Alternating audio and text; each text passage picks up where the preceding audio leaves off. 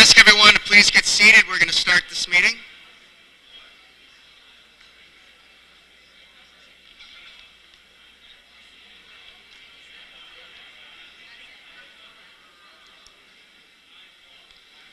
I'm going to ask the town clerk to please do the roll call. Could everyone please take their seats?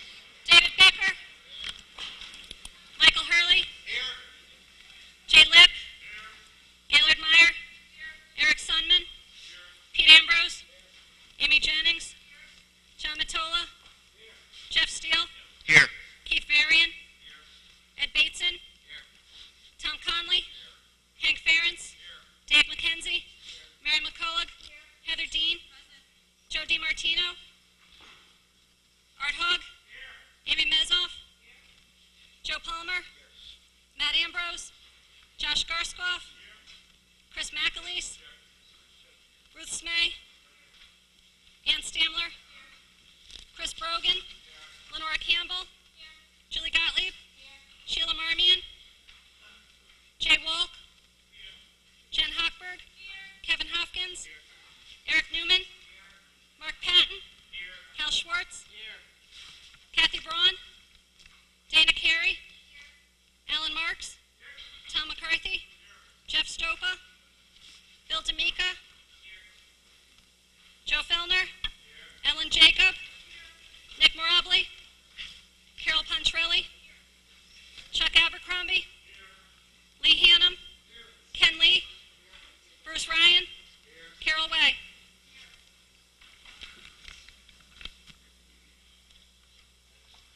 I'd like everyone to stand for the Pledge of Allegiance, please. Where's the flag? Where's the flag? Does anyone see a flag? We got a bunch of flags back there. Is there an American flag back there somewhere? Well, what do I do? Probably on the stage.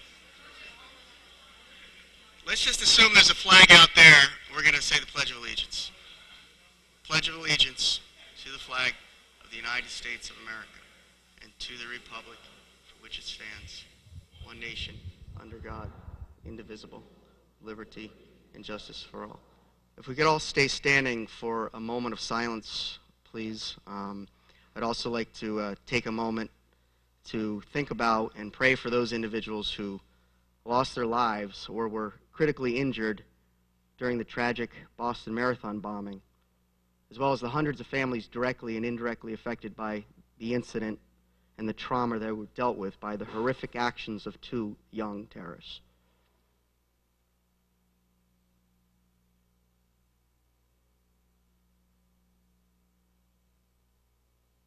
Thank you. You can be seated.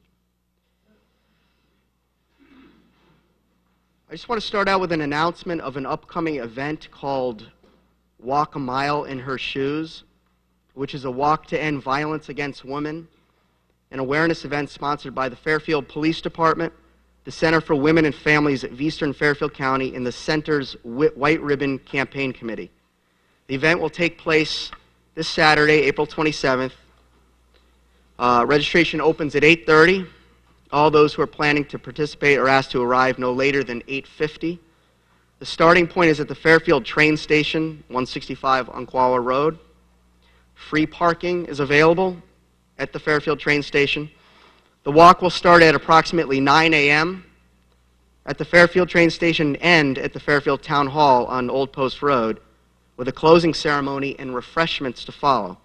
Closing ceremony guests include Fairfield Police Chief Gary McNamara and Deborah Greenwood, who is the CEO of the Center for Women and Families. Prizes will also be given to the oldest walker, the youngest walker, the biggest team, most fundraising money, and best footwear. For more information, you can contact Stephanie Stacy. And if you all have pens, the number is 203-334-6154. I'd like to welcome everyone to tonight's special RTM meeting. This is a special meeting specifically scheduled to hear budget appeals from 3 town departments. According to Fairfield's town charter, Section 12.6, and I paraphrase, any town officer, board, commission, authority, committee, or department of the town may appeal to the RTM a vote of the Board of Finance to recommend a reduction in the amount of a department's appropriation of town funds as part of the annual budget process. They may appeal to restore the entire amount or any part of such amount reduced by the Board of Finance. Further, according to the charter, the RTM shall hold a hearing on such an appeal, which is happening today, at which both the Board of Finance and the appellant shall be entitled to be heard. At the conclusion of the hearing, the RTM will vote on sustaining the appeal, which requires a 2/3 vote of those members present and voting. Abstentions do not count as a vote. So, tonight there are 3 appeals that will be heard. We will go through each one, starting with the appellant and then Board of Finance presentation. Then the body, as I said, will discuss, and I will allow brief public comment before a vote and move forward. Now, we are under time constraints. We have our standard meeting at 8 o'clock that I would like to try to hold starting at 8 o'clock to discuss the budget itself. So I will try to keep this going, and if I have to limit public comment and comments from the body, I will have to do so. So I just want everyone to know. Are there any questions from members of the body in terms of how we're going to proceed? Yes, Representative Mottola. Come up. No one's going to hear you.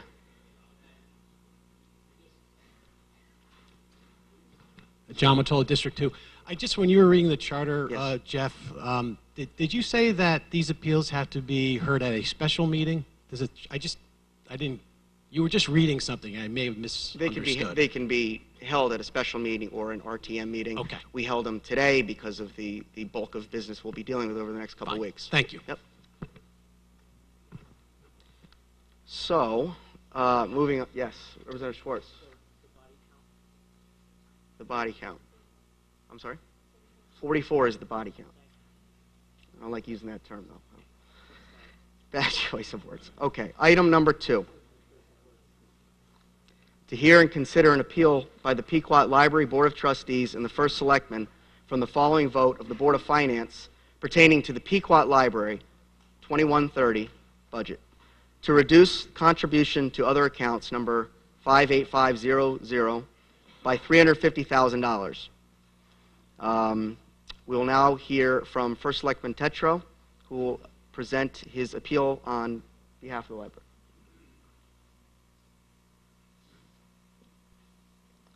Thank you. I supported the appeal for Pequot Library from a couple of perspectives. One is that this body, the RTM, the Board of Finance, and the Board of Selectmen had set up a committee to review how we invest in nonprofits, come up with a series of recommendations for how to approach that segment in terms of what our investment should be, how nonprofits qualify, how long they stay within that qualification, how they get on the list, and how they get off the list as part of that. That process has been going on for over a year now. And it seemed that as part of this, we seem to have stepped away from that process.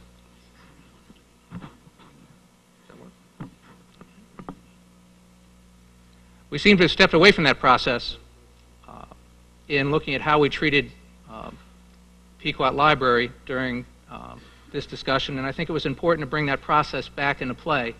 I think it's important when looking at an organization like Pequot Library that's been around for over 100 years, has been part of our town, has been part of our culture, has been part of our heritage, that if we're going to make adjustments to that, if we're going to defund that we do that in a meeting where there is public feedback, we do that at a meeting where there is public comment, we do that at a meeting where there's plenty of public notice, and I think this meeting has accomplished that.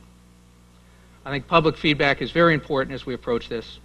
I also think that it's important, given the notice, that the library have a chance to state their case. I think as we look at that, I think that's a fair process to go through. Now, tonight won't be the end of that discussion.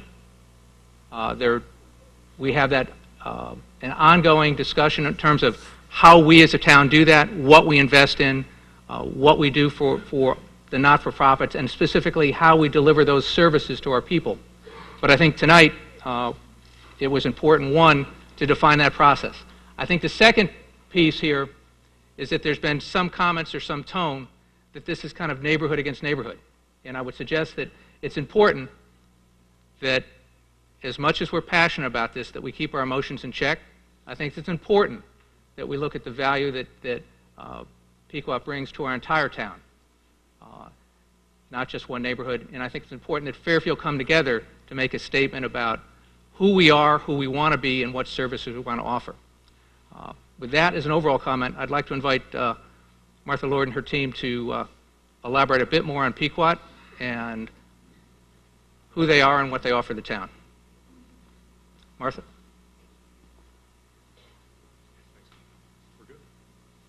Yeah. Do you want to use this? Yeah, we'll use this slide. Terrific. Okay. So, thank you. My name is Bill Russell. I am president of the Board of Trustees of Pequot Library. I live at 1095 Sasko Hill Road with my wife and 4 adorable children. And for your RTM members, I want to thank you very much for this time this evening, and I hope you have time during this presentation to turn around and look at all the supporters we have here supporting Pequot Library. Thank you. Thank you all for coming.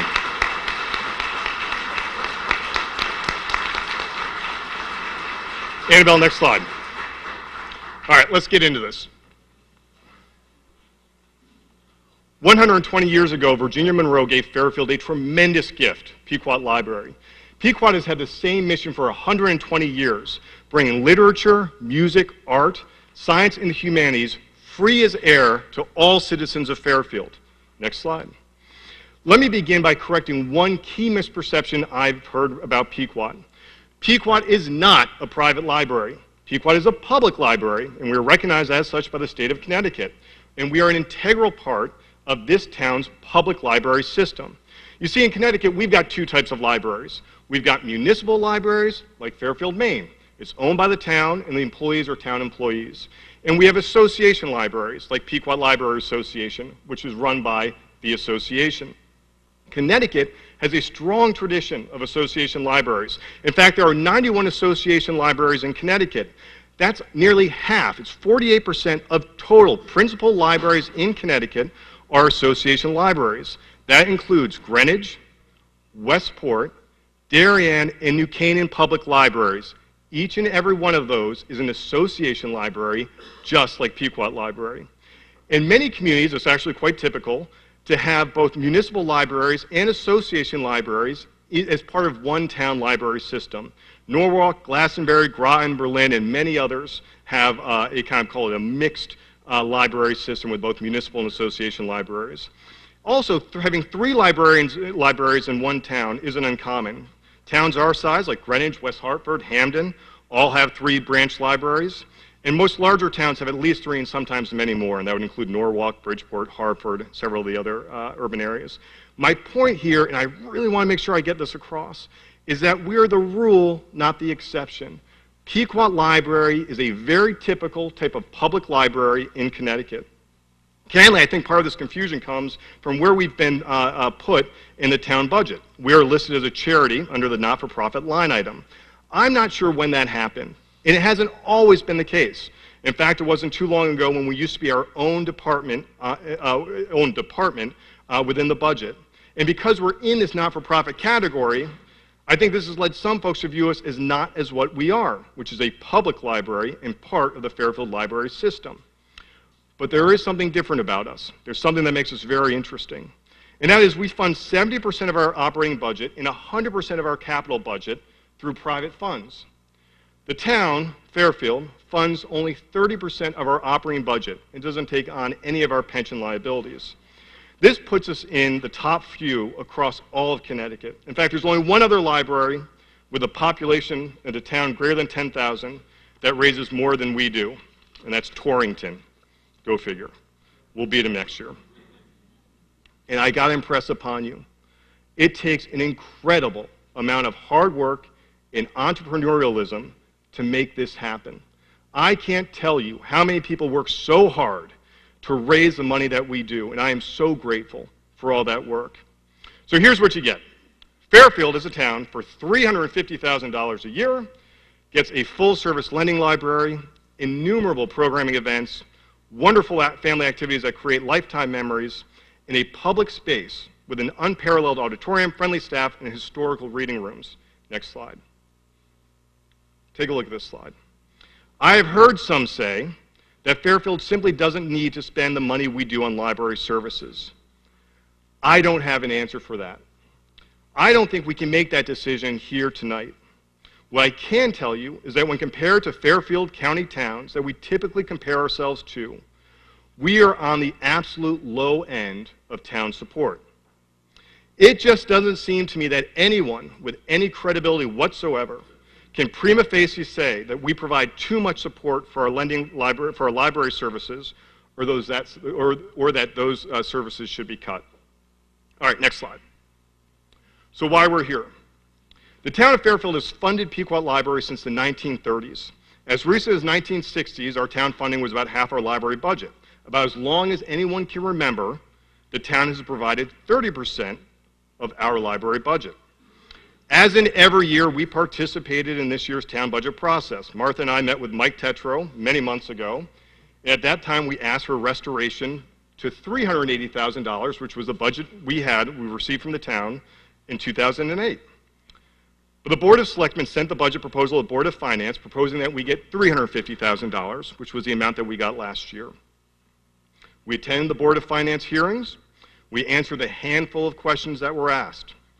But I want to be clear, at no point was it suggested there may be a material cut to our budget. So in parallel, as Mike mentioned, the town established this committee on not-for-profits to review the funding. We sent representatives, myself and Martha included, to as many of those meetings as we could.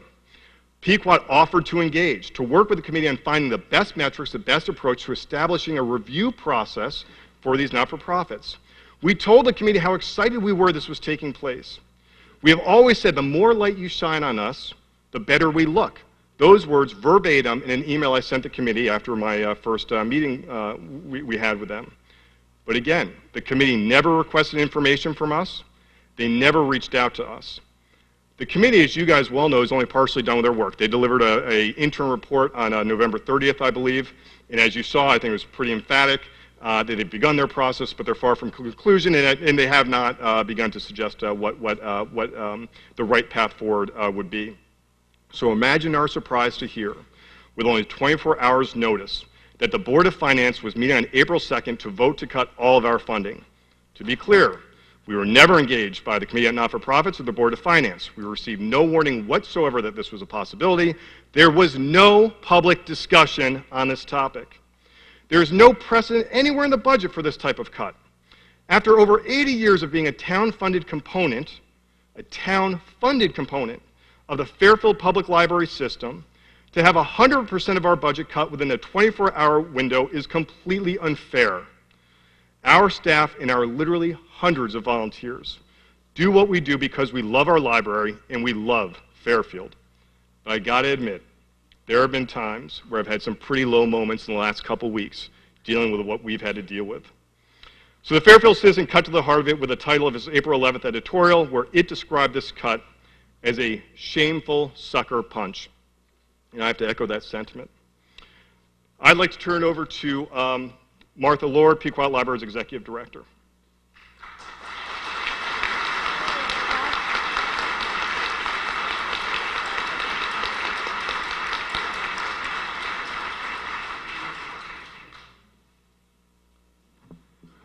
My name is Martha Lord, and I'm the Executive Director at the Pequot Library.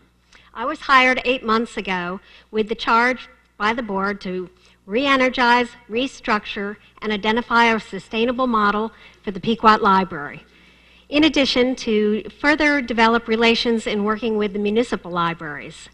So I'd like to just give you a quick overview of our budget. 40% of our budget is primarily fixed costs. It is those costs that support the fixed expenses of plant operation and then program expenses. 5% is books, materials, and program. The remaining 55% are salary and benefits. So in essence, we have 40% fixed, and with that, any cuts that we make, and the cuts that are proposed would fall disproportionately on our services and our fundraising. Now, for every dollar that the town gives us, we provide $3 in services. So any cut to fundraising jeopardizes the current 70% of private funding of the operating budget. So let's look at the service side of the equation. Many of the RTM members had said to us, what happens in terms of the impact of a budget cut to Pequot Library? So if we were to have a budget cut of 2%, we'd be looking at reduced services. If the budget cut went to 5%, we'd have to close on Sunday, and our overall hours of service would be reduced 24%. If the budget cut were 10%, we'd close Sunday, Monday, and Wednesday, and our hours would be reduced by 32%. However, any cut to hours of services jeopardizes, once again, the 70% of private funding of the operating budget. If you cut services, you assume patrons will pay more for less. For example, if you cut children's programming, patrons will likely give less to support the library, which leads to the further cuts, which leads to less support. Next slide. So we get into this potentially risk beginning a self-reinforcing downward spiral, cutting services, cutting donations. For every dollar we are given by the town, we're raising 2/3 dollars. For the last several years, people have asked me also, has Pequot been cutting? Pequot has worked very hard to balance cutting expenses with reducing services. But during the last 8 months, this effort has become even more aggressive. To increase revenue and income, we've revamped communications plans, and we need to be seeking to become more visible. We have weekly e-flyers that go out, print and social media, all at no incremental cost to the library. In fact, we brought our newsletter in-house. We're writing it now, so we're saving $3,000.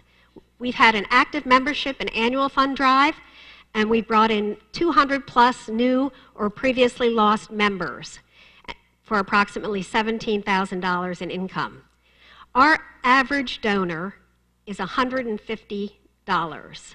So it's not what some people think, where the library is supported by significantly large gifts. It's $150 on average, our gift. So we've also increased sponsorships for various community events.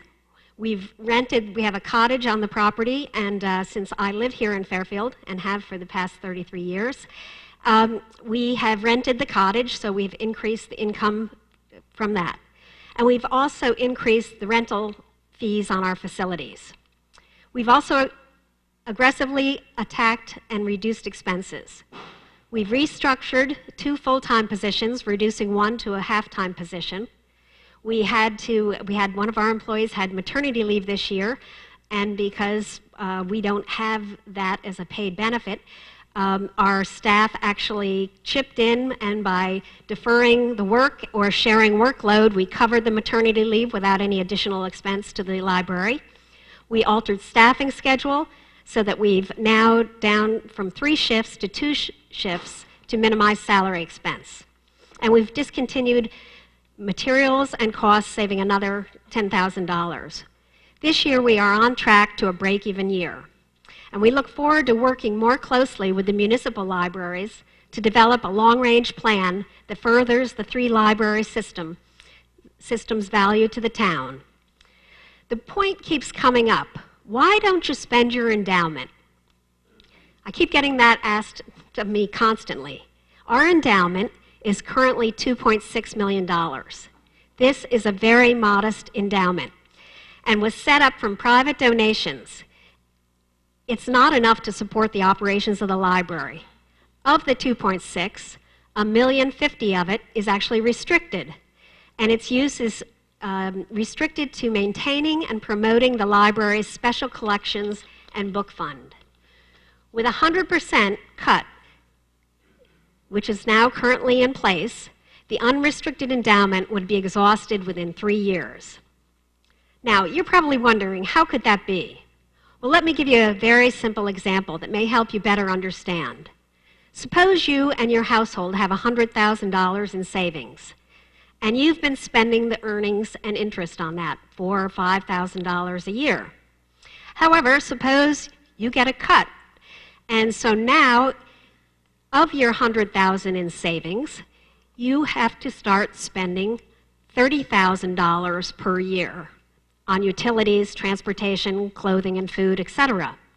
So you see, at $30,000 a year, if your savings are only $100,000, you'd be out of your principal very quickly. It would be exhausted within a 3-year time. And then, what would you do when your roof was leaking and needed repair? What would be the impact of the $350,000 cut? Without the $350,000 in town funding, Pequot Library will have to close, discontinuing its library services as we have known them. The Board of Trustees would have to come up with a sustainable plan for the building. And the endowment, draw on the endowment and our rental fees, which are approximately $22,000 a year, are less than the fixed cost of actually operating the building. Also, without library services, our donations would be jeopardized and we would be no longer in existence as we know the Pequot Library today.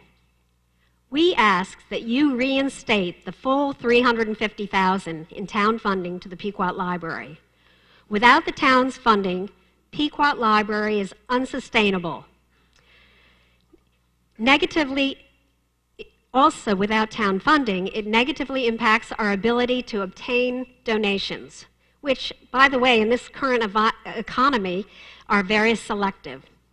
Since the Board of Finance cut the town funding, we have been negatively impacted already. Building rentals have been canceled. Event sponsors for our 2 major fundraisers coming up in the next month are wavering. Staff members are worried about losing their jobs. Donors and volunteer ranks are questioning the library's viability. Pequot is a good partnership for our town, a unique and valuable historic institution.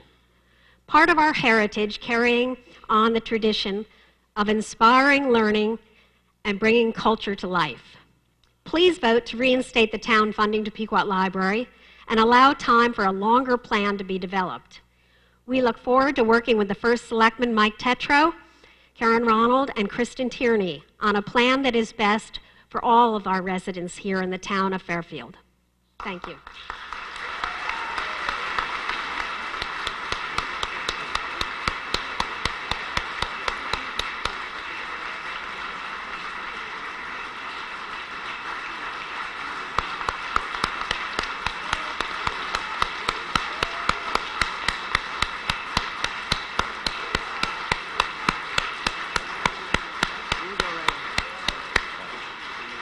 Good evening. I've been asked to be the anchor person. I'm not sure exactly what that means. However, my remarks are only 2 pages long and resonate with the First Selectman's comments about balance and fairness. My name is Jim Bradley. I live at 111 Cherry Lane, and I thank you for this opportunity to hear the many voices of Pequot Library. I'm here tonight supporting the library and the effort to restore funding that is essential to the very survival of this popular, unique, and historically significant community asset. You've heard a lot about the diverse and popular programs and how Pequot continues to be more than just a library. I would like to speak to you briefly about openness, fairness, and balance when it comes to the tough decisions that can impact our town for a long, long time. I stand before you having served on various town committees and commissions and a veteran of both the school space committees and the emotional 1 high school, 2 high school debate, and I see faces here from those, I was going to say months, years. I also helped create the Town Facilities Commission that drove the decision to demolish the old McKinley School, mold and all, and replace it with the new facility that we are enjoying tonight. There haven't been many issues that were as important or emotional than a need for a new school for the McKinley community. The debates regarding elementary schools, middle schools, and the eventual recommendation to restore 2 high schools were emotional, sometimes raucous, always educational, regarding who we are as a community and what we were thinking about as far as the future of Fairfield goes. Hallmarks of the successful school planning process and good decisions anywhere in government are public access, openness, fairness, and balance, then and now. Then, costs related to new and renovated facilities, educational issues, and the needs and the impact on taxes were never off the table. Planning committees were large and representative.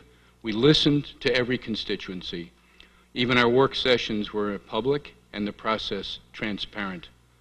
Building consensus was critically important. Personal and political agendas gave way to what is best for Fairfield. We learned a lot about our town and the subtle and I guess not so subtle changes that continue to impact us today, some of which are driving the current debates about schools, education, taxes, and the support of community institutions. We learned about why people come to Fairfield and why they want to stay. We heard about values, sense of community, great schools, friendly places, places to go, things to do, and more. Everything positive you would want to hear about a classic New England town, although dealing with the challenges and complexities of 21st century suburbia. We know that everything that makes Fairfield and keeps Fairfield what it is, our people, our government, our schools, our community, our causes, our fairness and understanding, and our institutions.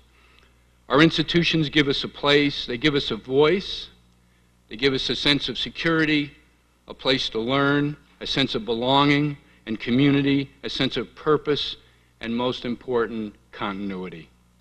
They provide and preserve the history of Fairfield. They are what we are. Taking Fairfield apart one institution at a time is not where we want to be and not where we should be tonight. Restoration of funding for the Pequot Library is doing the right thing for the community.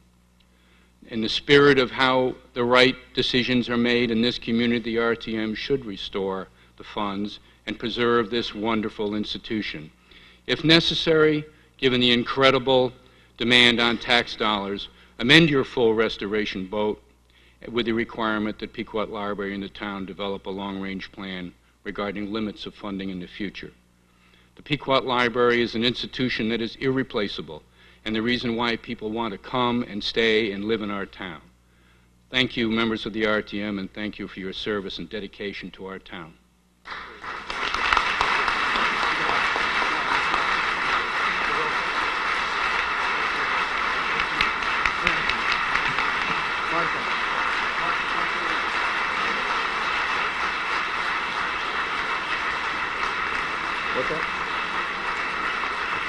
Can we have this, the video turned off here?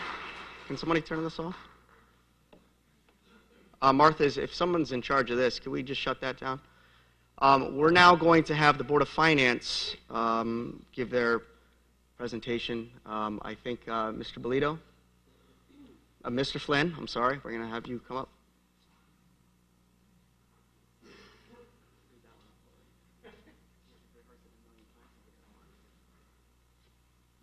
Thank you, Mr. Moderator. Thank you, members of the RTM. Can you hear me okay? I'm trying to use my outside voice just a little bit this evening. How did we get here?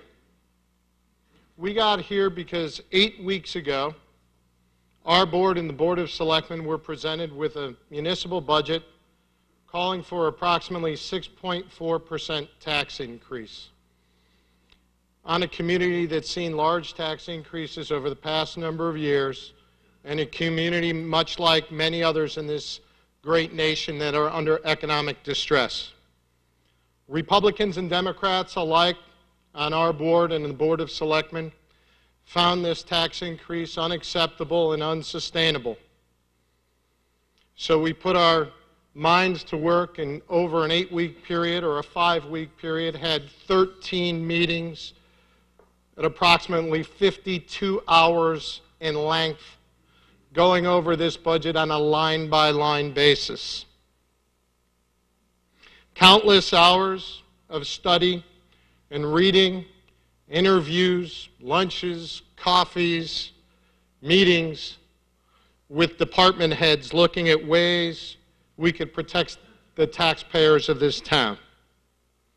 We knew at the time of the presentment of that budget that the only way to dramatically impact that tax increase would be to affect some services. And it was not a role on the Board of Finance that we relished at all. In fact, most of us don't believe we were elected for that purpose, to decide what services the town provides. More importantly, we think that role rests with the First Selectman, the Board of Selectmen, and this body here this evening. Our job should be to appropriately fund those services and use any means necessary to make sure that we're efficient in doing so. But that is not the hand we were dealt.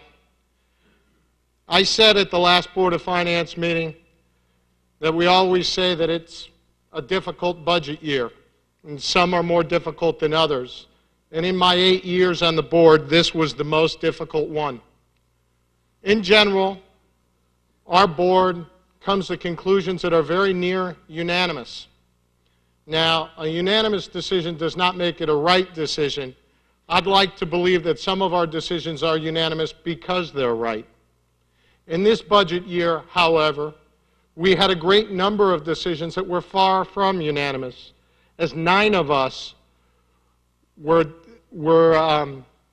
needed to make difficult choices to bring the tax increase to a more sustainable level. To that end, I'd like to thank publicly my board members and give them my respect and their admiration for their dedication, their hard work, and the commitment to doing what they think is right individually for our town. Now, 2 out of the 3 appealed votes tonight, I did not vote for. Traditionally, as chairman of the Board of Finance, the chairman gets up and discusses the process by which the Board of Finance reached its conclusions. Given the decision related to Pequot, the majority side of our board has asked for the opportunity to address it and to give their rationale for what was a very difficult vote that I know my colleagues made based on what they believe was in the best interest of the town. So with that, to discuss the rationale for this vote, I'd like to turn it over to our Vice Chairman, Rob Bolito.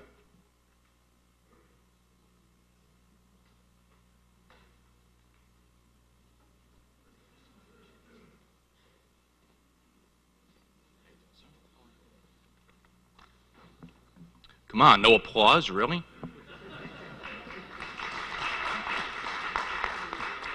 Can everyone hear me okay? Excellent. My name is Rob Bolito. I am the Vice Chairman of the Board of Finance, and according to a recent editorial in the Fairfield Citizen, I'm also apparently one of the 3 stooges. I'm guessing that I'm supposed to be curly. I could be wrong. These are tough times for Fairfield. People are suffering from hurricanes, from tragedy, and from economic distress.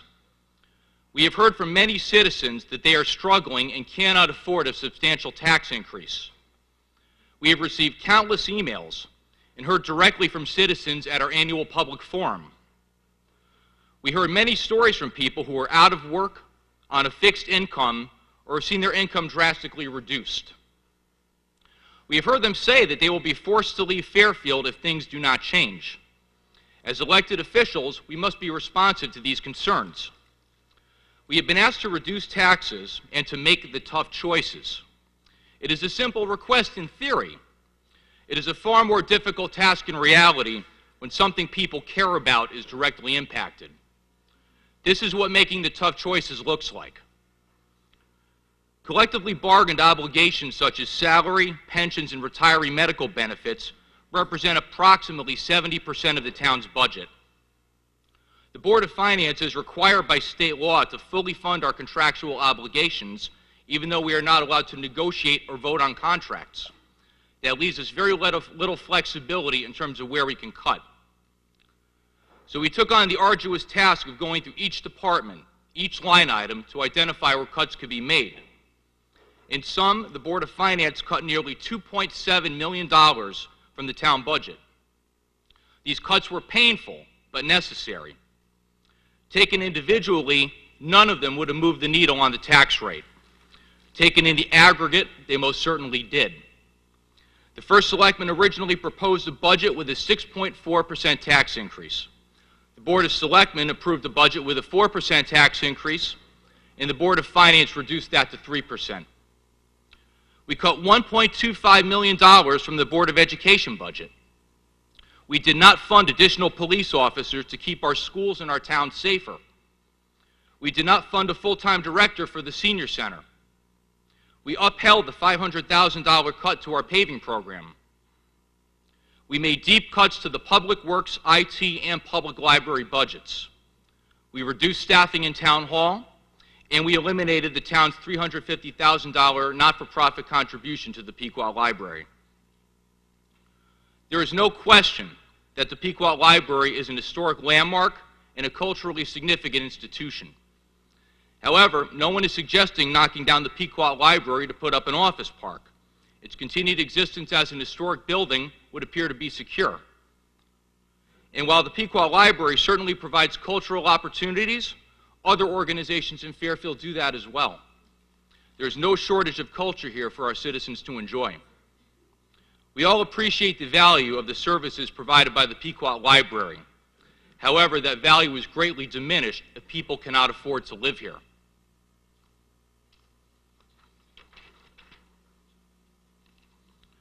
In the context of the overall budget crisis we face, the question must be asked, can we afford a third library? The Pequot Library serves 1,500 cardholders, compared with 38,000 at the public libraries. At a time when programs will likely be cut at our schools, when roads will not be paved, when we cannot afford to implement a police program to improve safety and security at our schools and public buildings, can we look our constituents in the eye and tell them that this is the best use of their tax dollars? No one wants the Pequot Library to close its doors. In fact, no concrete evidence has been produced that it will. The cut to Pequot's budget will not impact access to library services for citizens because those core services are offered at our two public libraries. By contrast, if the Department of Public Works budget was cut by a third, it would not be able to afford the manpower, fuel, and equipment to provide necessary services, and every citizen would suffer. If DPW can't repair roads, bridges, and sidewalks or plow the snow, who will?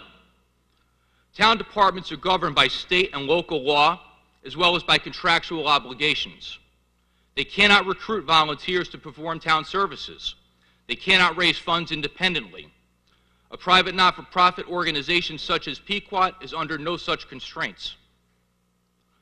A recent editorial in the Fairfield Citizen stated that the Pequot Library was unfairly surprised by this cut, the victim of a sucker punch. We respectfully disagree. This cut was foreseeable. Fairfield is under tremendous budgetary pressure from growing long-term obligations, a lack of growth in our commercial tax base, and a residential grant list that has declined in value.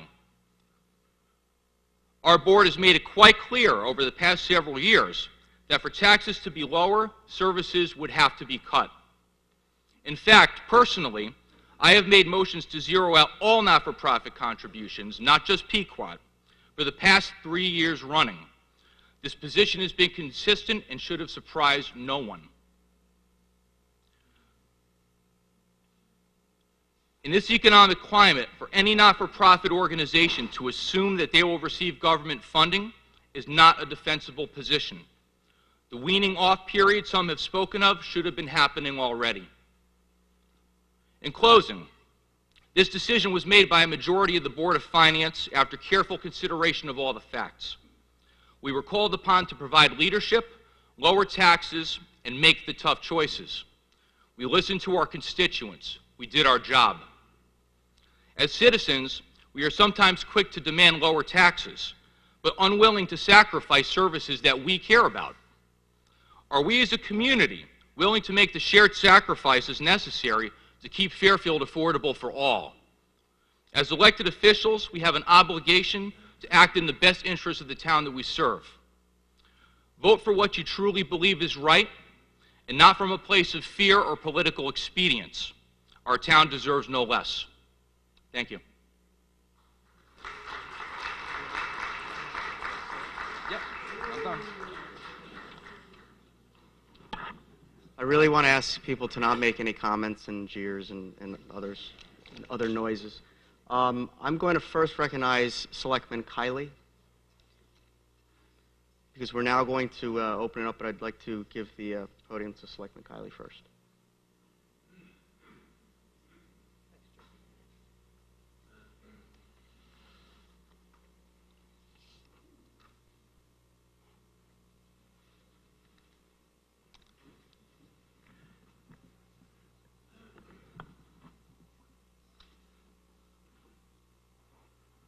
Good evening. I want to thank everyone for coming out tonight to support Pequot Library.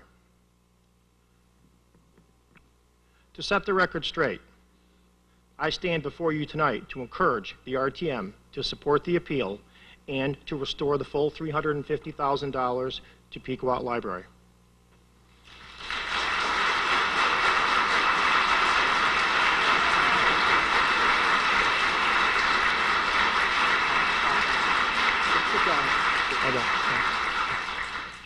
Tonight is about looking forward as a town, protecting Pequot Library, and working together in good government for all citizens and neighborhoods.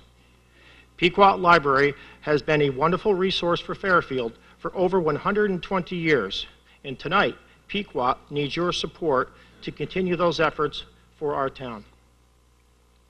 In today's world of economic restraint and budget scrutiny, we are lucky to have our partner, Pequot Library. Pequot delivers valuable and unique programs to our town at a fraction of what it would cost us to operate a library ourselves.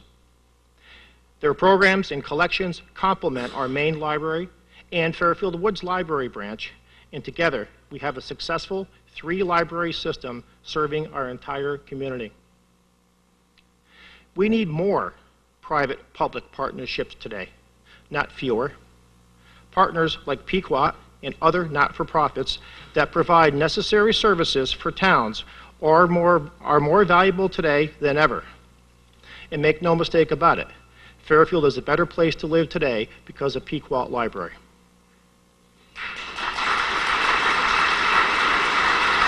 I'm almost done. I've really got to ask everyone to hold their applause. There's a lot of emotion here, but it's just going to slow us down a lot. Please. Thank you, Mr. Moderator. On the request before you tonight, I respectfully ask the RTM, the legislative body of this town, to approve the full $350,000 tonight and to reject any motions or amendments to reduce that figure. My reasons are quite simple. First, by restoring the full amount tonight, the RTM will have the original budgeted figure of $350,000 that was unanimously passed by the Board of Selectmen before you to review. Second, in accordance with past practice, you will have the entire budget before you, fully funded, for the next week for evaluation before you vote next Monday. It only seems fair to have the Pequot Library restored to its intended budget level before you deliberate and cast your votes next Monday night. Finally, if you reduce this amount tonight, you have limited your options for next week, since you cannot increase line items in the budget when you vote next week. Next Monday will be too late to correct any action taken tonight. I do want to thank you for your consideration of the Pequot Library restoration tonight. I also want to thank each and every one of you for your public service to Fairfield and your hard work during this budget season. I know what it's like. Good luck to you tonight and over the next week as you finalize our town budget. Thank you.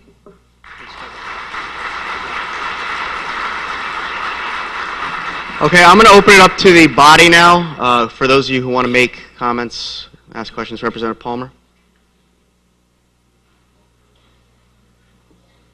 You do it here, or we can start using that mic too. Thank you, Mr. Moderator.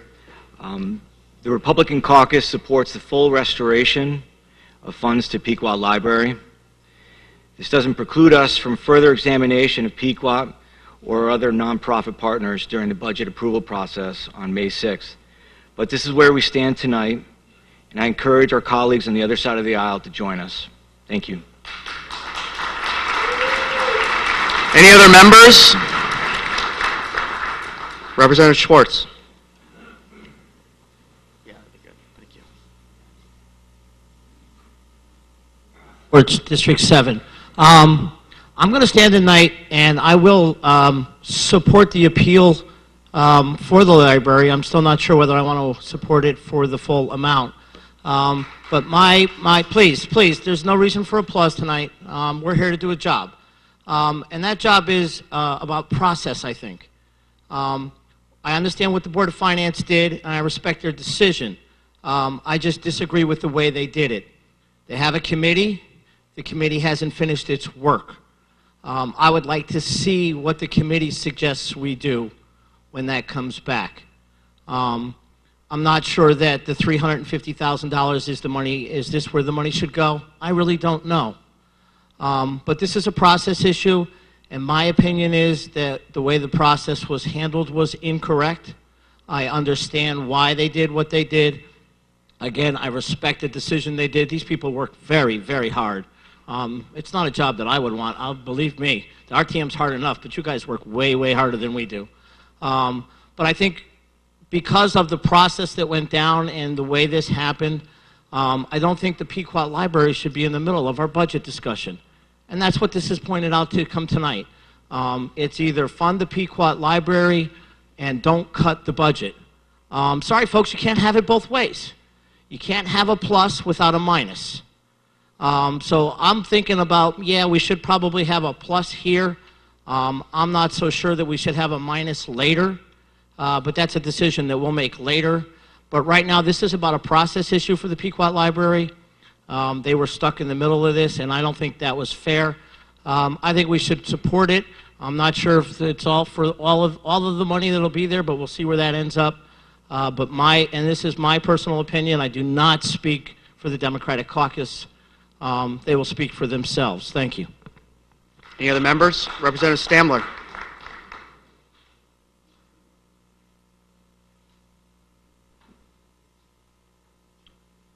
Sure. Like my colleague, I speak for myself. I'm sure my colleagues all will speak for themselves, think for themselves. My support of the appeal to restore the full amount the Board of Finance cut from the Pequot Library is based, at this point, solely on how that cut was made. I will support the appeal to restore funds to the Fairfield Counseling Services for the same reason. There are 19 nonprofits listed under miscellaneous in our budget. We contribute to one of these by state mandate. Of the remaining 18, 16 were not touched. One had its budget reduced by 5%. The Pequot Library was treated differently from the other nonprofits we help fund. The details of this have been somewhat presented by our first selectman and the Pequot Library's own representatives. I have received, like my colleagues, voluminous emotional correspondence objecting to the elimination of funding for the Pequot Library. I have received correspondence supporting that decision. I've heard persuasive reasoning on both sides. I have many questions. My problem is that I don't have sufficient information, and I don't have sufficient time to evaluate the information I've received. I need to hear the perspective of a nonprofit committee established by the Board of Selectmen, not just about Pequot Library, but about whether Fairfield should fund nonprofits at all. If so, what criteria should be used to determine whom we fund, and once selected, how should the funding be structured? Contribution, grant, subsidy? Should there be reporting requirements giving us some control over how our taxpayer dollars are used? I don't believe we can make, or should be asked to make, a reasoned, informed decision about whether or not to fund or how much with limited information in this highly emotional atmosphere. And therefore, I believe Pequot should be made whole until such a decision can be made, not just about Pequot Library, but about all the nonprofits Fairfield helps fund. Thank you. Any other members right now? Representative Becker.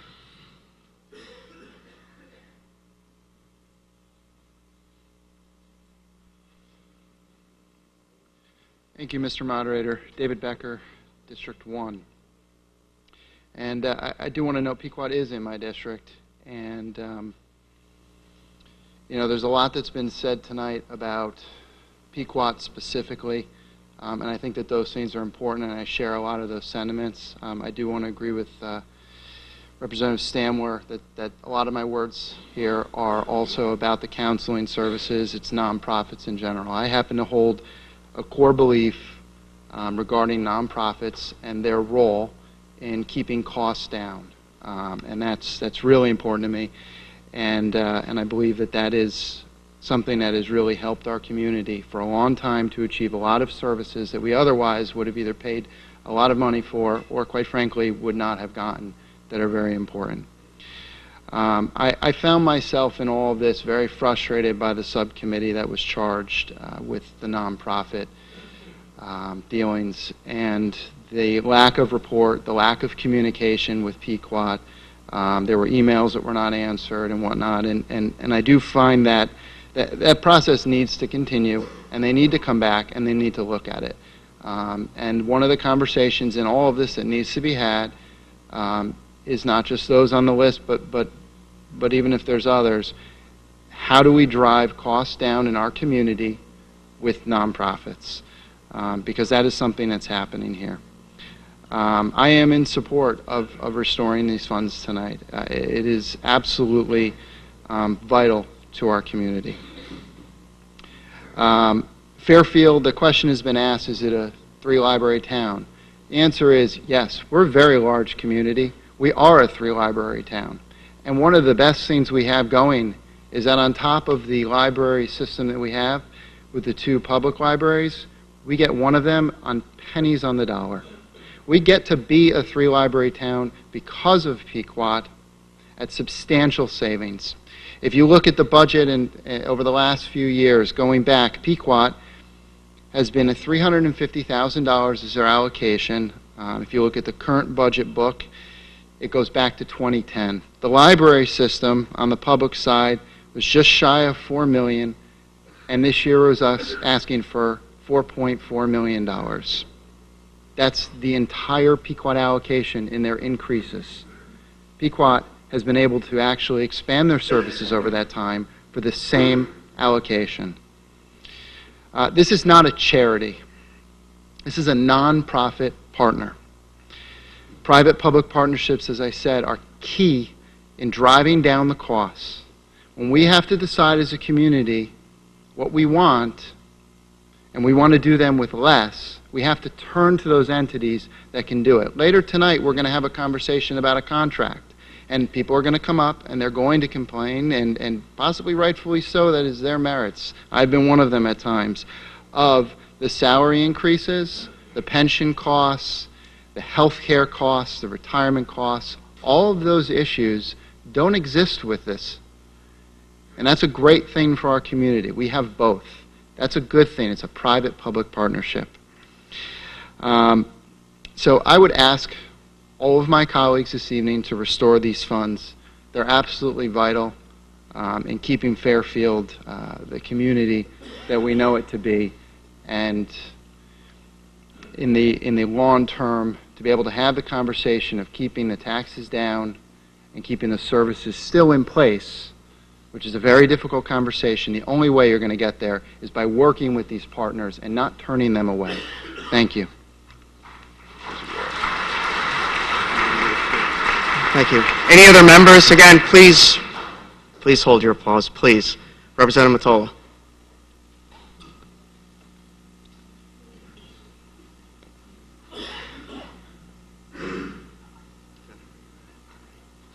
Thank you. John Matola, District 2. First of all, I want to thank everyone from Pequot Library. Your presentation was fine. Likewise, Mr. Belito, your presentation was excellent also, and I appreciate both sides. And, you know, here's what I'm struggling with here, and it's, you know, there was some discussion about process earlier. I'm being asked to vote to restore $350,000 of funds to the budget. And in about 2 hours, the rate we're going now, there's probably going to be 5 or 6 members of this RTM who are going to be requesting additional cuts to the entire budget. And I have a problem with that, and it's a process problem, because how do I, in good conscience, vote to restore $350,000 to the Pequot Library, which I've lived here my whole life. I know how important it is. But how do I, in good conscience, vote to restore those funds when I know in about 2 hours there's going to be probably some significant proposals made to cut the entire budget, to cut things from the Department of Public Works, perhaps from the Police Department, perhaps from our other 2 libraries, perhaps from the Board of Education. And that, I'm really struggling with what to do with respect to that. And now, I've heard comments tonight that if the $350 is restored to Pequot Library, that in 2 weeks we could move to cut some of that. And that's theoretically, yeah, we could do that. But listen, let's be realistic. If the $350 is restored to Pequot Library tonight, I doubt very much is going to be cut. So that's what I'm struggling with. Secondly, and the way I look at this is, I don't necessarily look at this as you're never going to receive funding from the town of Fairfield again if you take a hit this year. I don't look at it that way. We are in extraordinary, difficult budgetary times at this point. I think if you take a hit this year, you may have to cut back some of your hours. You may have to cut back some of the services, just like the police department's cutting back services this year because they took a hit. The Board of Education undoubtedly is going to be cutting services this year because they've taken a $1.5 million hit already. We're not paving roads this year, as Mr. Belito said. That's a hit to the entire town, and it affects everybody. So, and I say this with all due respect to the Pequot supporters and to the citizens of Fairfield. If you need to do things a little differently this year, you're going to have to do that because every other department is doing things differently this year. Everyone, the Board of Ed, Department of Public Works, police, everyone. So that's what I'm struggling with right now. And again, I thank everyone for your presentations tonight. Thank you. Any other members? Besides Representative Patton, any other members here who are going to want to talk, just so I have an idea? Okay. Representative Patton is going to be the last among the body. Go ahead.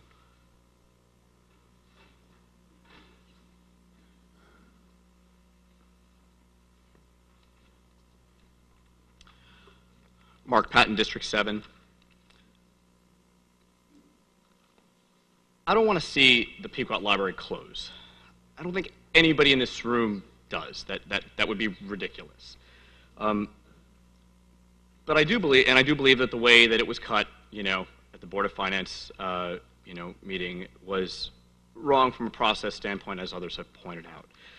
However, as Representative Matola has just said, when we're getting hundreds of emails, hundreds and hundreds of emails over the last several months, during the budget process, where, crying for fiscal responsibility, trying to, have us hold tax increases to 2% or less when they started out at 6.4%. We're between a rock and a hard place. And again, we love the library. We love the services the police department and the Board of Ed provide for our families and children. So, after going through the Pequot Library financials, which were provided to this body over, which we requested and we reviewed over the last several weeks, there were many observations that came up that, we don't know. Again, we haven't had a lot of time to digest this. But there's been a lot of money pulled out of the endowment fund from the library over the last several years. Is that due to financial mismanagement under the previous regime? We don't know. We don't have those answers, for you. But it's things like this that we have to consider when, we're trying to restore all these funds to keep the library in operation. The flip side is we've cut $230,000 out of our other two town-owned libraries. So to not cut anything out of the Pequot Library, forget lumping it in with other nonprofits, which I agree with other people. I don't think that the Pequot Library funding should be in the budget the same way as the other nonprofits. I think it's apples and oranges. But again, these are just, it's a difficult decision. All that said, I personally will vote to restore these funds. But it cannot be at the expense of other town services. It's fiscally irresponsible to restore this funding and then pull money out later out of other town budgets like, as previously mentioned, Board of Ed, paving, the police. A lot of town departments have had department, headcount cuts. In light of the tragedies of this last winter season, the police wanted to add funding for a new safety program. A lot of that money was cut. So I implore you, be fiscally responsible in light of our current economic climate, but don't sacrifice one town asset for another. Thank you. Okay, so I told Representative Walk we're going to move on. We're now going to go to the public. Now, here's the situation. I asked who else wants to speak, and I now have two members. Okay, then I didn't see you. So if you had been raising your hand, then come up. Representative Hurley, I'm going to allow you, and I'm going to allow Representative Walk. So come on up.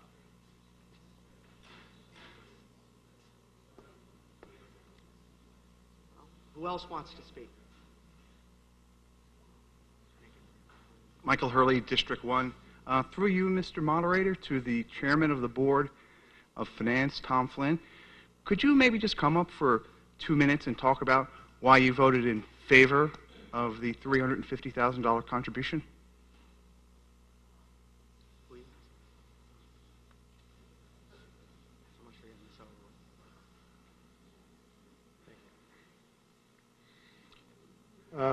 Thank you, Mr. Hurley. I did vote in favor of the full funding of Pequot. In other words, I opposed the reduction. Quite simply, later this year, Fairfield celebrates its 375th anniversary. And part of the thing that makes Fairfield what it is our character. And part of our character, quite frankly, for 120-odd years, has been Pequot Library. It's one of the things that differentiates us from the town, from other towns. To unilaterally make the decision to completely defund it seemed to me to be too finite, too severe at any one time. We did put together a committee several years ago. Our board was actually instrumental in putting together that committee to review our relationship with what I refer to as our not-for-profit partners. Because the definition of insanity is doing the same thing over and over again with no apparent reason or understanding as to why you did it, other than you've always done it that way. And at any given point, I think it's prudent to review, and we think it's prudent to review, your policies, your process, to make sure that you're doing things for the right reason. And I thought that this reduction quite simply short-circuited that process. And it's a process that I would rather see us complete and to discuss the not-for-profits in their entirety. Now, that said, I did support an across-the-board reduction across all the not-for-profits not because I don't believe that they all do fine work, or that most of them or all of them provide services that we would otherwise have to provide at more expense, but because I thought they needed to share in the pain that the rest of our town departments had to share in throughout this difficult budget process. So, Mr. Hurley, that was my reasoning. Great, thank you. Thank you very much. Mr. Walsh.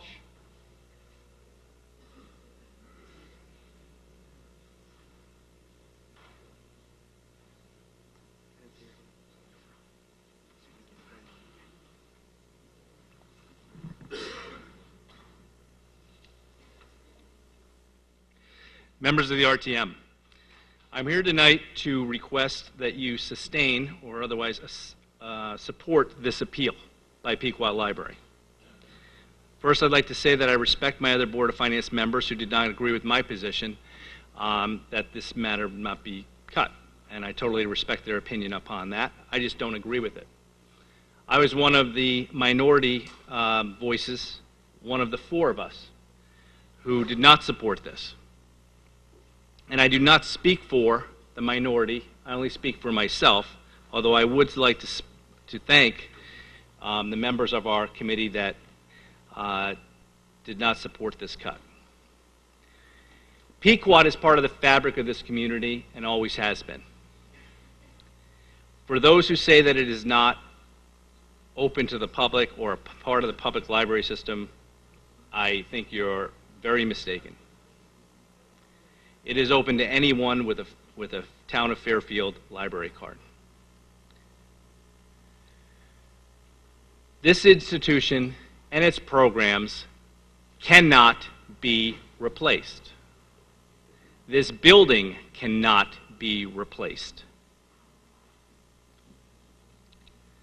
When you look at images of Fairfield, one of the top 5 images you would see next to the Penfield Lighthouse, the gazebo, maybe Town Hall, the Burr Mansion, is the Pequot Library. I do not understand how we could possibly put at risk one of those institutions. And I think it's been sad because in the last couple of years, there's been actually talk about, the Coast Guard selling the Penfield Lighthouse. And now we have Pequot here at risk. I lived here since 1975, since I was in elementary school, and those thoughts and that effect on Fairfield really saddens me. I don't know how else to say it. Therefore, I could not be part of any cut that would close this wonderful institution. And I will say that I was one of the voices strongest on trying to find cuts. The cuts that I was presenting that night at our Board of Finance meeting would have brought our tax increase down to 2.39%. I was out to try to lower this tax increase, and I would have loved to have found an additional $350,000 to try to help me get to that point. That wasn't even part of my cut, so it would have reduced it lower.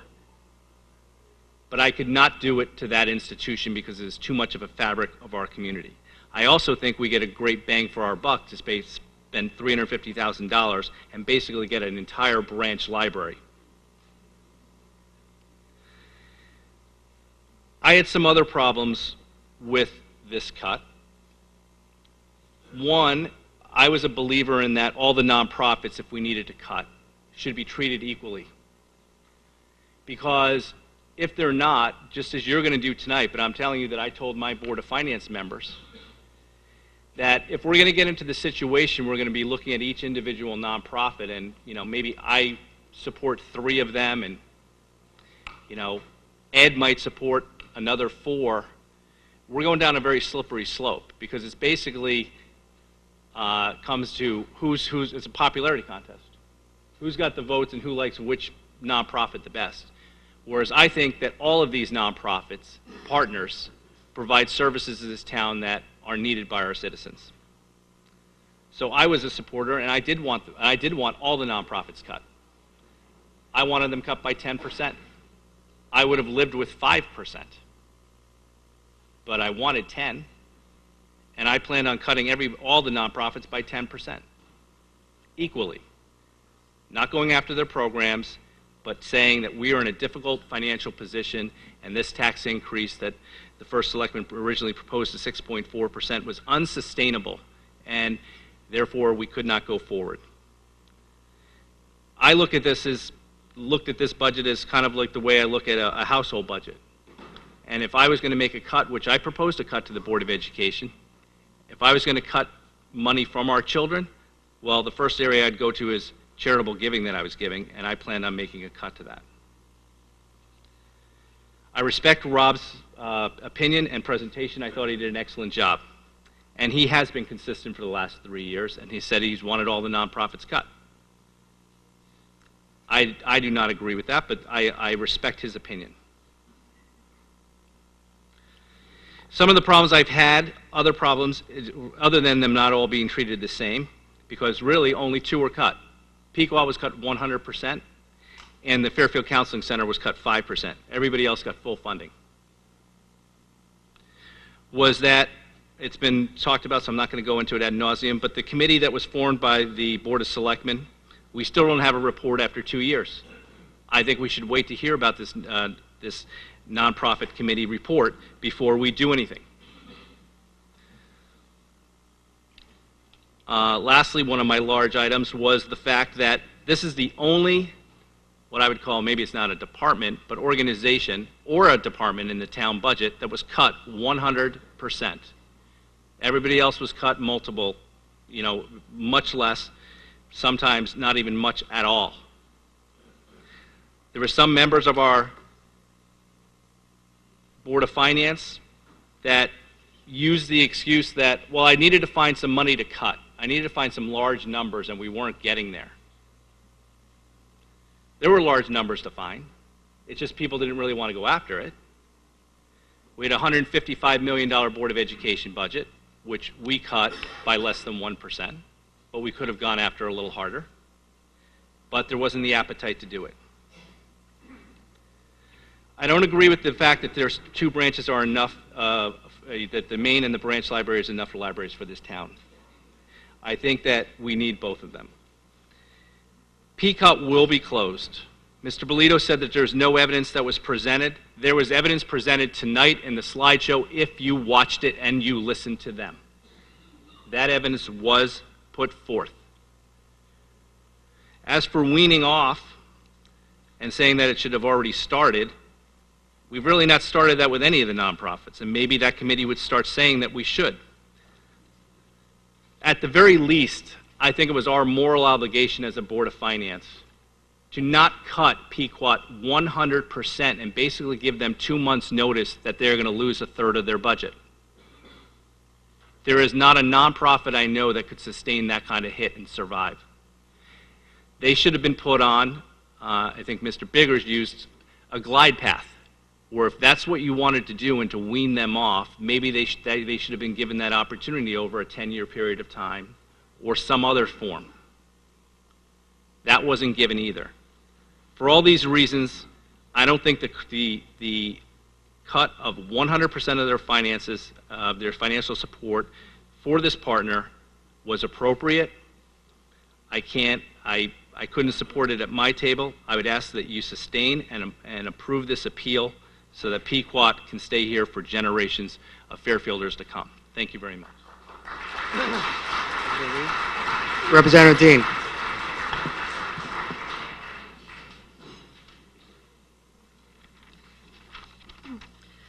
Representative Dean, District 4.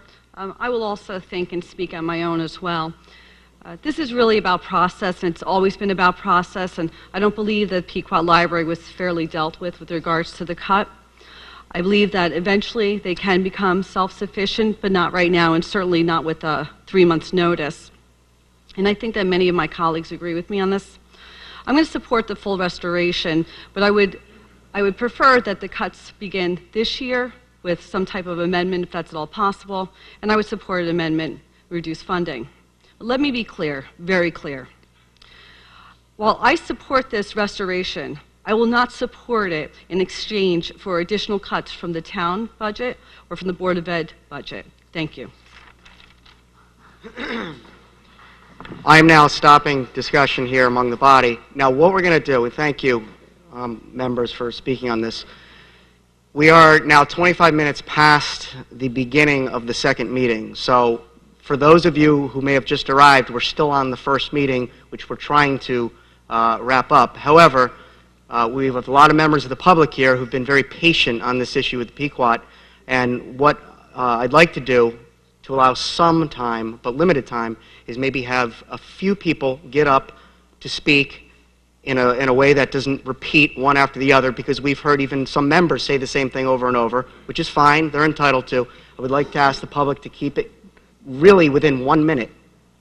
1 minute and not be repetitive. And I'm sorry to set such hard rules, but I need to do it. Thanks. Just state your name and your address.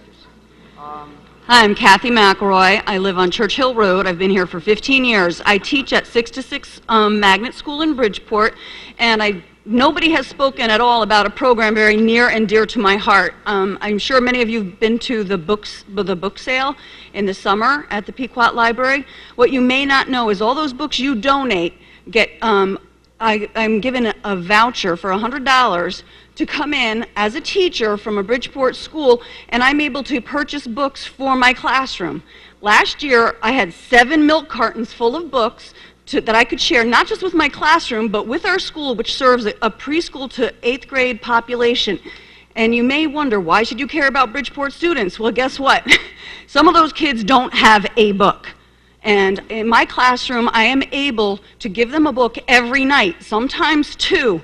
And the extra books that we got last year, because we had so many, we're able to give to my school library and put them into circulation. So it's a really philanthropic program, and it would be really difficult for us to lose that program. There's the old adage, and it takes a village to raise a literate citizen. Well, my village consists of Fairfield, the Pequot Library, and the Bridgeport Public Schools. This is what I'm going to do, and again, I need to keep this meeting moving. We have already 30 or so people. This is going to be a quick 30 seconds. I have to time you. It's to say your piece. We have to move on. I want you to be able to speak. We have a large meeting still to take place tonight, so please just keep it brief and not repeat.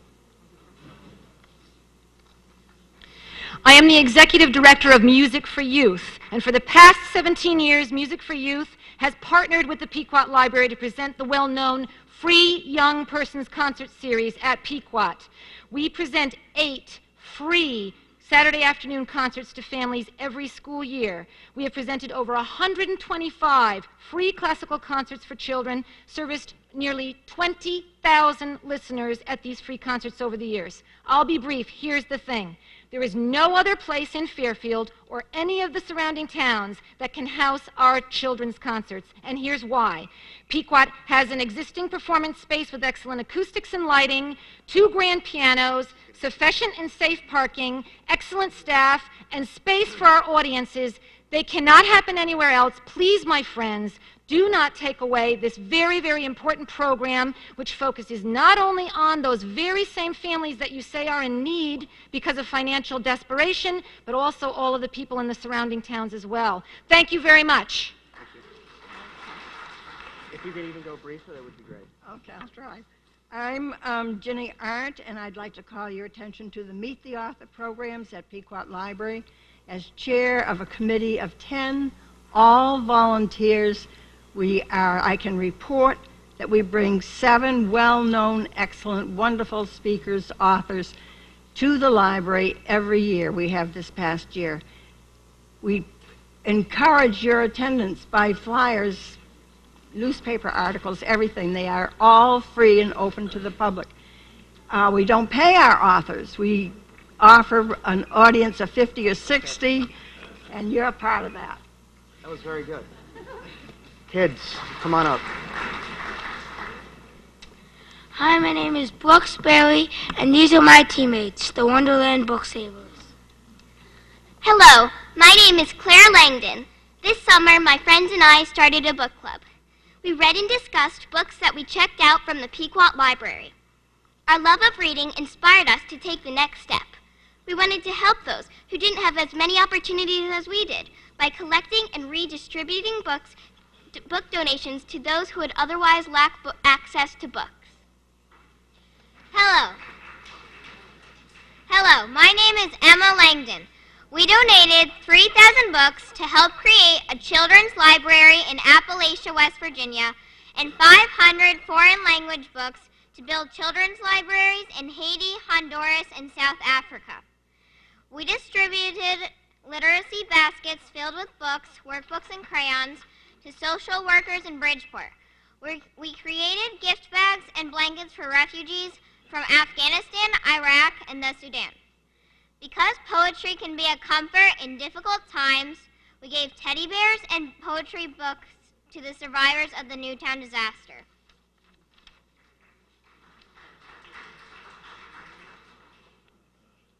Hello, my name is Brooks Langdon. Pequot Library supported us. Librarians talked to us about the importance of reading and even taught us how to stamp, sort, and create lists of the books we donated. To repay Pequot for its guidance and support, we volunteered at the library shelving books in the children's section.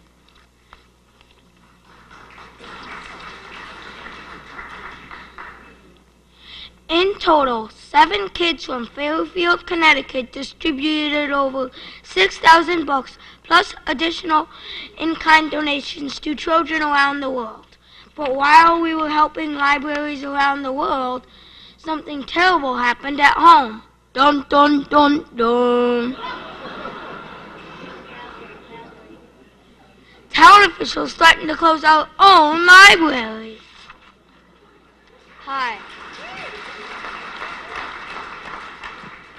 Hi, my name is Andre Mead. Our international book donation project would have been impossible without the support and inspiration of Pequot Library. Pequot isn't only important to people in Fairfield, it's allowed to make a difference in the lives of kids all over the world.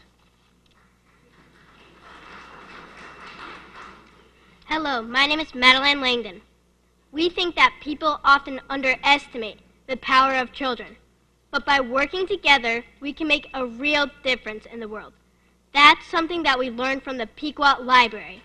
Now, our team, the Wonderland Book Savers, are working as hard as we can to save Pequot Library. We understand the value of books and education. What we don't understand is why anyone would want to close a library which serves the entire community of Fairfield and beyond. Please vote to keep Pequot Library open, free as air to all. Well done, kids. Well done. Very good. Hi, I'm Annabelle Berry. I'm 16, and I've been coming to Pequot Library ever since I can remember, as have many of the library's patrons, whether they are 8 or 80. My childhood was shaped by such events as the summer reading program, the holiday caroling party, and the 4th of July parade, all sponsored by the Pequot Library. As I got older, as my interests grew and developed, Pequot Library was still able to contribute the resources I was looking for. My global finalist theater team, composed of students not only from Southport, but from all over Fairfield and surrounding communities, has routinely rehearsed in the library's beautiful auditorium. My history team has made it to national levels of competition, and we have depended on the library's unique and extraordinary collection of rare books and manuscripts for primary source research, and on the support and guidance of librarians at Pequot. And in many ways, the success of these endeavors would not have been possible without the support of the people at Pequot. Reducing the argument to numbers does not adequately show all that Pequot offers to our community, nor does it demonstrate the loss we would feel if Pequot were to close. Pequot is a small library, but it is precisely this that enables it to have such an enormous impact. Thank you.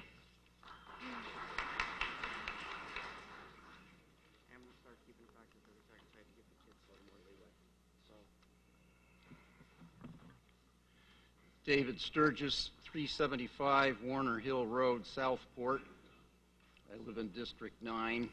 I'm not a member of the library board, but very briefly I want to acquaint you a bit further with the background of the library appropriation and its great value for the future, which must be maintained.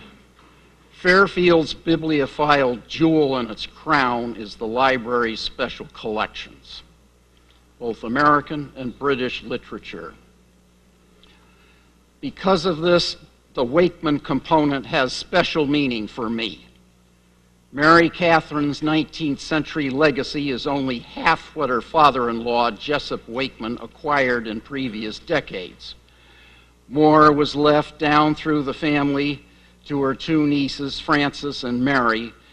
When the surviving niece, Frances, died in 1918 without direct heirs, she left her library and contents to my family, and now with the legacy passed on, I have significant numbers of these books and papers, and I hope someday they can join the rest secure at Pequot. Been cut off, as usual. Politicians first, public second. Thank you. Well, this political body has to conduct business. Thank you. My name is David Sleppy, and I've lived in the Stratfield section of town for 30 years, and I'm here because of my family. When my son, who's 23, learned that Pequot was about to close, he got on the phone and called every member of the RTM in our district, every member of the Board of Finance, and he would be here tonight if he wasn't in graduate school in Boston. My family's used that library. I've heard the notion was going around the Board of Finance that this is not our library. I hope that wasn't actually said, but if it was, I want you all to know that it's everybody's library. When I was driving to Boston this weekend, I saw signs on the road, One Boston. We are one Fairfield. This is everybody's library. Everybody uses it. We need to support it. Thank you.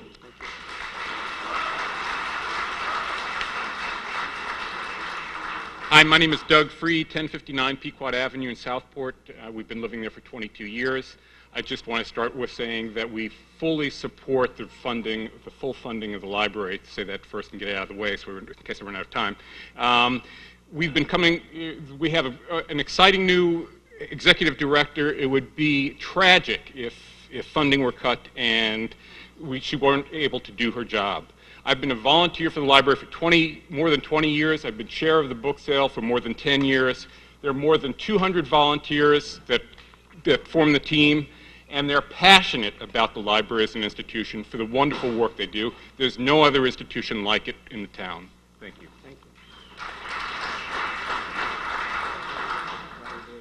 Hi, my name is Michelle Adams. I live across the street from the main library, but I often go to Pequot Library for their unique free family programs. My boys love to do the Friday science experiments with lab coats, make invisible ink, book clubs, language lessons, reading DeBelle the Bunny. The holiday parties there for the community are incredible. The 4th of July parade is the stuff that people move here for and stay here for. The kids are the parade. As a high school history teacher, I can tell you that the access that they give to the public from their collection to the Audubon materials, Robert Frost and Gone with the Wind, is truly exceptional. I implore you, this whole town uses this library. Please fund it. Thank you.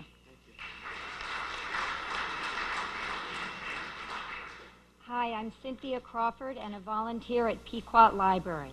Books from Pequot Library's special collections of more than 22,000 items are routinely displayed in exhibition cases at the library. These exhibitions draw crowds from Fairfield and surrounding communities, as well as out-of-town visitors, generating tourism revenue for Fairfield. The exhibitions receive praise in local and national media. Recent examples of exhibitions at Pequot Library acclaimed by the New York Times, local papers, and other news sources include the Gone with the Wind and Robert Frost shows. These exhibitions enhance and enrich the lives of Fairfield residents. Hello, My name is Rochelle Almeida, and I have lived at 25 Pequot Avenue in Southport for the past 16 years. I know that this evening you've been dazzled with facts and figures, but I'm just going to leave you with this one statistic, and that's this, that the Pequot Library is not just an exclusive bastion of affluence on one of the outskirts of Fairfield, but is an essential part of the town, that it is inclusive, and that its activities reach out to people far beyond the little village of Southport. I particularly want to let you know that our membership enrollment is full 80%, that's 80% beyond Southport and into the larger community of Fairfield. Now, if we didn't need 3 libraries in this town, why would people outside of Southport be enrolling at Fairfield? Clearly, they're getting something from our library that they're not able to get anywhere else. And for precisely that reason, I ask you to reinstate our full funding. Thank you so much.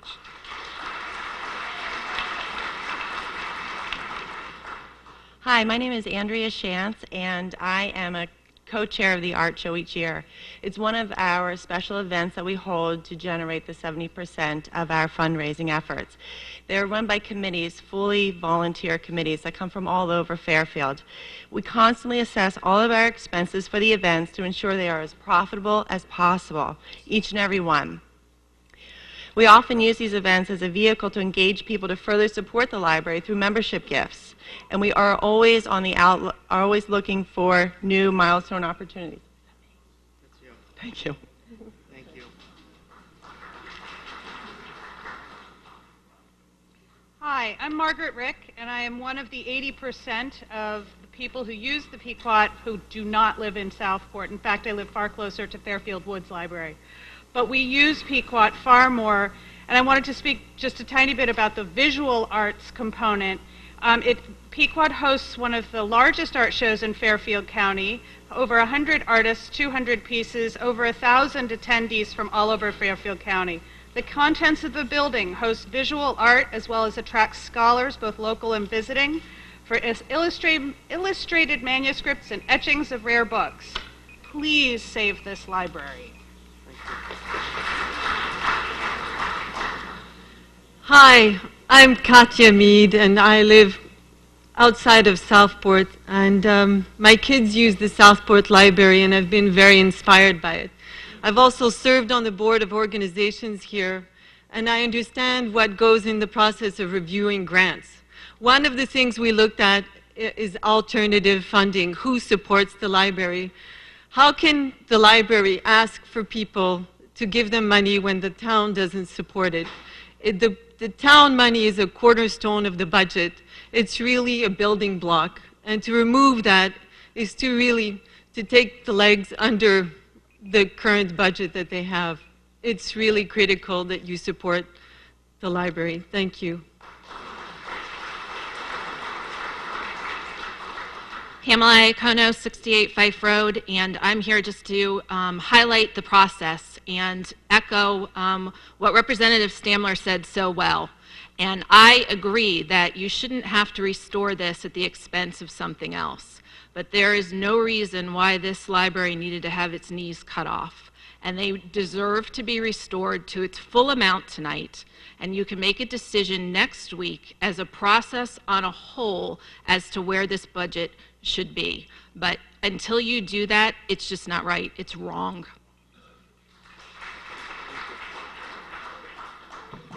Hello, my name is Thomas Lawler, 60 Taylor Place, Southport. The value of the Pequot Library can best be attested to by the fact that it has hundreds of volunteers, people who spend hours and hours. Some people are in the basement sorting books so that we can raise funds so that the taxpayers of Fairfield are not overly burdened, and then instead they get, for every dollar they give the taxpayers of Fairfield, they get $3 in return because volunteers are in the basement sorting books. I myself am a volunteer, my mother-in-law is a volunteer, and I have a third generation of volunteer right here.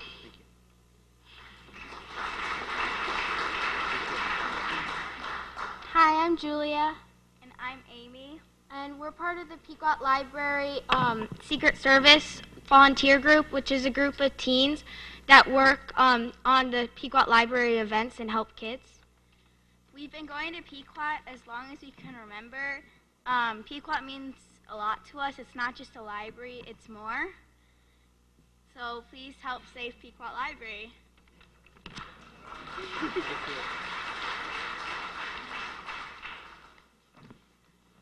Hello, I'm Aaron Heitman. I'm 15 years old, and I've lived in Fairfield all my life. Since I was 2 or 3 years old, I've been going to Pequot Library. I'm around halfway between Pequot and Maine, but I usually choose to go to Pequot. Since I was 9 years old, I've been part of the Secret Service, and I'd really not like it if this library was taken out of our community. Thank you. Paul Fadabine, 235 Village Lane. It's been a while since I've spoke at this body, but I had for many years been on this body, so I appreciate and understand the difficult decisions you make. And while I was on the RTM, I always advocated the RTM had more power than they took charge of. Well, tonight's an example where you have the power. You have the power to close or open a public library. That's a pretty substantial power, and I'm certainly glad you're taking charge of it tonight. And you've heard the pros and cons. And there are many pros and cons of whether or not this library should, in essence, be opened and closed.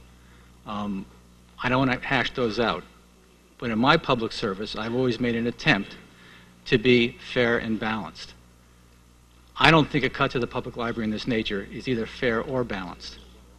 So I would certainly appreciate your support in overturning the cut and doing what's in your power to grant the appeal. Thank you. So my name is Kelsey Biggers. I'm here to win the lightning round. I want to really thank all of our elected officials in front of us, the RTM, the Board of Finance, the First Selectman and the Selectmen. It's great to see such a representative body, best politics or local politics. I also like to thank all those voters back there who also came out tonight. So it's a good combination. I also want to just reference Mr. Bolito, who made a very good point, which I think is at the essence of what the balance is here that the RTM has to decide tonight. Is it a town can we afford to live in?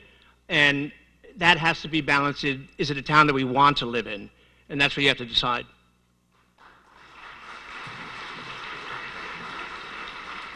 Thank you, everybody. And again, I'm sorry for being the bad guy here. It is definitely the hardest part of being moderator is to limit the public. I'm glad we at least got to hear 30 or so of you speak. But at the same time, we do have to keep business moving. So thank you for being brief and sticking to the time limit. Right now, we're going to come back to the body, and we are now going to vote. So we're going to do voice vote, a roll call vote, roll call vote. Saying yes means you are favoring the restoration of all $350,000. Saying no is clearly you are against that.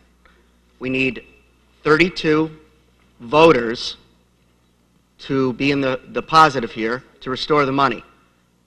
An abstention does not count as a vote, so that may then change the number. But as of right now, if everyone's voting, all 47 members, we need 32. So I'm going to turn over to the town clerk to do the roll call. Saying yes is to restore the money. David Becker? Yes.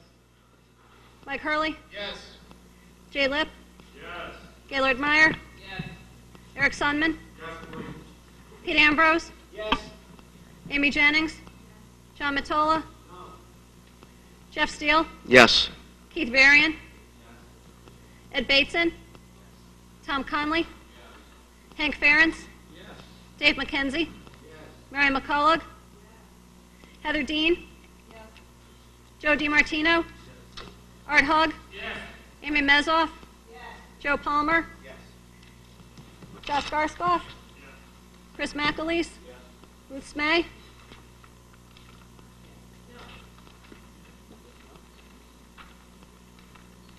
Ruth, you're a no? Ann Stamler? Chris Brogan? Lenora Campbell? Julie Gottlieb? Sheila Marmion? Jay Walk?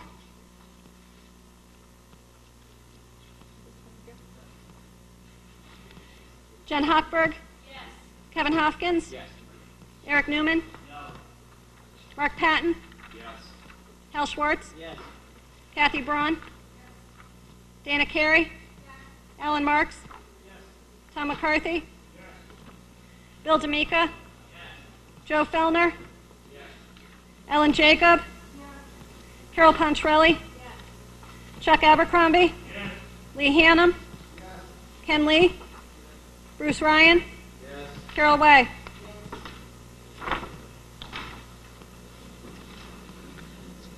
As we count the votes, I think somebody who came up to the podium grabbed my stack of information that I need to conduct the rest of the night's business. Yeah? Did he? Mr. Sturgis, the town clerk said you took a stack of paper. Maybe you had it in your pile. If everyone could just check what they have to see, that would be helpful. He's not checking at all. Oh my God. Yes, I do. No, I have nothing.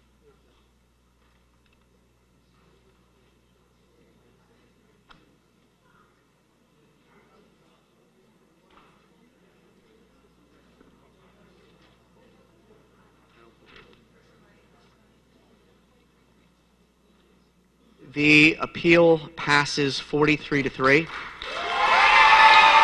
Congratulations.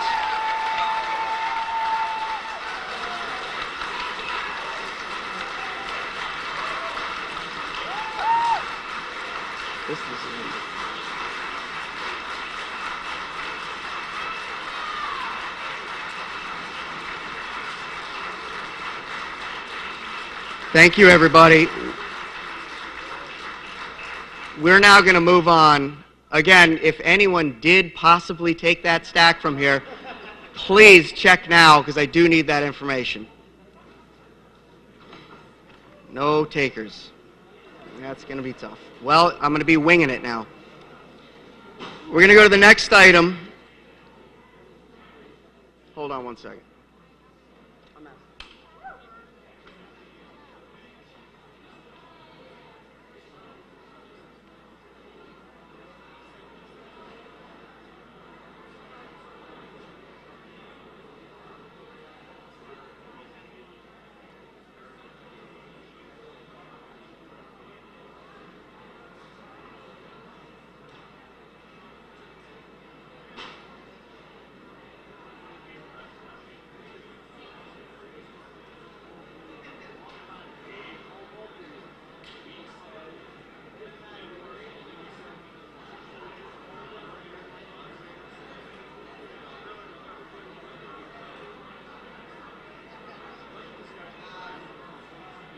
Okay. Yeah, she looks for everything. Okay, we're going to move on to item number 3, to hear and consider an appeal by the Human Services Director from the following vote. Everybody, can I please ask for silence? Those of you who need to exit, please exit quietly. Please. What's that? I was at a room because I was with Brenda, Tony, and Brenda, Kim, and Tara. Is there going to be public comment on the 6th? On the no, Jay, I gotta move. No. To hear, consider, and act upon an appeal by the Human Services Director from the following vote of the Board of Finance pertaining to the Human and Social Services budget. Everyone, can I please ask you to exit quietly? Sorry to be stern, but we need to conduct business. Please talk in the hallway.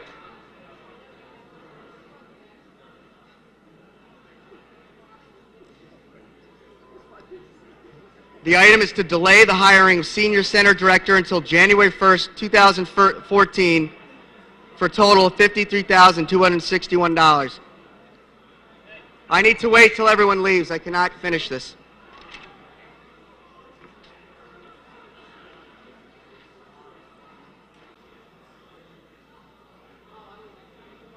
I'm going to ask again, can everybody please be silent? We are trying to conduct the meeting.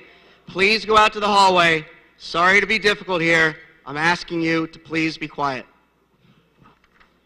Continuing on number 3, it's the Senior Center Director. Requested regular payroll $34,419. Health insurance, $14,940. Life insurance, $106. Social Security, $1,163. And the other Social Security item, $2,633. Just reading off the schedule here. We're now going to have Mr. Tetro, who's going to address this, or at least introduce the person who will address this as the appellant.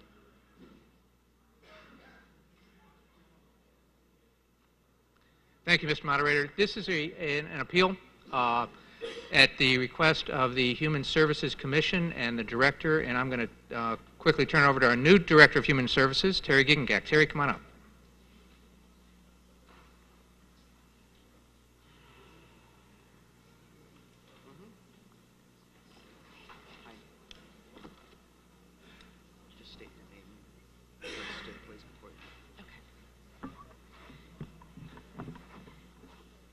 Good evening. My name is Terry Giegengack, and I am the Director of the Human and Social Services Department. It is my pleasure to meet with you, and I thank you very much for your time and the opportunity to speak with you this evening. I want to talk to you about the funding that was cut by the Board of Finance in the amount of $53,261 to fund 1/2 year payroll cost of a new position, the Director of the Senior Center. This appeal is based upon the recommendation of the Human Services Commission, who support the top 10 committee report on the Fairfield Senior Center. This is a report that was done after a year's worth of research and recently submitted to the First Selectman's Office in November 29, 2012. It is available on the town's website under Human and Senior Services. The preface of the report says, as America's population continues to age, senior centers around the country are trying to deal with an even greater demand for their programs and services and fewer resources to support them. This report is a careful and objective evaluation of the Fairfield Senior Center that asks whether we can meet this challenge in terms of its budget, staffing level, facility, programs, services, and management processes. The report compares the Fairfield Senior Center to 6 others in the region and makes a series of recommendations, which hopefully will make a good center even better. The Human and Social Services Department, located at the Senior Center on Mona Terrace, includes the Senior Center operations, consisting of part-time staffing and building maintenance, along with the social services part-time staff. It is a pleasure and a privilege to work with such an excellent and dedicated professional department staff as the new director for less than 2 months. Yet it is my observation that community and first responder referrals to social services to seniors are increasing. 4 to 5 weekly referrals may require the social worker staff to dedicate an average of 3 to 5 hours a week to stabilize a critical situation. At the same time, a growing attendance and the needs of seniors at the Senior Center requires a large percentage of my time and attention. Since February 2013, over 600 seniors in Fairfield have registered as participants at the Fairfield Senior Center. Working with the Senior Center Director would enhance the senior services to provide a central location where older adults may socialize, connect with services and information, find enjoyment and meaning in their community by participation with people that they see on a regular basis. A vote to restore the funding for the Senior Center position is estimated to cost 88 cents per resident, or 8 cents a month, just to restore this funding. Given the contributions of the senior community, the projected increase of senior population, and the community pride of caring for neighbors, it is my hope that you will consider restoring the Fairfield Senior Center funding. I stand here tonight a bit with trepidation because I am the rookie in the town of Fairfield, but I do have behind me over 23 years of seasoned professional experience working in municipal social services. I came to Fairfield very excited, and I still am, to work in a community with great diversity. I believe that there is a great potential for the Senior Center to expand and grow, and for the needs and the voices of residents who perhaps would not be voicing publicly their need for social services, but still rely on the dedicated staff that promote independence and the well-being of others that have a less fortunate and a more challenging situation in life, just meeting basic needs. So it is on those constituents that I stand here strong and believing in what I'm saying to you. So thank you for your time and consideration. Thank you. Now on the Board of Finance side, Mr. Flynn. Oh, of course, sure. I didn't know there was someone else. Come on down. Thank you. My name is Selma Cohen, and I'm chairman of the Human Services Commission. It's a commission that's concerned by charter to the well-being and welfare of seniors in the town of Fairfield. And we were very pleased in the commission when, in your wisdom, passed a very fine and beneficial senior tax relief program for the seniors coming up. And it certainly helps homeowners, and the benefit of it is hopefully it will help seniors to stay in their homes here in Fairfield. But the flip side of that came when the need from the Top 10 Committee report for a full-time senior center director, and of the 7 towns that the Top 10 Committee visited, we in Fairfield are the only town that does not have a senior center director purposely for seniors. And the amount that Terry, who's a joy to work with, and I welcome her to Fairfield, it's a pleasure to have her here. I'm sure in the Board of Finance wisdom, needed to cut, and cut was the theme that night. And our senior center director, whose responsibilities would only begin in January of 2014, was deleted. It was eliminated. It's an asset to the town to serve all sorts of constituencies, and I know you understand it because of the senior tax relief program that you fostered, and services, schools, libraries, all kinds of services bring people to Fairfield and keep them here. And the growing population of seniors in Fairfield are entitled, I believe, to have that kind of benefit when they choose to stay here and are possibly helped by the tax relief to stay here. The interest and the army of people is not here behind me, although commission members are here. But they are strong and active at the center. The center has been a quiet place, I believe, in terms of popularity or notice in the town of Fairfield. It's not recognized, but it's certainly not something that the idea of seniors conjures up. It's not all bingo. It's many courses, lifetime learning, all sorts of crafts, all sorts of lectures, all sorts of social opportunities for seniors, and they are all welcome. I wish that it would be easy to say, spend the money. I know you have to find that money, but $53,216 would give us a full-time senior director in January. Thank you. Mr. Flynn.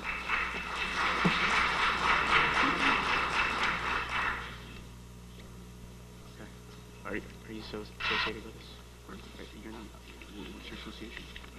I'm a volunteer at the Senior Center. I wrote the Top 10 Committee report, and they've asked me to speak. Okay. Yeah. How long? Very brief. As I was listening to everybody speak tonight, I was reminded of a quote from Shakespeare. I forget exactly what the play was, but what he said was, "Brevity is the soul of wit," and the moderator has just advised me to be brief, and so I will. What I'd like to do is to give you all a background on the report that we prepared for the town of Fairfield, and I want to tell you a little bit about a demographic shift that is taking place in the country. By 2015, the senior population aged 65 and above is going to grow by 12%. And by 2030, it is going to grow by 53%. Baby boomers are aging into the senior care continuum at the rate of 10,000 a day. And what this means is this: the demand for senior services and programs will increase exponentially, while the funding to support these programs at all levels of government, municipal, state, and federal, is declining. That's a fact. Now, as an example, Governor Malloy, in his wisdom, cut $32 million from the state social services budget.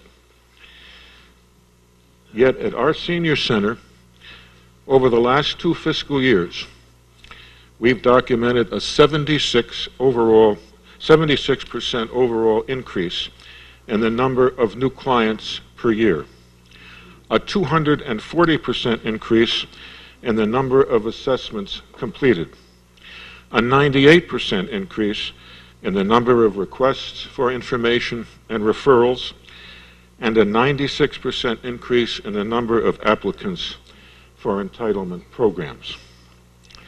In addition to that, we are seeing many more seniors age 60 and above come to the Senior Center for Aid than we are seeing seniors below the age of 60.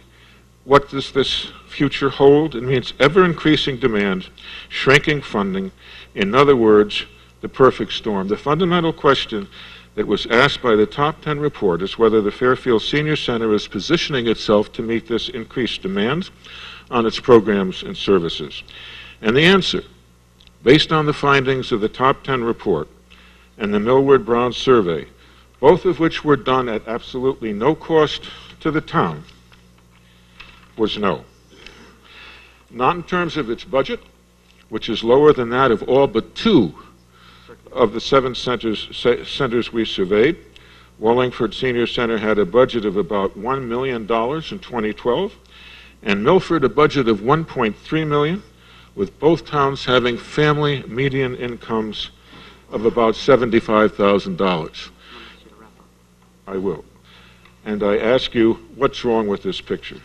I would say, Mr. Moderator, that a considerable amount of time was given to the Pequot issue. We regard this as important. I will be brief. So we're not meeting needs in terms of staffing, not in terms of facility, not in terms of process and procedures, not in terms of programming, not in terms of fundraising, not in terms of community outreach efforts. All of these issues need to be addressed, but they can't be solved by current staff and volunteers absent a full-time director. That is why we have recommended a full-time director. We're the only one of 7 senior centers that don't have that director. The center has only 1 single full-time employee, a secretary, C, 1 full-time employee. And there is a direct correlation between the presence of a full-time staff and the diversity and quality of programming and what I'll call the welcome quotient of a senior center. We need a director on premises, full-time, 5 days a week, to supervise staff and bring to the center the innovation, the creativity, and the forward-looking thinking that it needs and deserves. One person cannot devote her full attention to 2 jobs, both of which by their very nature are full-time. This is an untenable and an unfair arrangement, and it compromises the effectiveness of both positions. Our senior center director would have to supervise a 28,000 square foot facility serving 200 to 250 members a day, including transportation and food services, and a part-time staff of 13. I am not going to list all of the functions because obviously I don't have the time and the moderator is encouraging me to leave the podium. And so I'll do that. However, I want to say this. Beyond the issue of cost, there is a moral imperative that has to do with our obligations to our seniors. And I'm going to quote Houston Smith, longtime professor of religion up at Harvard, and he said this, quote, "For the Chinese, there is a wonder that only time can bestow. Age gives to all things, objects, institutions, and individual lives their value, their dignity, and their worth. And as a consequence, esteem should always be given, turn upward to those who have gone ahead and stand before us. In conclusion, for a very long time now, some 19 years, the Fairfield Senior Center has been the object of what I'll call benign neglect. The staff and volunteers at the centers have done and will continue to do everything we can to make the Fairfield Senior Center the kind of facility we know that it can be. We are doing our part. What we ask tonight, respectively, of the members of the RTM is that the RTM do theirs. And one final question from my friend Dr. DeAngelis. If not now, when? Thank you very much.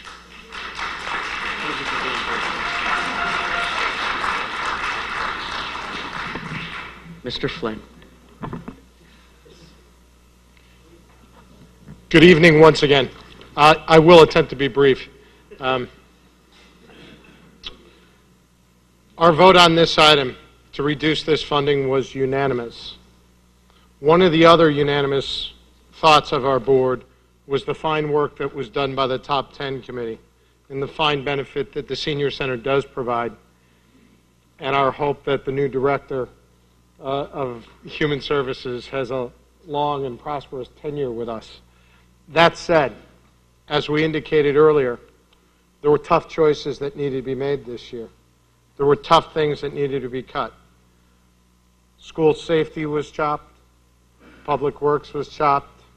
There were reductions to libraries. There was reductions in our school system. There were reductions in virtually every department of the town budget. This position represented an increase over the prior year, an additional position.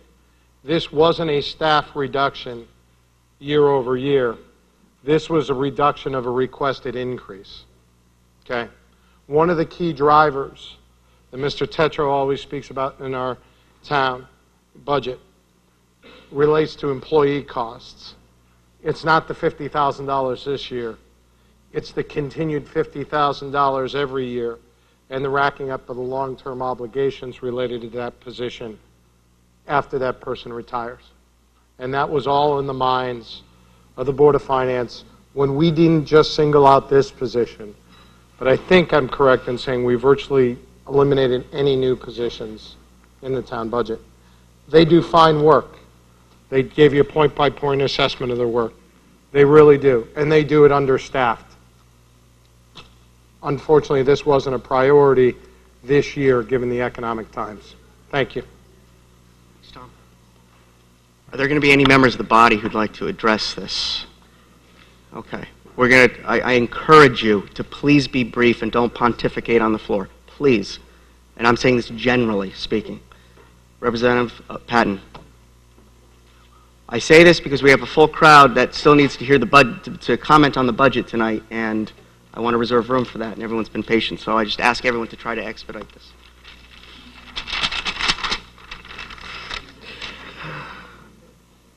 Mark Patton, District 7.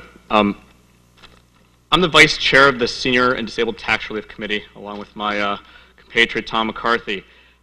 I'm as pro-senior and the senior center as you can get. However, as Chairman Flynn has so eloquently put, tough decisions had to be made this year. And in light of where the cuts have already been made to staff positions all over, I can't support a restoration to a position that didn't exist yet, that our former Director of Human Services kind of operated in both capacities. And it doesn't mean that we don't need it. I'm sure we do. I've been to the Senior Center many times, and I've been talked to lots of people about the needs of the center. But this isn't the fiscally responsible thing to do this year. I truly believe in our new Director of Human Services, Terry, and I feel that she can manage this well this year. And, you know, with any luck, if it's proposed again next year to add the position, you know, maybe it'll go through. So, but this year I can't support it. Thanks.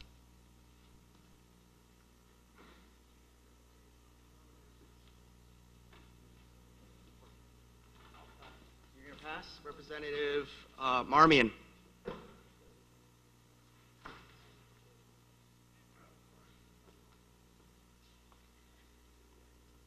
Sheila Marmion, District 6. I just want to say to Mr. Flynn that I respect the vote of the Board of Finance. However, you're referencing the fact that this was not a priority for this year. I understand where you're coming from, but I think we need to understand that we also had a reference to the perfect storm earlier in a presentation from a member of the commission, and this truly is a perfect storm in this town across the country in terms of the demographics combined with the need of seniors. And I think we are doing a disservice to the seniors in this town not to recognize the priority, what has become an urgent priority for us to fund a director of this senior center. I'm a therapist. I work in geriatrics. I go into people's homes every day here in Fairfield and surrounding towns. I see the need. It affects all of us as a daughter, as a future senior. We need to support this senior center. We're all there. All right, so I fully support restoration of these funds. Thank you.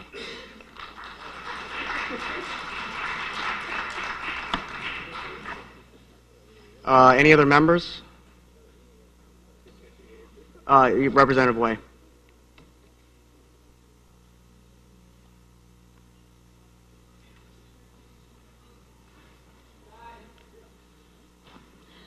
Carol Way, District 10. I also served on the Tax Relief Committee for Disabled and Seniors. I also happen to be a senior, and I was at the Senior Center this afternoon. I first moved here in 1979 when I was 39, and had a family at that time, and I chose Fairfield among all of the Fairfield communities because of its diversity. And I have been very proud of the fact that we've kept that kind of diversity over the years. But folks, it's really going to be missing unless we really do something about the seniors in this community.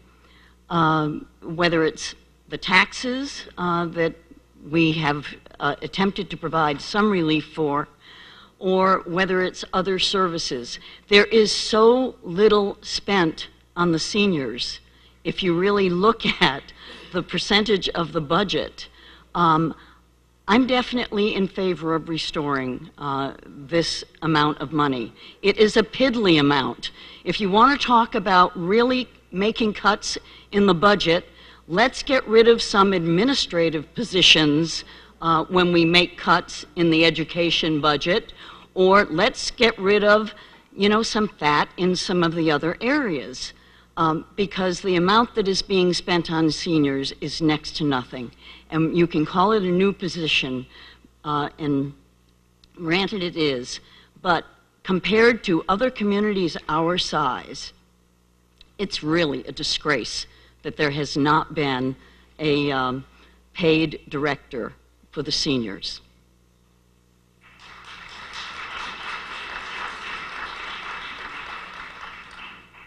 Any other members? Representative Becker.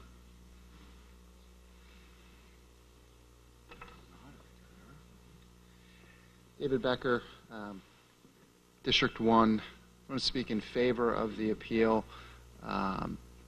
I think with the growing senior population in our town, what we need to do is look at a more comprehensive approach, and I think that this is part of that. The senior tax relief package this year was very helpful, and it's important, and I hope it does make an impact, but I also think that there's the senior center director position. I respect the Board of Finance and Board of Selectmen's deliberations on this. But if I have the option to vote for it, which I do this evening, I'm going to, and I hope others will as well. This is not just a director position. I'd like to highlight that this actually takes the human services component and allows that to be a full-time position, which it's not at this time. And that, too, is very important in working with our senior population and hoping to keep them here and with beneficial lives in our community. Thank you.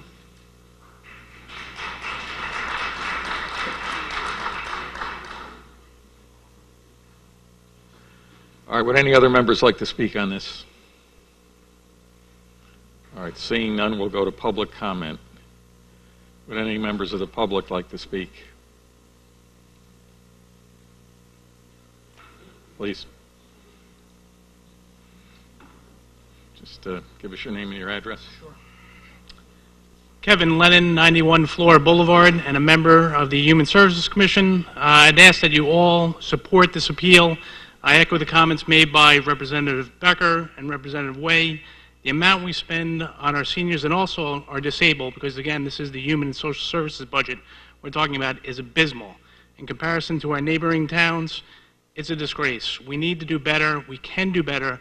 This is a very small gesture towards our seniors to give them the Fairfield Senior Director that they deserve, that will make the Senior Center a more vibrant and appealing place for all the seniors to come and participate, and in the long term will benefit the town by keeping these seniors in town, who proportionally cost us far less to keep in town and support the town with their tax dollars, and encouraging new families like myself to come in with additional children that we then have to educate.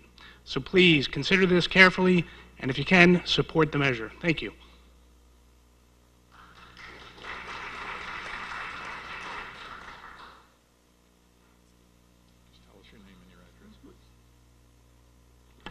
Good evening. My name is Nancy Legary. I live at 245 Uncowa Road in Fairfield, right across the street from all the schools in Fairfield. And I have to tell you, it's a wonderful place to live. I chose Fairfield to retire here.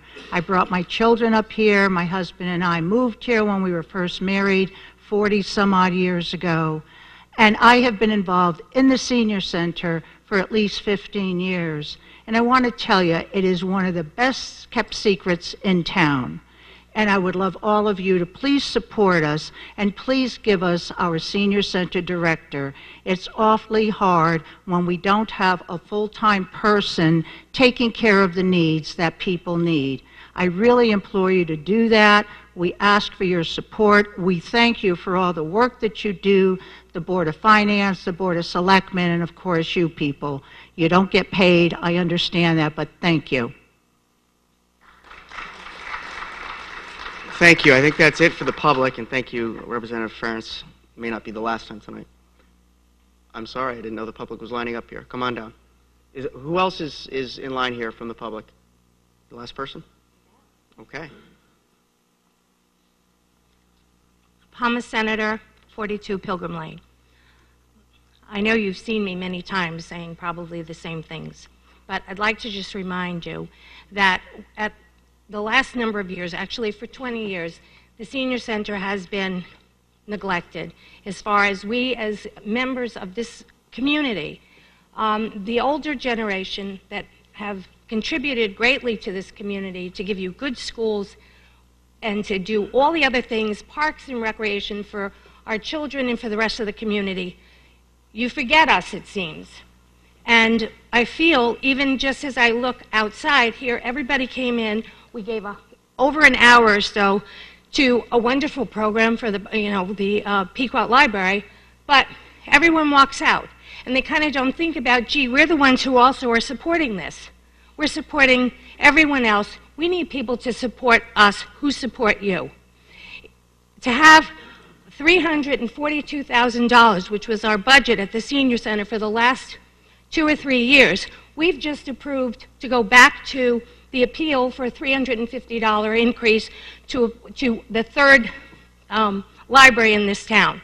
I support that, but we should have also the consideration for the $53,000 or so to have somebody that would come in and bring this at least up to the standard of some of the, I'm also was one of the top 10 committee, to see what we've seen in other communities that have less affluence than we do, to see their senior centers and to see what we have to offer to our senior and our disabled, it is deplorable.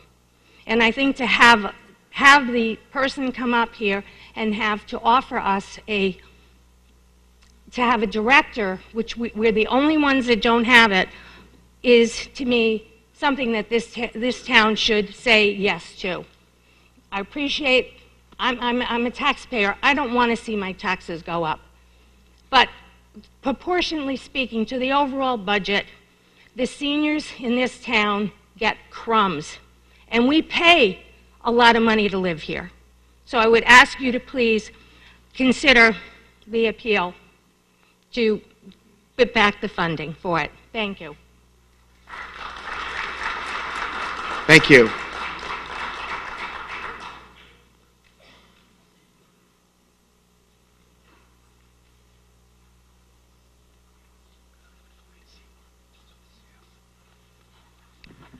My name is Mark Andre. I live at 130 Lakeview Drive in the Mohegan section.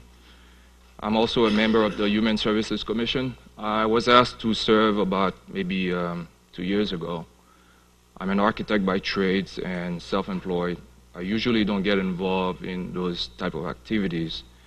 But I have an aging parent.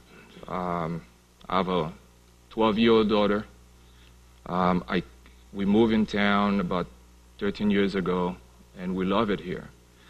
Ironically, the first home I bought in this town was next to the senior center. We've moved around. Now we at Lakeview Drive. It's a home that I built. Just like most of us, you know, who self-employed, who have a job, who lives here, who are homeowners, we can't really afford the taxes. We want services, but we don't want to pay for them. That is true. But the reason we live here, I live here, my daughter's going to the beautiful school that we have around town, the libraries that we actually provide funding in town. I didn't pay for them about 10 years ago. The seniors that I'm advocating for today paid for them. I'm reaping the benefit of those folks. I'm not going to try to say that $50,000 is not a lot of money comparing to $350 or $2 million. The point I'm going to try to make is very simple. As a self-employed, I have a small business, I have a couple employees. There are times we're making tough decisions, maybe whether I should hire a new employee or not. But if you go years after years and you know there is a need to be addressed that can allow you to grow your business, to provide better services to your customer, and you fail to meet that need, you're not going to strive, your business is going to fail.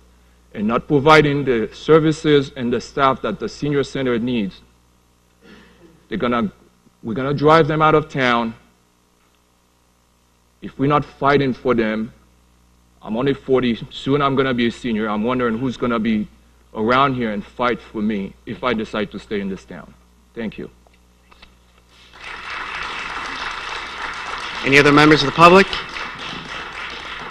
Mr. Representative Ambrose, I see you raising your hand.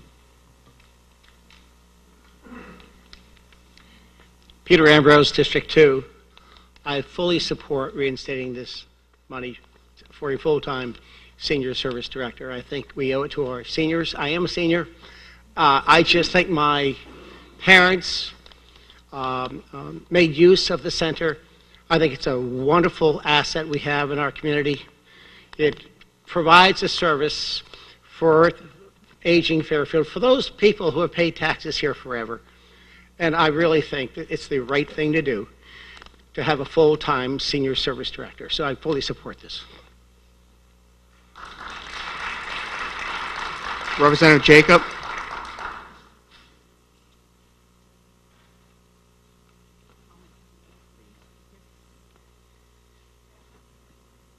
Ellen Jacob, District 9. I have a question. It seems clear on paper, but from what everyone is saying, I think I should ask it. Is this just a delay in the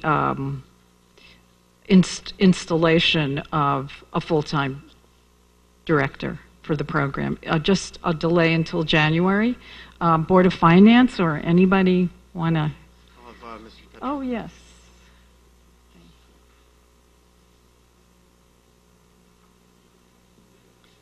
Thank you. The simple answer is yes. What was put in the budget originally was a full-time position starting July 1st. The Board of Selectmen made an adjustment delaying that till January 1st, and the Board of Finance eliminated that position. So this, in fact, the dollars in this budget would be for half a year, So if this were reinstated, it would start January 1st. If it's reinstated, it will start January 1st. If we do not reinstate it, it's eliminated. Is that? For this year, correct. But if it was, we would plan on bringing it back at some point. I mean, as was stated by the Human Services Commission and Ms. Gigengak, this is an important part of the services that we're planning for our seniors. This is an important part of the expansion of those services. We really haven't been funding much of that. The question is really, how soon can we start that? And if we can start it in January 1st, that would be a great step. Thank you. Okay, we're going to go to a vote on this, a roll call vote. Saying yes is to restore the full funding. To say no is to oppose it. We'll do a roll call by the town clerk. David Becker? Yes. Michael Hurley? Yes. Jay Lip? No. Gaylord Meyer? No. Eric Sundman? Kate Ambrose? Yes. Amy Jennings? John Matola? Jeff Steele? No. Keith Varian? Ed Bateson? Tom Conley? Hank Ferentz? Dave McKenzie? Mary McCullough? Heather Dean? Yes. Joe DiMartino? Art Hug? Amy Mezoff? Joe Palmer? Josh Garskoff? Chris McAleese? Ruth Smay? Ann Stamler? Chris Brogan? Lenore Campbell? Julie Gottlieb? Sheila Marmion? Jay Walk? Jen Hochberg? Kevin Hopkins? Eric Newman? Mark Patton? No. Hal Schwartz? No. Kathy Braun? Dana Carey? Alan Marks? Tom McCarthy? Bill D'Amica? Joe Fellner? Ellen Jacob? Nick Marabli? Carol Pontrelli? Chuck Abercrombie? Lee Hannum? Ken Lee? Bruce Ryan? Carol Way?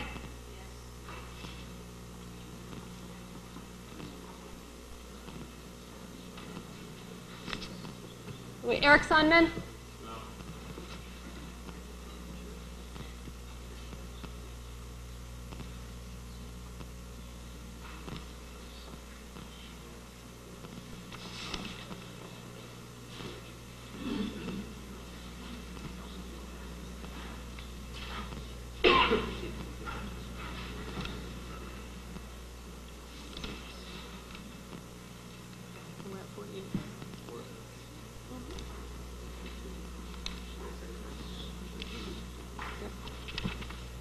The appeal fails 22-26. We're moving on to item number 4, which is to hear and consider an appeal by the First Selectman from the following vote of the Board of Finance pertaining to the Fairfield Counseling Services 2150 budget to reduce contribution to other account 58500 by $8,750. From $175,000 down to, $166,250 approved by Board of Finance.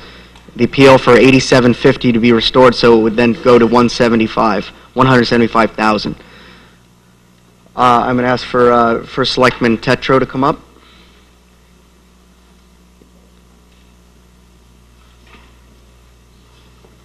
Thank you, Mr. Moderator. I'm going to speak briefly. I think the same process points that have been made before also apply in this case, and I'm not going to repeat those. I will point out that in today's environment, mental health and mental health awareness is very important. And given recent events, perhaps more important than we've realized in the past. Fairfield Counseling Services is kind of a generic name. But what is important is that this addresses the needs of some of the most vulnerable members of our community. They need us, and in this case, they can't all speak for themselves, and they can't all get up here and speak for them, so we need to speak for them. Fairfield has a history of supporting the members of our community in need, and there have been multiple examples of that recently, and that's what makes our community special. So I'd ask you to consider this appeal.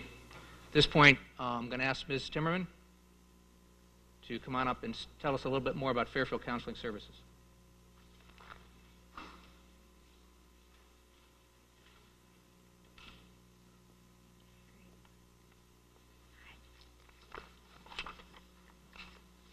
Good evening, everyone. It's been a long evening, so I indeed will be brief. I thank you very much for the opportunity to just give you some information which you may not have had before as you're making your decision. And the impact, although $8,750 does not seem like a tremendous amount of money, when you have been underfunded for many years, as most mental health services are, it has great meaning for us. Although we are a separate nonprofit entity, we are the town of Fairfield's Community Mental Health Counseling Center, and we're comparable in scope to the counseling services in such towns as Trumbull and Stratford, who consider their mental health counseling centers town departments. Based on the 2013 public budget records, the town of Fairfield, before this proposed cut, currently spends in its funding approximately $3.24 for every town resident. This contrasts with $7.74 for Stratford and $6.36 for Trumbull per person they spend on their community mental health services. Although Fairfield has many private mental health practitioners, many of these practices do not accept state insurance or offer sliding fee scales for services. Over the last 5 years, demand for Fairfield counseling, psychiatric, and substance abuse services has doubled since 2007, and we are consistently being outpaced for the resources we have available to us to hire sufficient staffing. Our current wait list for services averages about 2 weeks for non-emergencies. 63% of our clients are Fairfield residents, while 22% of our funding is from the town. 83% of our revenue is expended on salaries, with 73% of that amount going directly for mental health clinical services. In the aftermath of recent gun tragedies, improved access to mental health services and reduction of waiting time to begin treatment has been identified as a very important factor in developing a comprehensive solution to community violence. In 2009, we absorbed a $15,000 reduction, and we managed that by many cost-saving measures that did not impact services. But we cannot meet the mental health needs of this community without the continued support of the town. And these cuts will result directly in an increase in wait times to receive treatment and a reduction of clinical staff to provide essential mental health services. Thank you very much for your time.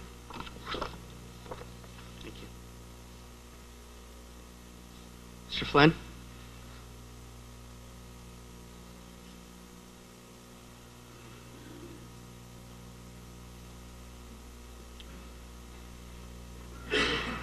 I'm beginning to grow roots. I'm going to be very brief. This was one of the not-for-profits that was reviewed in the course of all the not-for-profits being reviewed that evening. I actually voted against this reduction. My own personal reason for voting against it was after Pequot, it was clear that we were not going to treat all the not-for-profits the same. And if we weren't going to treat all the not-for-profits the same, I was not going to be part of any other reduction. With that in mind, though, I want to turn it over to my colleague, Mr. Walsh, who did vote with the majority on this item. Mr. Walsh.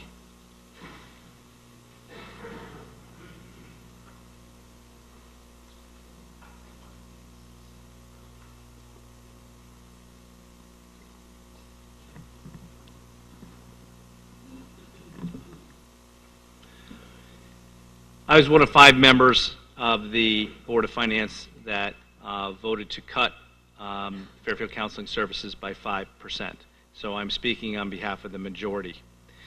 This has nothing to do with the services they supply or how they supply it. In a perfect world, if we weren't in the financial situation we were, if the tax rate increase wasn't as high as it was, I don't think any of us would have had a problem with fully funding it. But that's not the case. Many of us thought that if we were looking at the nonprofits, that we had to cut them all the same amount as I discussed earlier. So that is how this started to happen. After Pequot, Mr. Flynn and maybe some others saw that certain ones were being singled out, so they didn't want to vote for any cut at all. But others of us still wanted to see a cut. As I explained earlier, I wanted to cut 10% across the board for all of these nonprofit partners. They all do great work. I don't single any of them out.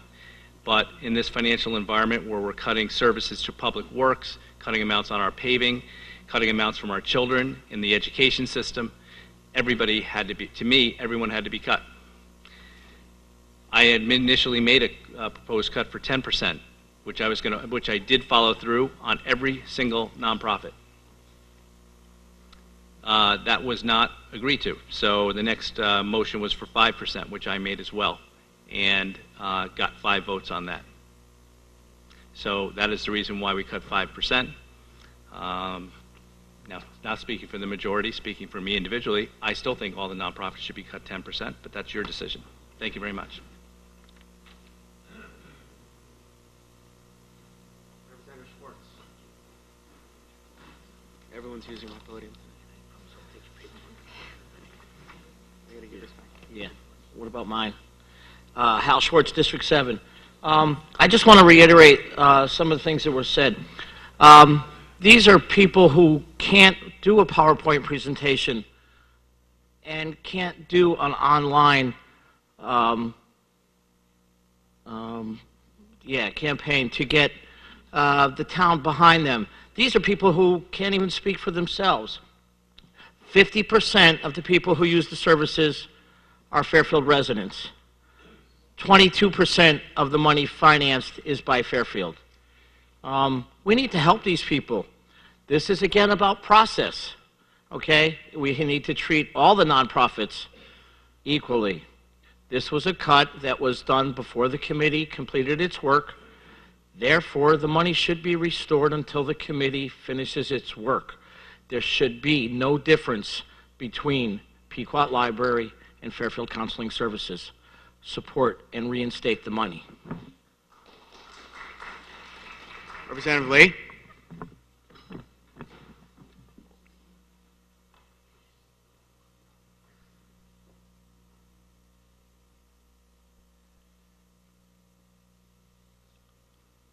Representative Lee, District 10.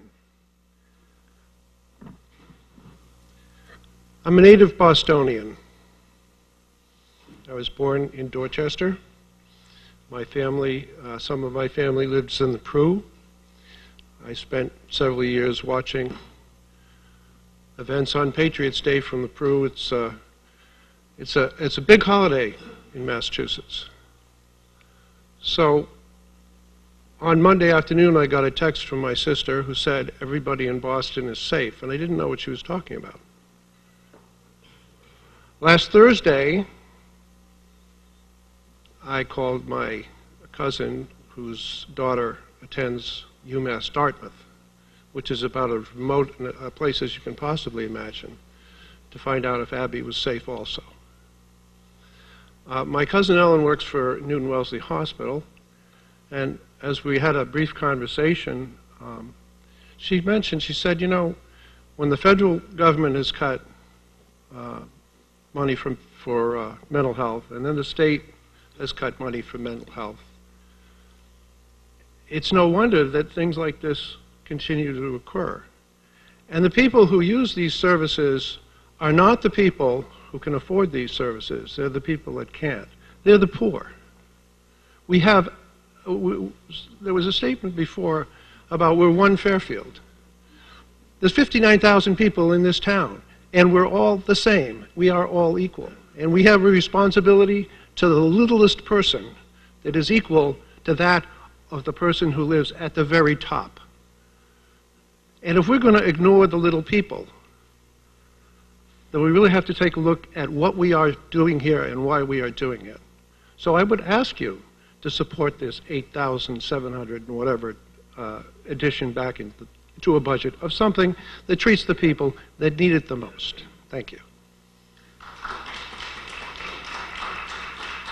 Representative Becker, then I'm going to go to Representative Walk.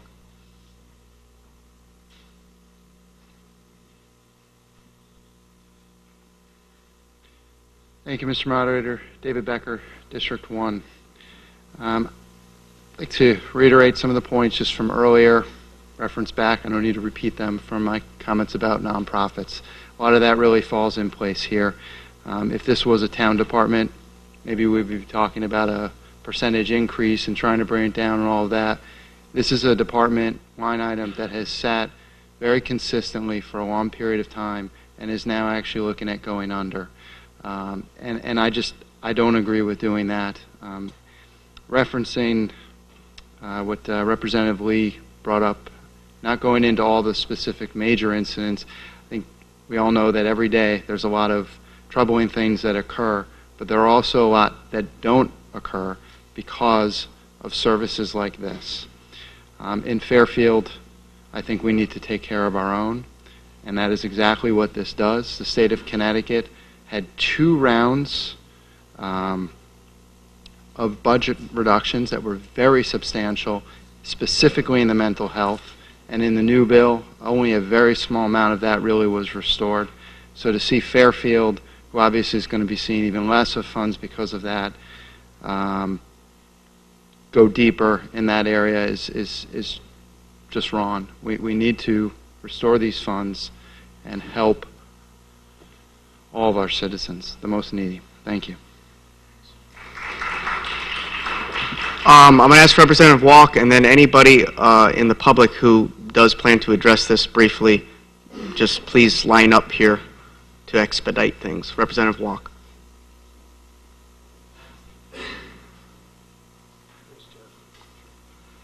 Thank you, Mr. Moderator. I'm Jay Walk, District 6. I'm speaking tonight as not only an RTM member, but I'm on the board of Family Counseling Services. I just want to read something quick, and I'll be as quick as I can. I know this is a long night. Anyway, we are a town community mental health center. Last year we provided a total of 10,770 mental health counseling sessions, with 6,785 of those sessions provided directly to Fairfield residents. This year has been a challenging year for us, for our town residents, with Hurricane Sandy and, of course, the trauma of Sandy Hook. We are able to respond with workshops, phones, walk-in help for residents. None of our responses is billable in the insurance world, but we were able to do it because of the town's support. Health has earned us the phrase, the best kept secret in Fairfield. Unfortunately, until our services are needed, people do not realize we exist, and I fear it is assumed that such services are not necessary or being sufficiently met. At a time when mental health has been identified as an important issue in contributing to the community overall health, it is concerning to us that the gap between the need for mental health services and the ability to meet the needs of the Fairfield community is actually growing wider. We are asking for the consideration to restore funding that provides essential mental health services for this community. Thank you. Representative Ambrose, and then Meyer.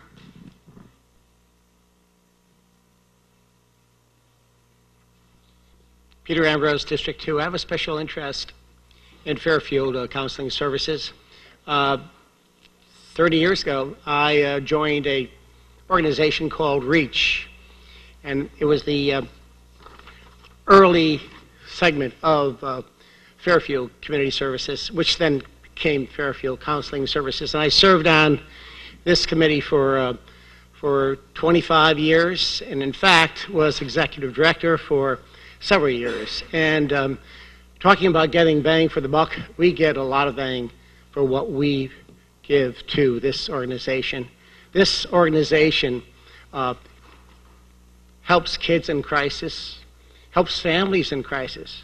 And it's very difficult to go out and elicit contributions for such an organization. It's one of those entities that's just very tough to sell. But when you see the good it does to families and to children and to people who are in need, it just is a wonderful organization. And I think it's a very good way to spend our money, because we're spending it mostly on our citizens and our future residents. So I fully support this. Representative Meyer? Actually, you can both come up if you want. I'm going to call on you anyways. Gaylord Meyer, District 1. I would like to ask a question from Dorothy. Is she still here? Question to Dorothy? Yeah. Yep. Dorothy, Come on up. yeah. You had mentioned in your email to us that you did 10,770 counseling sessions. And out of that, there were 6,785 of those were Fairfield residents. Could you speak to the 3,985 that were not? Where are they from? Speaking. Okay. Thank you. We pulled from quite a few different communities, so from Westport, Trumbull, Stratford, Bridgeport, as far as Ansonia. We pulled from all over. Representative Stamler? And then Representative Campbell. And Stamler, District 5. I've learned a great deal about Fairfield Counseling Services this evening. I must say, perhaps to my discredit, I did not know it before. And there are some things that have been said that probably would have persuaded me to support it, restoration of these funds, if I didn't already know I was going to support this appeal. In response to what Board of Select Member Mr. Walsh said, I understand that his intent was not to single out the Fairfield Counseling Services, and it was in fact to make a similar cut to all nonprofits. I respect that, but the result of the vote was to single out Fairfield Counseling Services.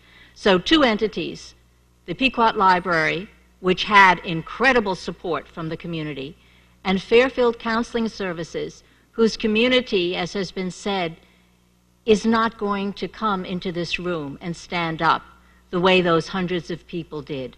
So I think as a matter of fairness, of process, this funding should be restored so that the service can be evaluated on its merits, and at a future time a decision can be made about how and to what extent Fairfield should be funding all nonprofits. Thank you.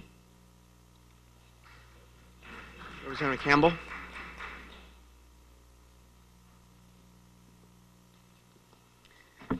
Lenore Campbell, District 6. I'm up here today in support of reinstating the money to Fairfield Counseling Services. Fairfield Counseling Services is a vital program in our community that serves our members who need counseling, provide parent and youth groups to discuss and reduce substance abuse issues, and serve mental health issues that are prevalent today. I am a college counselor. I'm a counselor on a college campus, and I deal with these issues on a day-to-day basis. I implore you to vote to restore these cuts. The Fairfield Counseling website page states, "Problems rarely just go away by themselves, and living with unhappiness may not be your only chance.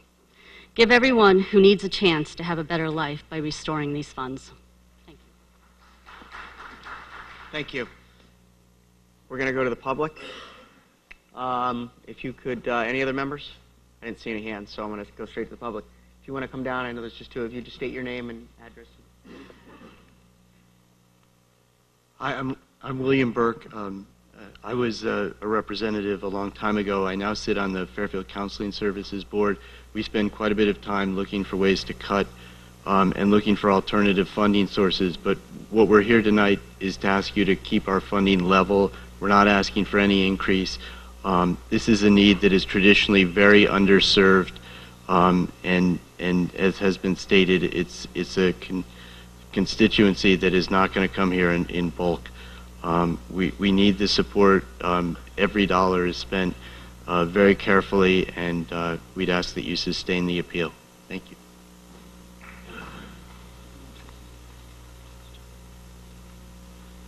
Thank you, Mr. Moderator. Chris Liddy, I'm the Deputy Police Chief here in Fairfield, and I'm speaking in support of the appeal before you.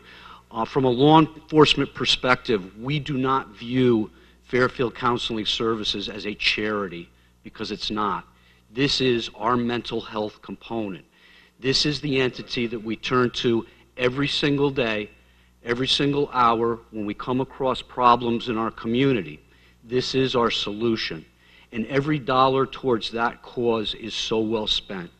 I also serve on the board of directors of Fairfield Counseling Services because it is such a vital component to that overall problem that we're facing every day.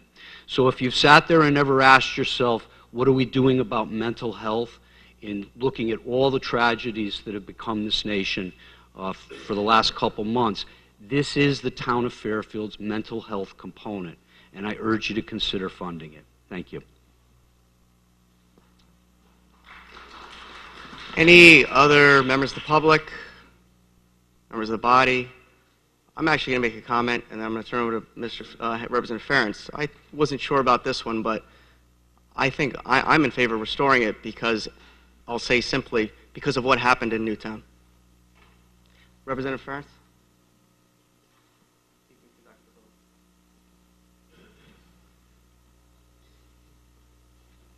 Want to do a roll call? Yes. All right, we're going to do a roll call vote. David Becker? Yes. Michael Hurley? Yes. Jay Lipp? No. Gaylord Meyer? No. Eric Sundman? Pete Ambrose? Yes. Amy Jennings? Yes. John Matola? Yes. Jeff Steele? Yes. Keith Varian? Yes. Ed Bateson? Tom Conley? Hank Ferentz? No. Dave McKenzie? Yes. Mary McCullough? Heather Dean? Yes. Joe DiMartino?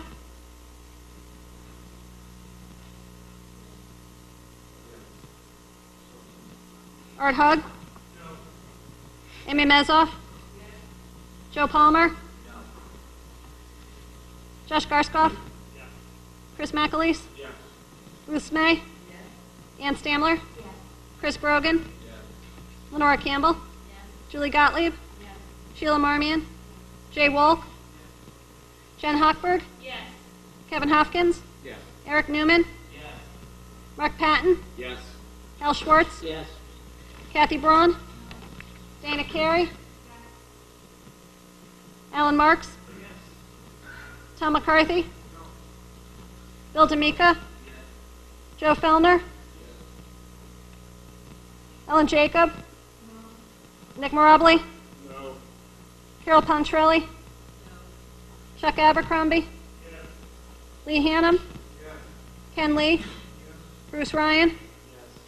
Carol Way?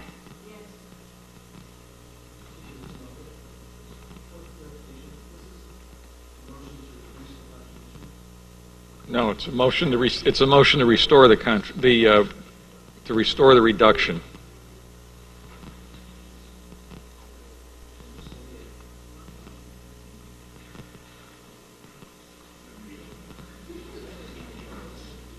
What's that? Clarify his vote. I haven't called. Yeah, well, I'm sorry, you're actually presiding here. I apologize. That's all right. Clarify his vote.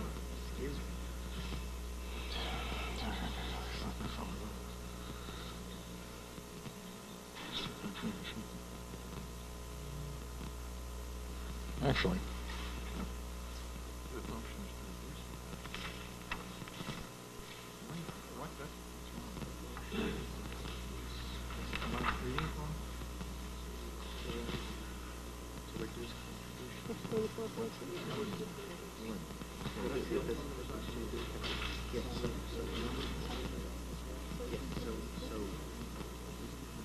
It is the same as the others. It's reduce contribution. So reducing your reducing in terms of how this is working. This is the way this is working.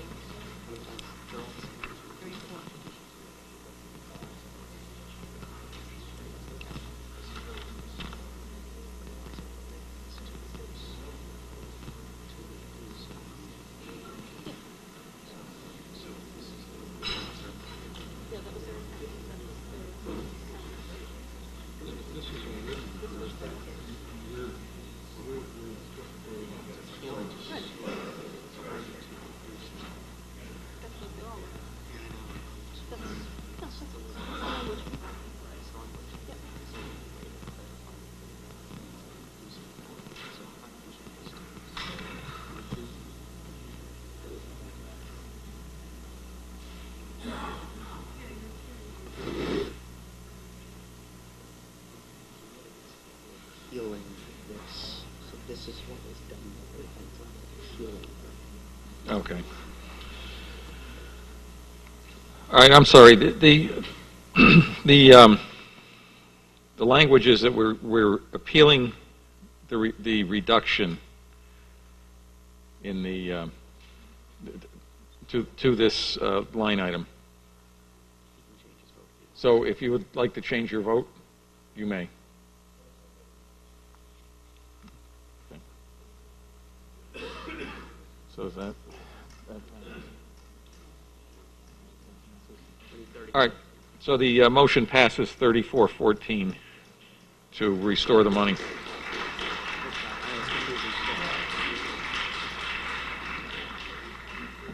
Do I have a motion to, just before I do, we're going to adjourn, and for maybe 2 or 3 minutes, bathroom break, whatever else, we're going to get right back into it, and we're going to move forward. So, do I have a motion to adjourn this meeting? Representative Schwartz, second Representative Dean. All those in favor say aye. Opposed? Abstentions? Not even Sunman? Okay. Meeting is adjourned. We'll meet again in about less than 5 minutes.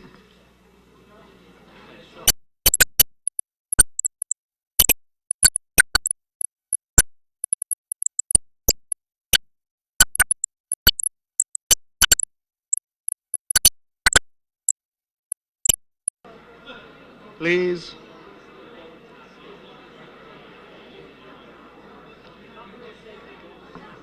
We're about to start the 8 o'clock meeting.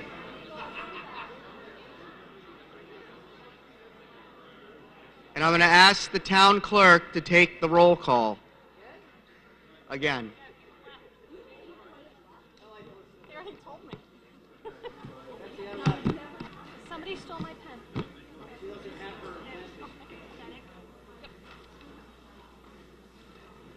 David Becker. Michael Hurley. Jane Lipp. Gaylord Meyer. Oh, yeah. Eric Sunman.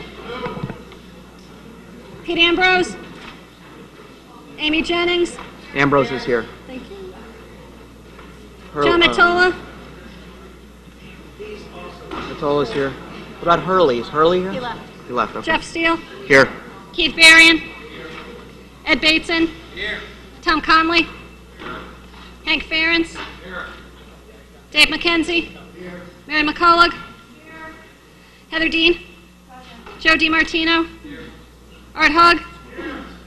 Amy Mezoff. Here. Joe Palmer. Here. Matt Ambrose. Josh Garskoff. Here. Chris McAleese. Here. Ruth Smay. Here. Ann Stamler. Here. Chris Brogan. Here. Lenora Campbell. Here. Julie Gottlieb. Here. Sheila Marmion. Here. Jay Walk. Here. Jen Hochberg. Here. Kevin Hopkins. Here.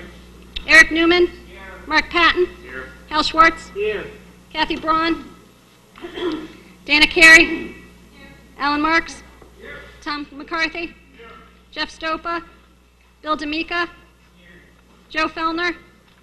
Ellen Jacob. Here. Nick Morably. Here. Carol Pontrelli. Chuck Abercrombie. Lee Hannum. Ken Lee. Bruce Ryan. Carol Way. Thank you. We have to do the Pledge of Allegiance again, so if we could all stand, please. Face the back. There's probably an American flag there somewhere. I pledge of allegiance to the flag of the United States of America and to the republic for which it stands, one nation, under God, indivisible, with liberty and justice for all. Please stay standing for a moment of silence, and in doing so, please keep in your thoughts the family of former state senator Ted Lovegrove, Jr., who passed away on April 12th following a long illness. Aside from being a longtime political and civic leader and loyal Fairfield resident, Ted represented Fairfield in the Connecticut State Assembly from 1982 until 1998 and held the positions of Assistant Minority Leader, Deputy Minority Leader, and Assistant Majority Leader. And Ted leaves behind his loving wife, Sherry Keeley Lovegrove, and a daughter, Abigail E. Lovegrove, in addition to many other family members and friends.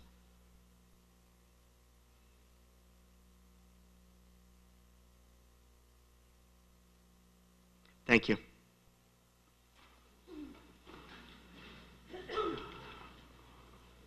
I'm going to try to move this along and skip some of my announcements. We're going to go right to item number 2, which is to consider and act upon the minutes of the regular meeting held on March 18th, 2013. Are there any proposed amendments or revisions to the minutes from the body? Representative Dean.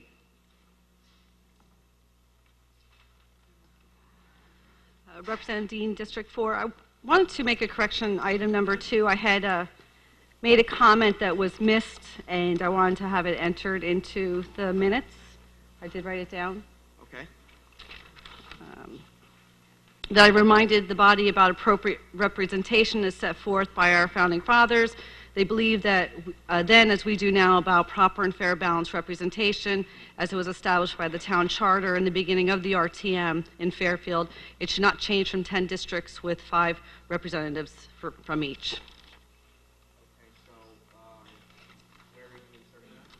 I don't remember the order, that's the problem.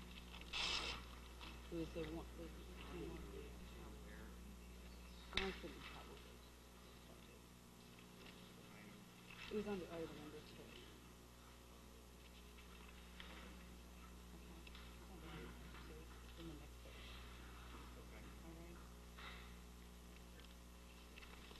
2. I have a second on the Representative Hopkins. Is there any comment on the change to the minutes? Okay. Hearing none, we're going to go to vote on the change to the minutes. All those in favor say aye. Aye.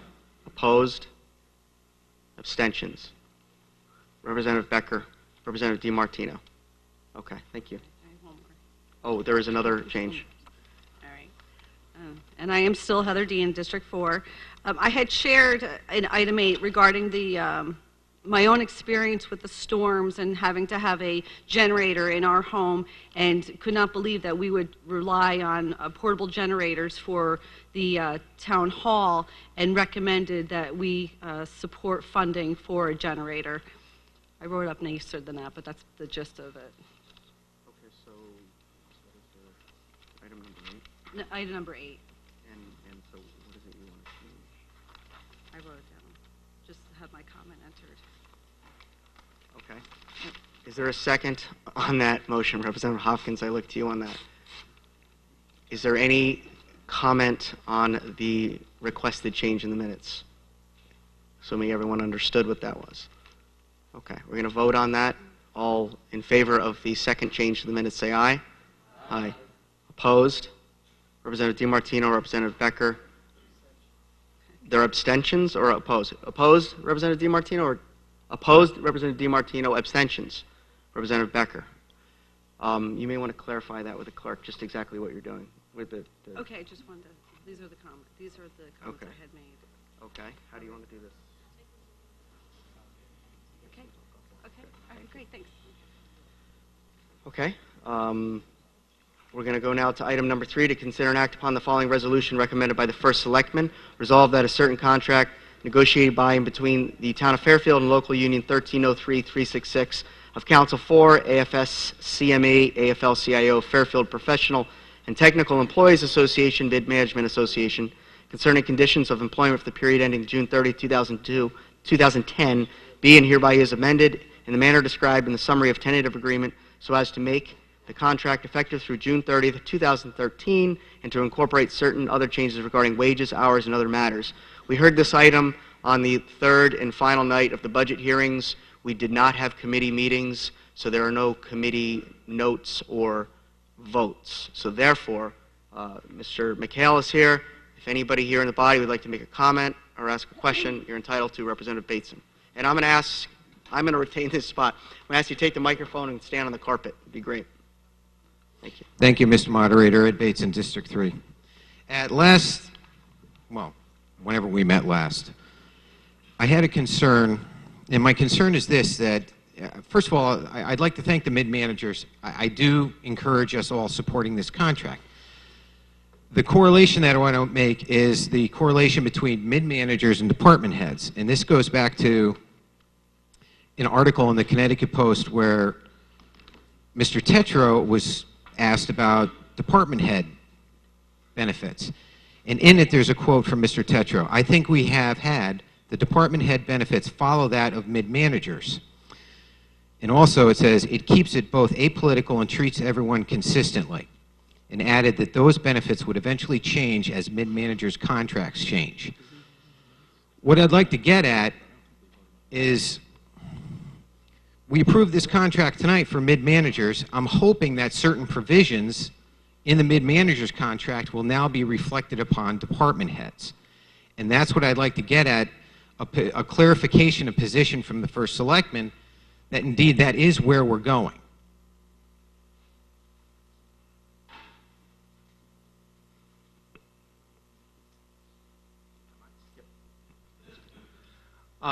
Yes, and as far as I know, that the department head benefits historically have tracked with the mid-managers.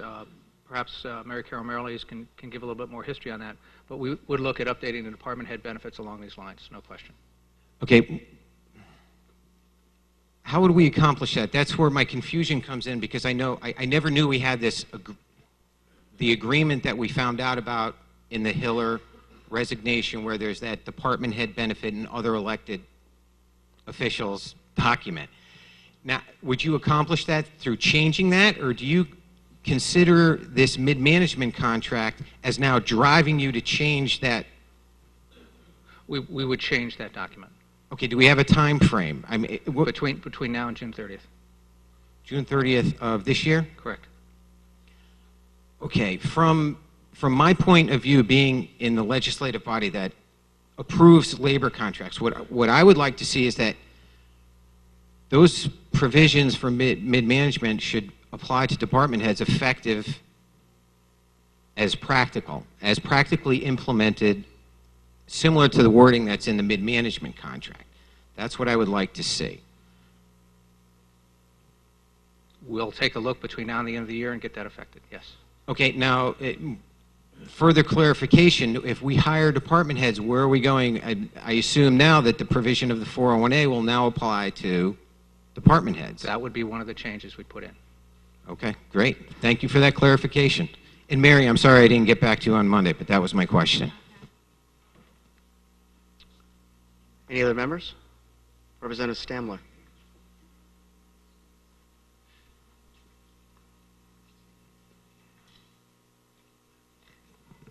And Stamler, District 5. Just to continue clarification on this subject, some of the provisions of this contract distinguish between new hires and existing employees. So would we understand that that distinction would apply also to department heads? That is, the new hire provisions would apply to newly hired department heads. Is this what you're after, Representative? Through you, Mr. Moderator, to Representative Basin. Yeah, Representative Stamler. Yeah, exactly.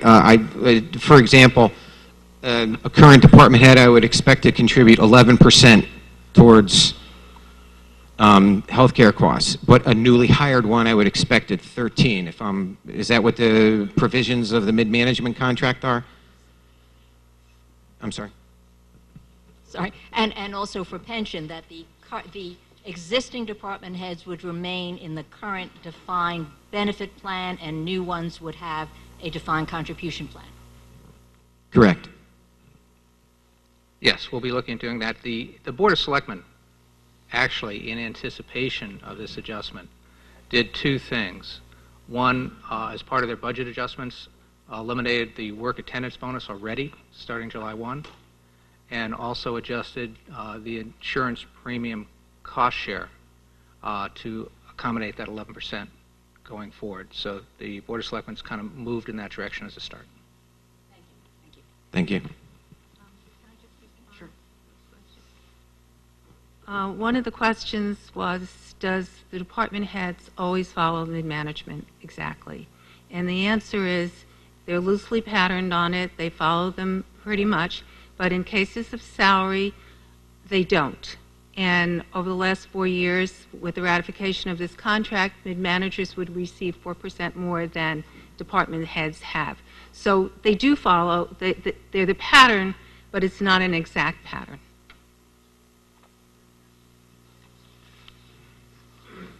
Any other members on the contract? Hearing none, we're going to go to the public on the contract. Are there any comments from the public? Hearing none, we will now go back to the body for a vote on this item to approve the bid manager's contract. And we are going to do a voice vote. All those in favor say aye. Aye. All those opposed, raise your hand. Representative McCullough. Abstentions. The contract passes. Thank you. Thank you.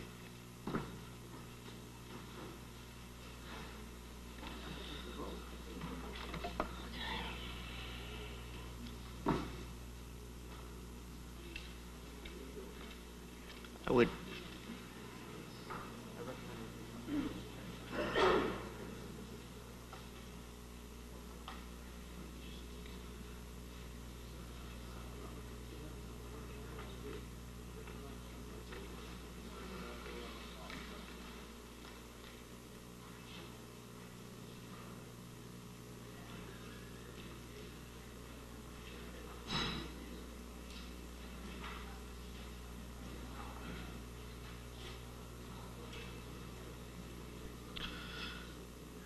We're going to go to item number 4. Representative Palmer.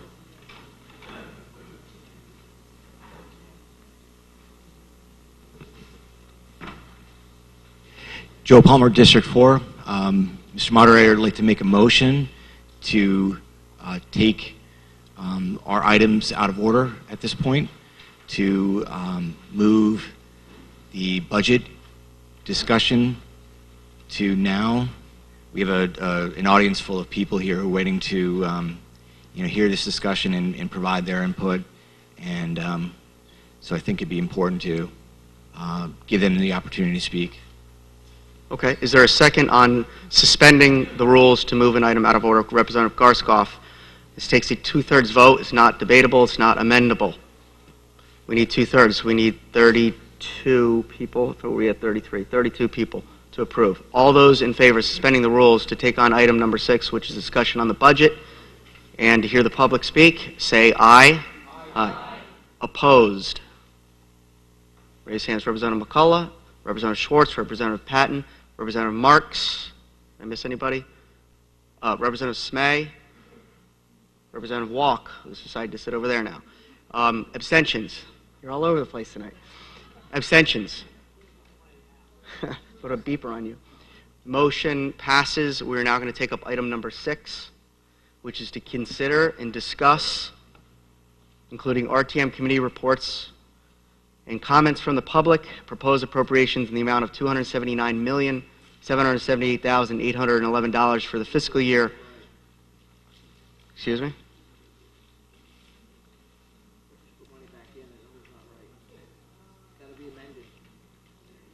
Well, let me read the item first. For the fiscal year of July 1st, 2013 through June 30th, 2014, is recommended by the Board of Finance for any lawful purpose. The total proposed budget as approved by the Board of Finance is as follows.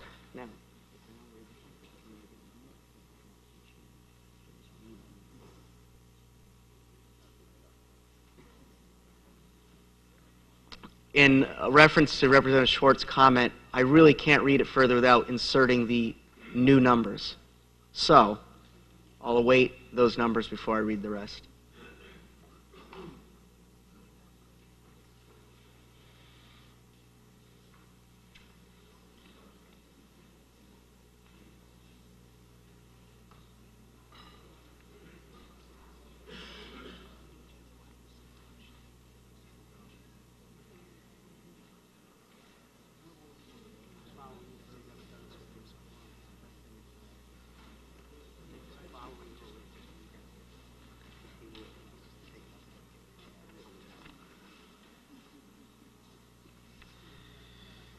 Thank you, Representative Schwartz.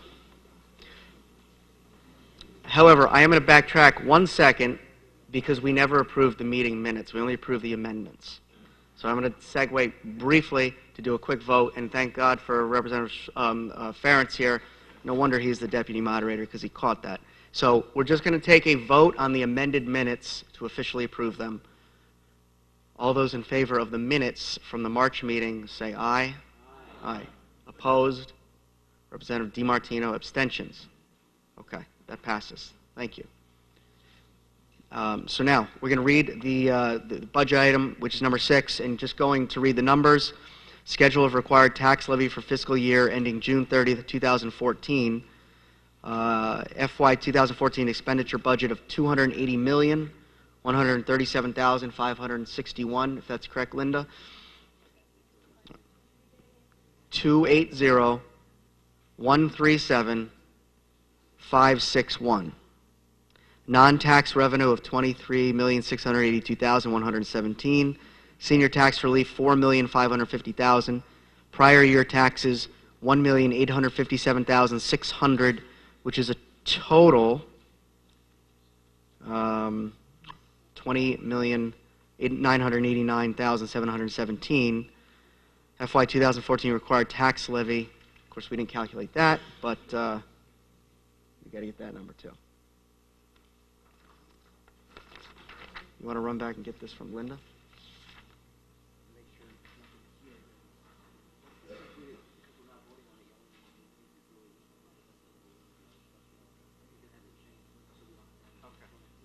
Okay. Yeah, we'll change that second number, but the main number is the 280,137,561.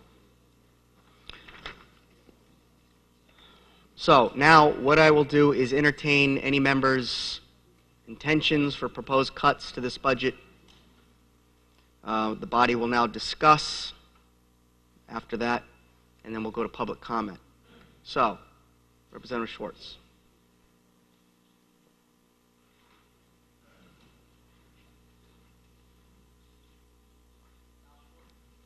Hal Schwartz, District 7. I am seriously contemplating a $100,000 cut to the Pequot Library Fund. Like I said earlier, I think it's a process issue, but I do think $350,000 when we're talking about taking money from education and taking money from public works. We've already lost new police officers, and now we lost the lights. Nice. Time to go home? Therefore, I am seriously contemplating cutting $100,000 from the Pequot Library line. I don't have it in front of me, but I'm sure you guys will be able to let me know. Thank you. Thank you. This is mine. Representative McKenzie. Yes, here.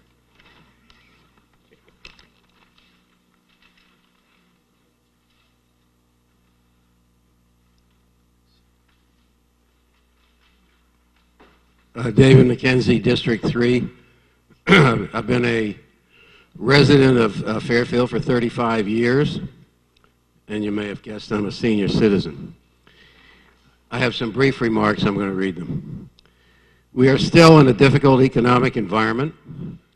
Many people in our town are unemployed, living on fixed incomes, and being forced to cut their expenses to get by. And to add to their problems, the taxes in Fairfield keep going up. In the last 14 years, Fairfield taxes have grown more than 2.5 times the rate of inflation. And this affects the value of all our homes. People thinking about moving to Fairfield from Westport, Darien, or Greenwich would have to pay respectively 30%, 84%, and 125% more in taxes for a house of the same dollar value. This is turning potential buyers away and driving down our housing values in general. As a result, we need to hold our tax increase this year to no more than 2%, the same as the rate of inflation. Many towns around us have already done that. This RTM has the final say as to the size of the town's budget, not the Board of Selectmen, not the Board of Finance. Any overspending in the past has ultimately been the responsibility of previous RTMs that didn't step forward and make the hard decisions needed to show fiscal restraint. Part of this is because the RTM's thinking has been too tactical and not strategic.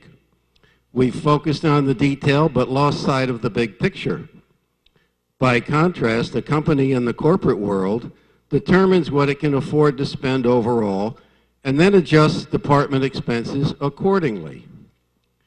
For us to be more effective, we should copy this tops-down approach, set an affordable goal, and then determine, as required by our charter, how to meet that with cuts from the bottom up. For this year, a reasonable overall target to have is 2%, the rate of inflation. To make up for past overspending, we should actually be less than 2%. But let's at least get to 2% and get started.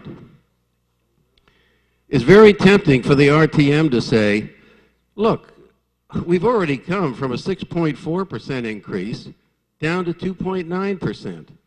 So we really can't do much more.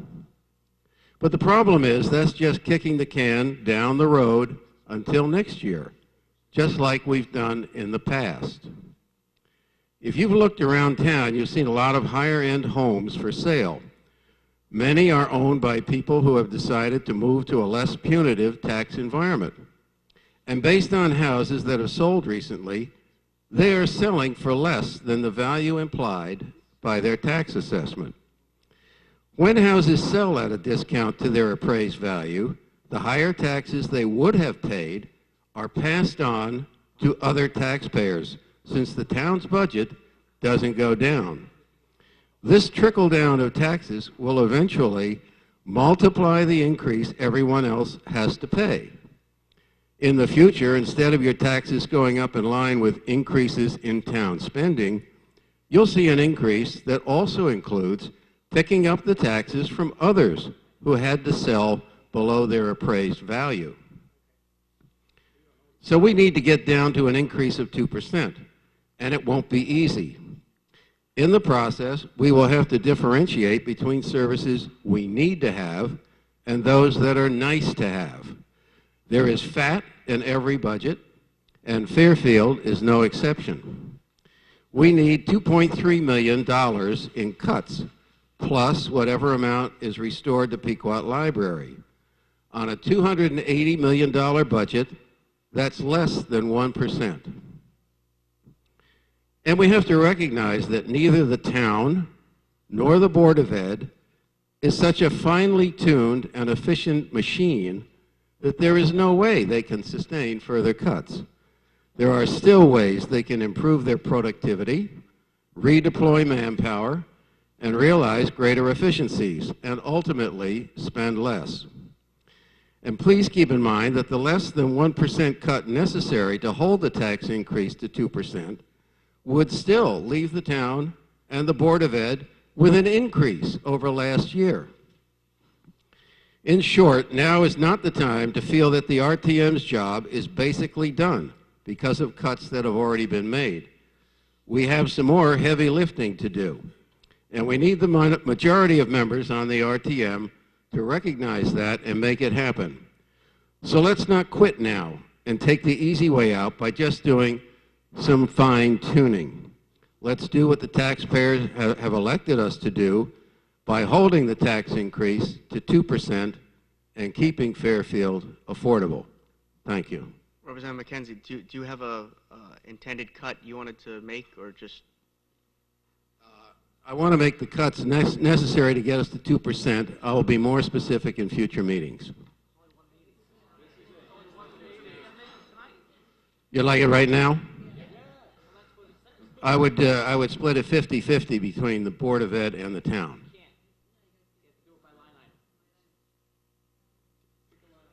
All right, one line item, I would take $1 million off the Board of Ed. I have a list of items that I will give you for the town, and I'll let somebody else talk, and then I'll come back and give it to you. All right, so there's an intended cut. Okay. Any other members? Representative Smay, did you have your hand up? Okay. Any other members? Representative Palmer.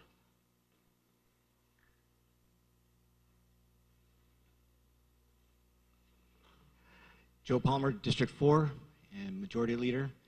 I'm speaking for the majority of the Republicans on the RTM in my comments here, and So David's comments are obviously, his own proposal.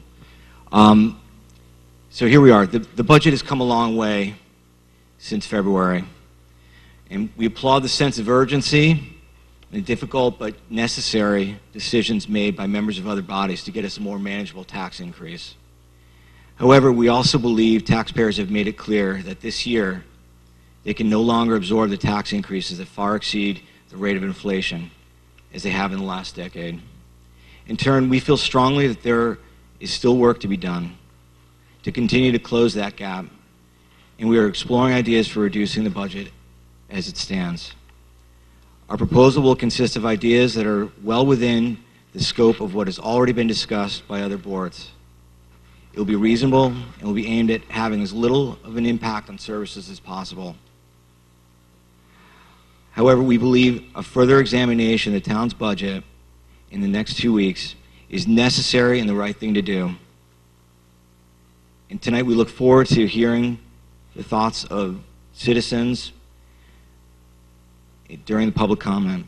One thing I also wanted to say was that I just appreciate the increased conversations that we've been having with members of the Democrat Party throughout the budget process.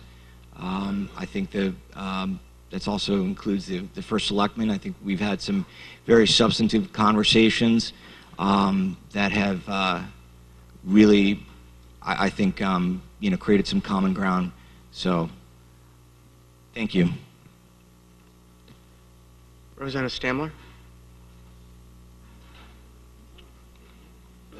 I'll also entertain a motion to suspend the rules, Rule 36, the RTM's rules to regulate. Representative Stamler, so we can continue business after 11. Representative Ambrose, we do need a 2/3 vote, and I will, again, urge you to vote if you want to get today's business and hear the public speak. If you vote no, then they won't be able to speak tonight. So all those in favor of extending, yes. It would be. I don't know if the public has that scheduled for tomorrow. That could, yeah. There are no votes tonight on the budget. So this is a matter of hearing the public speak after we're done here.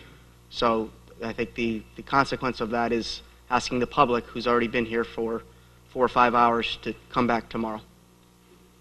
All those in favor of suspending the rules, say aye. Aye. Opposed? Representative Brogan, Representative McAleese, Representative McCullough, Representative Conley, Representative Hugg, Representative Varian, DiMartino, Mirabile, Dean, Schwartz, and McCarthy.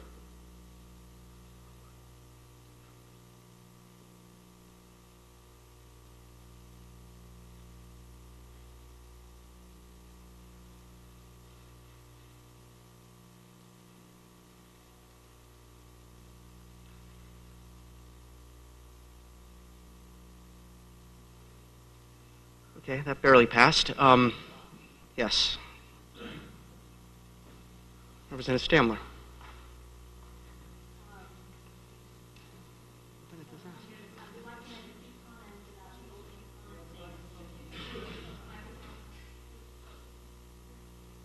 Okay. Ann Stamler, District 5.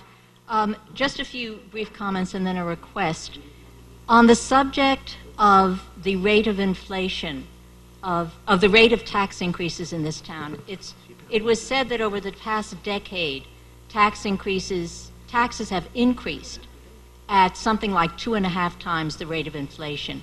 I think that is a questionable statement. I'm not sure it's a relevant statement, but I would just like to point to an article that was published in the beginning of March in the Fairfield Daily Voice, analyzing inflation over the past decade and tax increases in Fairfield over the past decade. Interestingly, if one takes into account inflation and the current equivalent of $1 in 2003, this article concludes Fairfield's average tax bill rose 26.6% in the last 10 years. But when adjusting for inflation, the change was about 1.2%. That's just one comment. I'm sure many arguments can be made on both sides of this issue, but I think statements about inflation and using inflation to peg our tax increases are questionable. Even if we take 2% as a goal for our tax increase, if we look at services,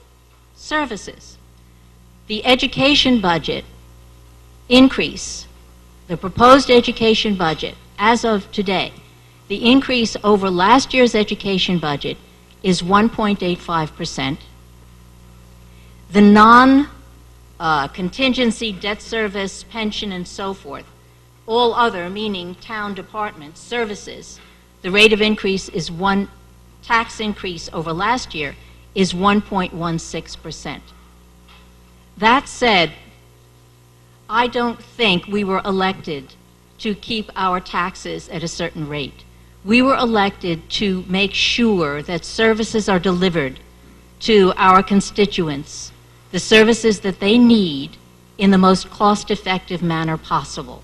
That may be a tax increase of 0%, it may be a tax increase of 4%. But our job is not to peg a tax increase to an inflation rate. Our job is to ensure the delivery of services and the good management of our town. And I would also just point out that the most substantial part of the tax increase that's been proposed is not for services. It is for other costs. Therefore, town departments have been penalized for increases in costs that have nothing to do with them. My final is to ask that I welcome the Majority Leader's comment and his appreciation of increased dialogue, but in view of the fact that the public is here this evening to comment, I would ask that specific recommendations for cuts be made. I have no recommendations for cuts. If anyone does, I think they should be made this evening. If they're going to be made next week, I would ask the moderator if he will allow public comment at that time so the public can comment on actual proposed cuts. Any other comments? You want to come up and speak? Okay. Thank you, Representative Stamler. Any other comments from the body? Okay, I'm going to go to the public. So, now is your time. If you'd like to come up and address the budget, please come up and have you line up, just so I get an idea of how many people.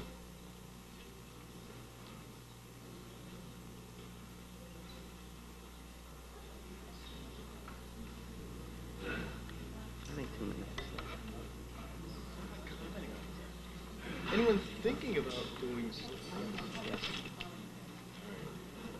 Budget meeting is May 6th, by the way. Yes.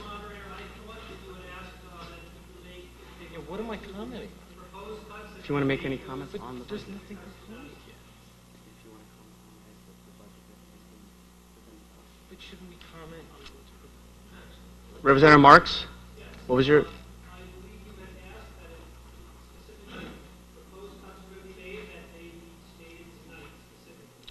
I have not heard any. Right.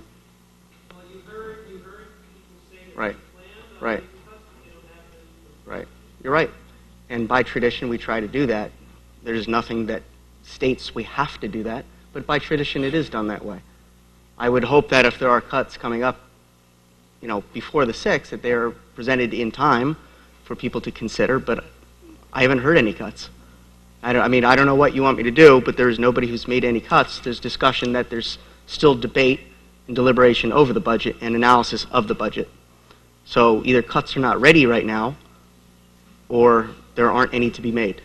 Representative McAleese.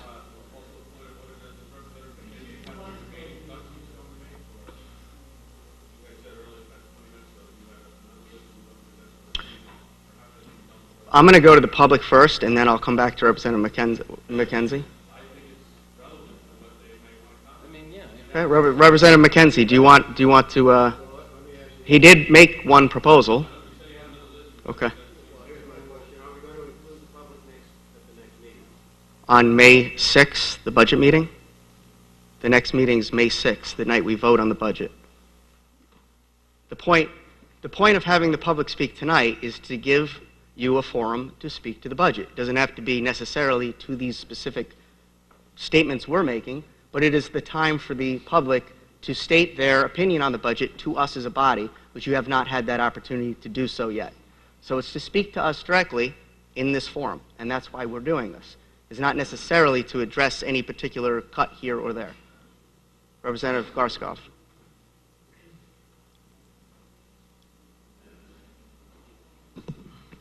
Thank you, Mr. Moderator. Josh Garskoff, District 5. Many people want to comment on the budget overall. Many people also may want to comment on any proposed cuts that this body produces.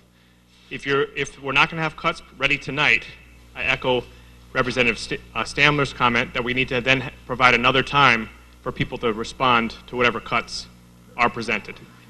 It's understandable if we can't. I know it's always asked every year, and it rarely happens that we present them at this meeting. But it's unfair to members of the public to spring. It's similar to what happened to Pequot that we all complained about. Next week, cuts are going to be presented and voted on, and bang, and nobody gets a vote. Nobody gets a chance at the microphone. And I think that's very unfair. Okay, point taken. Was there a question over here? Was there a question, another comment, question? Representative Dean, you were next.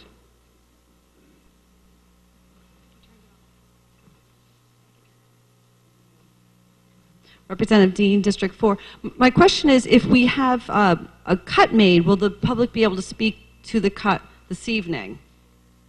If we have a proposed amendment to change the budget, to reduce a line item, will the public be able to come back up and speak to that amount as well? If it's tonight, you're saying? Yes, tonight. Well, that's why I solicited all requests for cuts. I've heard one from Representative McKenzie for $1 million. But again, it's also an opportunity for the public to talk to us about the budget. So, so the cuts could still come back next week without any of the public I mean, noticing? legally and technically they can, yes. There's nothing that says they can't. Would it be right to do that? Well, that's an opinion. I think it's in the best interest of this body to make those cuts this evening and make those proposals this evening Then to we'll let have to everyone know. somehow get whatever intended cuts that are coming to the body so they can be considered. Somehow. Maybe it's a meeting next week. Representative Becker.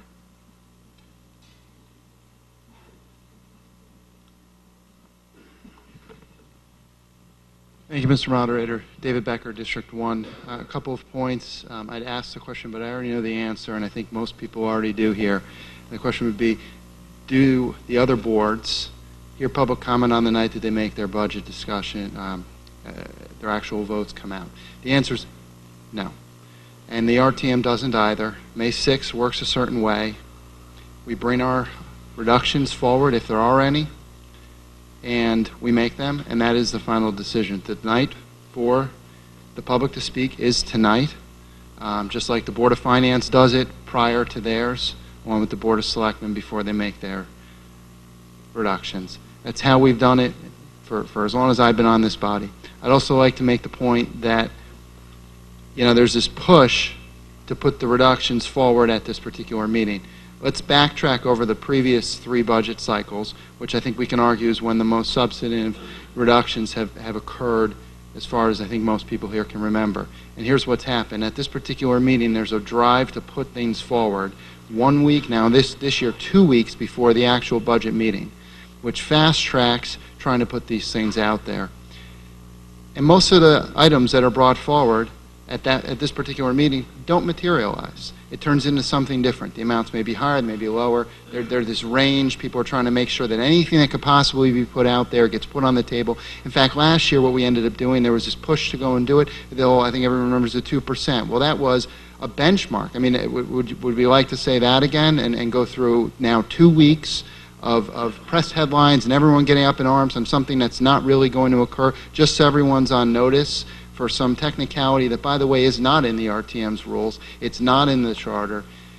This is something that I understand the courtesy, I understand the point of it all, but I think what we're looking at here is this meeting happened to have, especially this year, come an extra week in advance, which shortened up the deliberation, and I think it's a good move on everyone's part to give some general ideas of maybe where we're headed, but to continue those conversations. I happen to like the point that Mr. Palmer had put out, that he's had the conversations with the first selectman and the minority leader, Representative Swartz.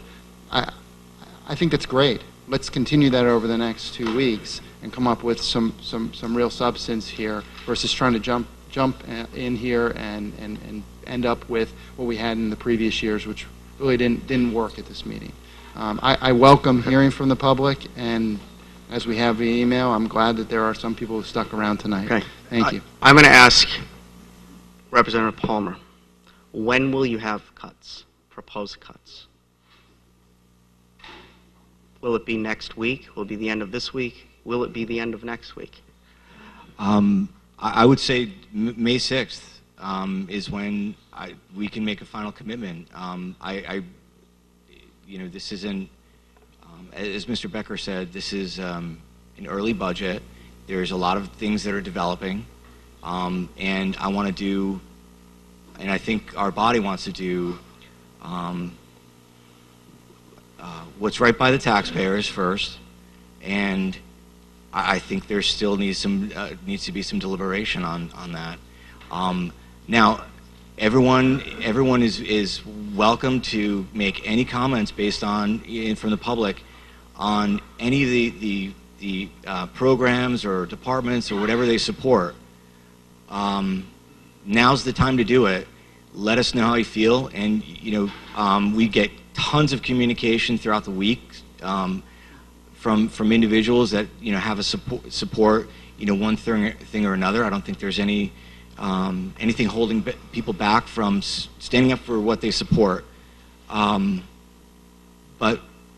the only thing I can say is that I'm going to be, I'm committed to keeping both the minority leader and the first selectman informed on what our intentions are and where we'd like to, potentially make reductions.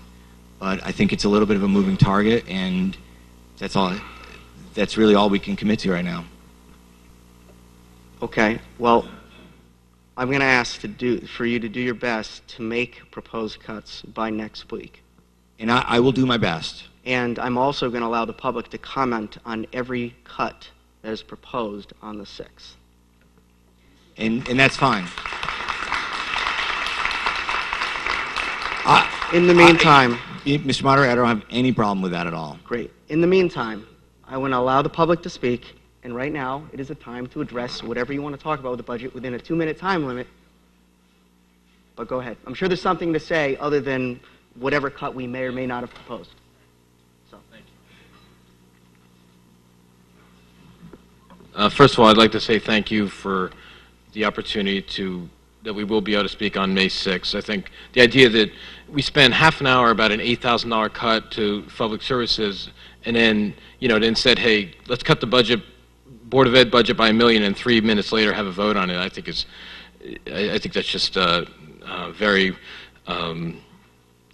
not very responsible in any way. But anyway, I just would like to ask the RTM to not cut the budget anymore for the Board of Ed.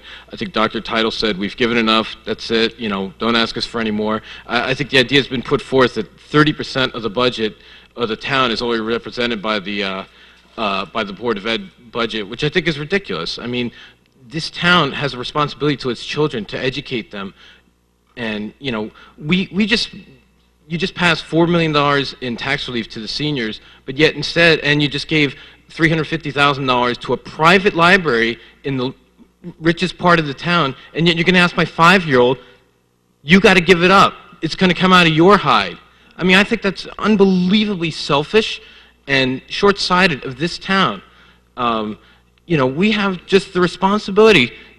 Education is everything in this town. People say, oh, well, it's only 30%. Ask the people, the businesses at Fairfield Sportsplex, whether they depend on having children in this town to drive their businesses. This town used to have 8,000 children. Now it has 10,000, which means it's a growing and town that is vibrant and living. Go up to Northeast Connecticut where all the towns are dying. This town is not dying, and it's because the children and the parents that live here that spend money like me. Every day I spend money only in Fairfield. I spend money on my children, my 3 children, and I plan on being here for a long, long, long time, and you have a responsibility. Dr. Title said that any cuts that come now, you might as well just book on the other end for unemployment compensation. So to cut now from the education budget, it's just spite. It's just spite to say that we don't care about your children. You can give all the lip service you want about how education is everything we care about your children, but if you cut now, you're not even saving money. You're just spiting the education, the Board of Ed. It's not my child's fault whether healthcare costs go up 5% or 2% or 10% or anything like that. So stop the cuts now. Oh, can I get your name?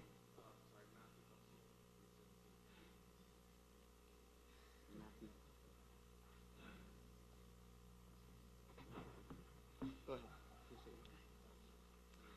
Hi, I'm Lynn Porter from Robin Lane. I am an educator. I'm a tenured professor at Fairfield University.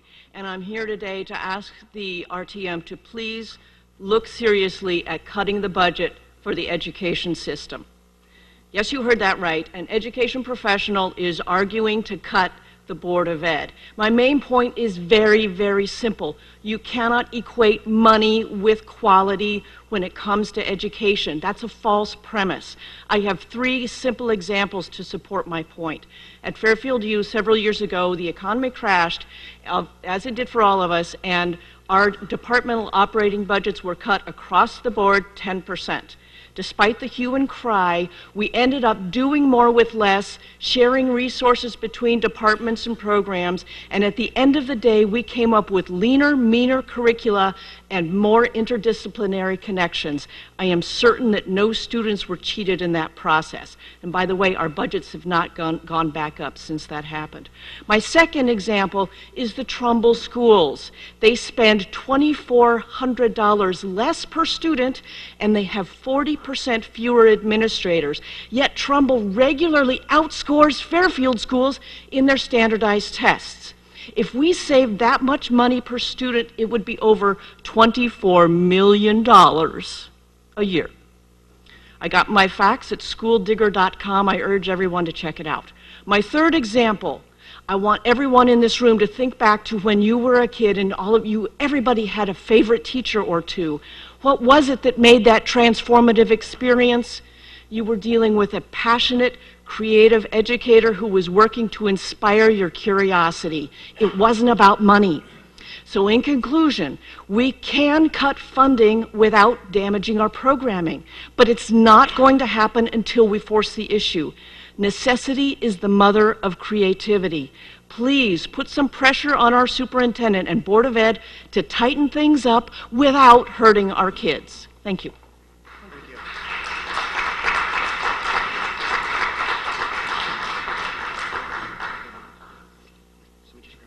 Sure. Go ahead. Okay. What, sorry? Okay. Bill Malczewski, District 6. Here we are again in another budget hearing. Every year it seems to be a replay of the previous year. One group wants to raise taxes arbitrarily, another group passively goes along with it, and then the fiscally responsive people in each party come together and try and put some sanity. And it seems every single year it comes down to the RTM. The RTM, subtly, although elected, are volunteers.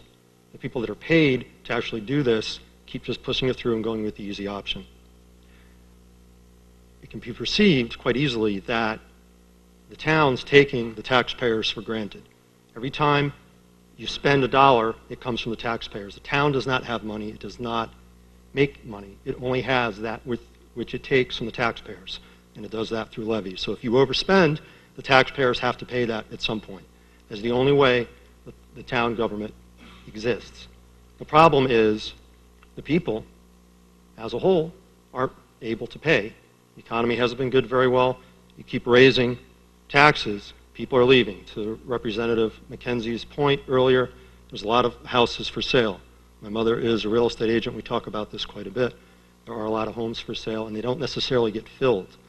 Connecticut used to be the #1 state for manufacturing in the nation. for hundreds of years, up until the late 60s. And we taxed all the businesses, and they left. We took them for granted. Bridgeport went for bankruptcy in the 70s. We're seeing that stuff starting to happen here. I moved all my assets out of Fairfield as a business several years ago because of the taxes and the way the taxes were levied on my business. I'm now moving my business out of the state.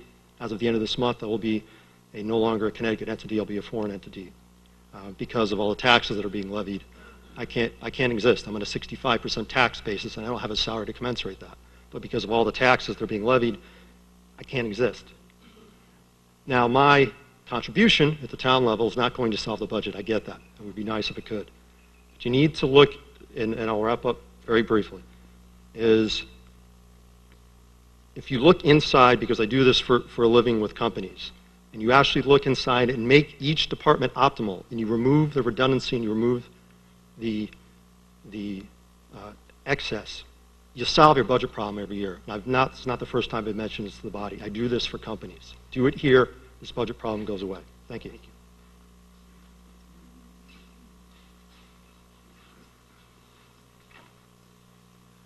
Mike Kelly, 37 Tolsom Hill Lane. As a father of 4 young kids, I ask you not to cut the Board of Ed's budget anymore. I'm sure you've all heard ad infinitum that the 1.85% increase won't even cover pension and health care costs. I didn't, with all due respect, I didn't move here for the Pequot Library. I didn't move here, obviously, for the senior benefits. While I think all those are great and no disrespect intended, I moved here to provide a good education for my 4 children. And I'm also getting a little tired of hearing people from a particular district, District 1, complain about how high their taxes are. My taxes go up also, okay, and I don't think one district should determine the path of the education for all the kids of this town. Look, that's why people like me move here. Everybody's home prices have been hurt. That's just the way things have been. But please, as a person who's moved here and has had other people move here, good education is the one main selling point you have to young people. And that's who's coming in and buying the homes from the senior citizens and other people who are retiring and moving from this town. So if you really want to keep your home values up, keep the good education. Thank you.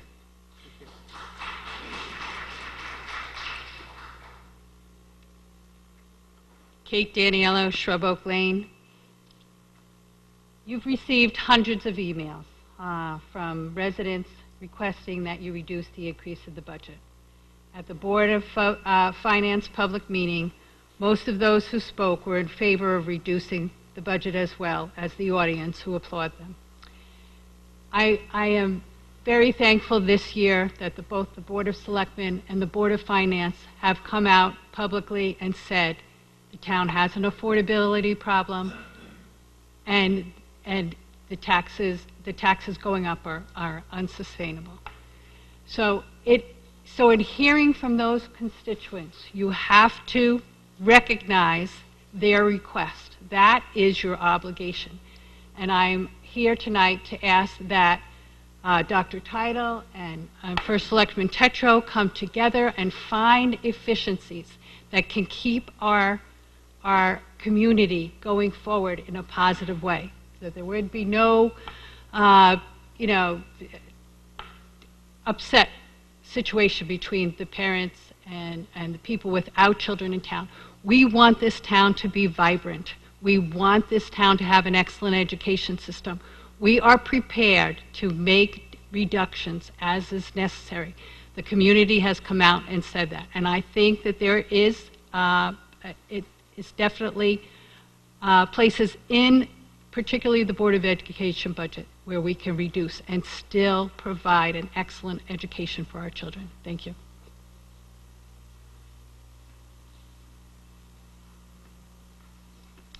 Hi, John Donovan, Tainter Drive. I sent you guys an email.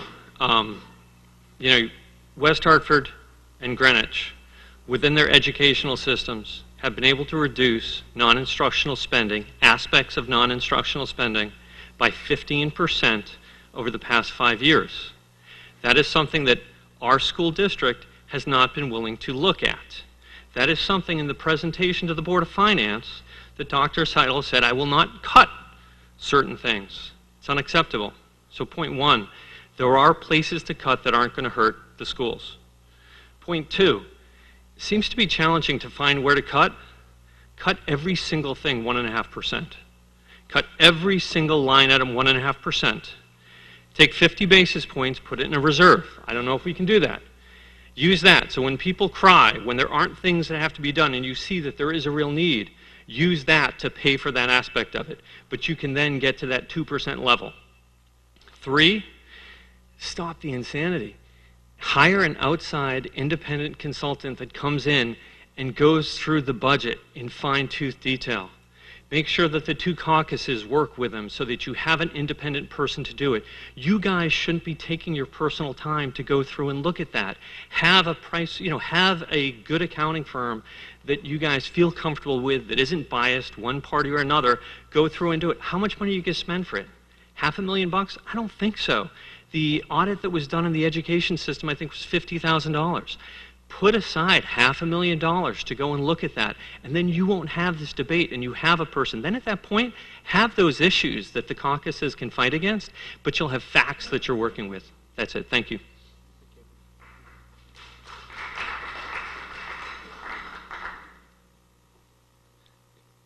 Hi, Neil Fink, 70 Crest Terrace. Everybody's concerned about affordability. That's been the number one topic of this entire budget cycle's debate. I'm a father of 2 children in the school system, so of course that's one of my number one concerns, but I'm also somebody that has a parent and a grandparent in town, so I feel for their needs and the affordability for seniors. What I'm afraid of is that by picking this target and saying, well, whatever we do, the rate of inflation has to be the only metric by which we can measure ourselves, and that's the only acceptable budget increase. We risk becoming a town that may be affordable, but becomes undesirable. And we really need to look at how we measure things properly so that we're not giving up services, but still, of course, not taxing people out of town. There's been a lot of misinformation put out there by some people that I've gotten to know personally from the taxpayer group. I think that they do have good intentions in mind, but I do feel like there's been a lot of misinformation put out there in order to try to make a point. And 2 minutes is not nearly enough time to try to dispel all of that. And I'm going to send my own report in the next couple of days to everybody on this body. But just to hit a couple of highlights, one, these concerns that have been raised that our excessive tax rates are having a negative impact on home values. It contradicts the facts. There was a report that many of you may have seen recently in the Connecticut Post. They ranked every town in Fairfield County comparing 2007, which was the peak of the bubble for real estate, the 2007 values to today. Darien was the only town in Fairfield County that held its values better than Fairfield. So we're doing pretty darn well despite these tax increases and all the other complaints people may have. Our values are holding themselves really, really well. Can I have like 10 more seconds? Finally, just to highlight tonight that if you look at the last 5 years, the Board of Ed budget, the increase has actually averaged 1.7%, which is below this 2% holy grail. So if there's a spending problem in this town, if this body feels the need, really, we have to get to that 2%, don't make the education side pay for it. The education side's already done its work, is doing more with less. Find where the actual problem is, where is the spending increase coming from, because it's not coming from the education side. It's just, again, simply not true. Thank you.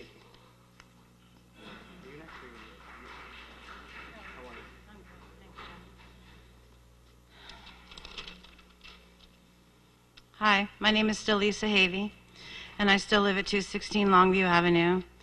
And many of you have heard me speak to several bodies through this whole budget season, but I'm going to take my PTA hat off tonight, and I'm going to speak to you as a tax-paying citizen of Fairfield. And I want to remind people about the town of Fairfield, and it's a little uppity of me to say. I've only been here 15 years. But we moved here to this community because it was a community, not because it was a town. We left Norwalk because it was a big town.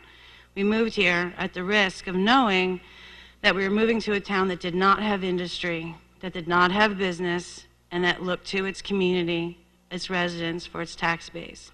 But what we got for that was the most beautiful, desirable town that we could afford. We couldn't afford Greenwich, couldn't afford some of the other towns we looked at, but we could afford Fairfield, and we were pretty happy with it. What's happened over the last 15 years is really sad. People complained about the snow removal. Well, you know why? Because over the past 10 years, you've been cutting public works. It takes a lot longer to remove a lot of snow. That's what happens when you keep cutting budgets. You turn into an ordinary town. I want to stay here because of the desirability. I could have moved places I could have afforded a little bit better, but I would have lost the desirability factor. Many of us would have lost the desirability factor. It's almost there. I mean, it's worth paying something a little extra. And, you know, honestly, I'm the three people everyone's talking about. Laid off, I'm not working. I'm on a fixed income, and our household doesn't have as much money. Oh, and by the way, I'm feeding 2 teenage boys. So I don't have a lot of money. I'm driving a 10-year-old car. That was a fast 2 minutes. So thank you. My point is, we have to pay for the desirability. We have to just deal with it. It's been a long ride. The market's coming up. We're all doing better. Stay the course, because Fairfield's worth fighting for. Thank you.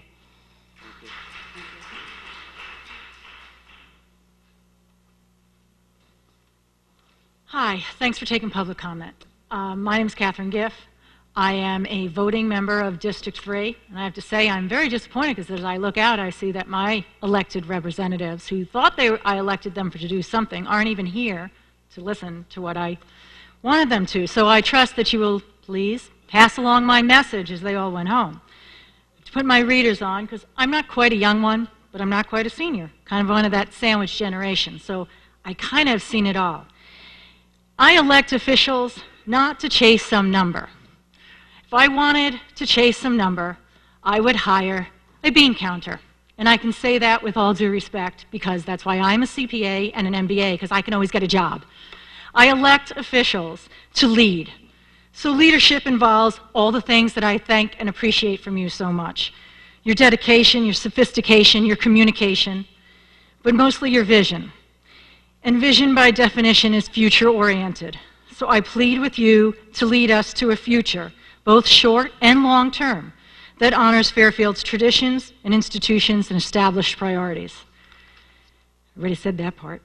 And if you want to chase numbers, and I got to say, I am amazed by how much time is spent on $10,000. And then, wow, let's just turn around and cut $1 million from because it's such a large target. And that's so upsetting to me. You know, I appreciate Mr. Steele saying, I'm going to add back that mental health services. Just want you to know, the people that you want to cut, whether financially or not, are the safety net that thousands of our residents, our most vulnerable residents, see. If you want another Newtown, if you want a Boston, those were students. So if you want to cut people like our housemasters, they are the first line of defense. I speak, oh no, okay. I had some good ideas. Please look at the other side of the equation if you want to chase revenue. I will leave this town for lack of services, for lack of housing options. You don't have the houses I want. I am ready to give up my large family colonial that I have so loved, but only, not for the taxes, but because it doesn't have the housing option. And look into alternative taxes. How about, like, instead of the pilot permit, can't you do some special assessments, you know, for the special exemption properties? Thank you, Mr. Steele. I just want to clarify. I want to clarify one thing. There are 4 District 3 members still here, so they have not all left. I just want to be clear about that.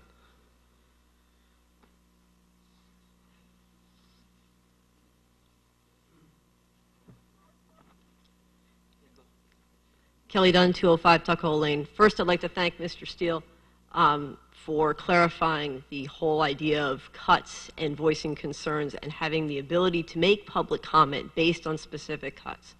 Because as we've seen with the Pequot Library, that didn't go well. It doesn't go well when you don't have the opportunity to discuss things, and you saw that tonight, and you saw it for quite a bit of time tonight. So I'd like to see not a repeat of that for parents in particular with the Board of Ed budget. As far as the Board of Ed budget goes, we all know it's a big number. We all know it's an easy target. But you know what? There are going to be a lot of kids lined up in May because there are programs, educational programs and services that will be cut already. No more cuts, please. Thank you.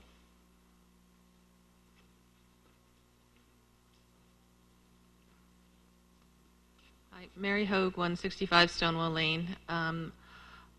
I really don't have anything new to say. I think a lot has been already said. I really appreciated Representative Standler's comments in terms of chasing a number, and that the whole point that the RTM is a representative body, and they are different than the other bodies in my mind, that it really is important that you tell us and educate us on your thinking and what you're planning so that you can represent us. And I think it's really important that if we don't hear what you're thinking, how you got there, then you're not representing us. And it's really important. This is the last body for a good reason, because you're us. And we don't know what you're going to be doing if you do it at the very last minute, like the other bodies do. This is a different body, and it's a very important thing to remember. So I really would love to be represented. My district never holds meetings. I'm in District 3. I have never heard of a District 3 meeting. I don't know what my representatives do. I don't know what they're thinking. I don't know how they get there. I can go to other districts to do that. But I really think it's important that we need to be represented. So I really hope that you will be very open and let us know what your thinking is, how you got there, so you can hear from us. Thank you.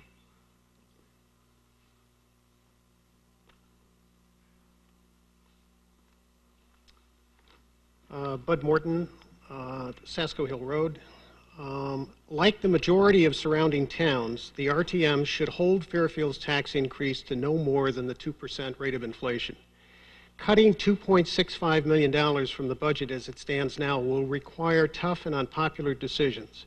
It will require cutting reserves or services or provisions for which there are good arguments against cutting, and in some cases well-organized opposition. Making cuts is particularly difficult after a long period when cuts were not considered necessary because economic conditions were reasonably strong and home values were rising. Even after the Great Recession, the ability of many people to refinance their homes at substantially lower interest rates allowed them to absorb higher taxes without much pain. As a result, over the last 14 years, our spending and taxes have in fact risen at more than 2.5 times the rate of inflation, and I'll come back to Representative Standler after this meeting. Our tax rates are now significantly higher than many surrounding communities. These high tax rates are hurting home values and driving more and more people out of Fairfield who are likely to be replaced by others for whom the tax rate is less onerous because they benefit from our fine school system, thereby further increasing enrollment, operating costs, capital spending, and debt service. Declining home values will push tax rates even higher, and greater declines in the value of higher-end homes will shift more and more of the tax burden to the lower end. Without the ability to refinance at even lower interest rates, future tax increases will be felt very directly in the household budgets of every Fairfield taxpayer at the very same time they are trying to cope with higher state and federal taxes and health care costs. More upward pressure on our budget and taxes will come from the escalating cost of post-retirement benefits for public employees as unfunded liabilities continue to climb due to further reductions in the assumed rate of return on plan assets. It is therefore critically important that the RTM begin to address these problems now by holding the tax increase to no more than 2% and creating a 5-year plan that will keep Fairfield affordable by holding any future tax increases below the rate of inflation. Thank you.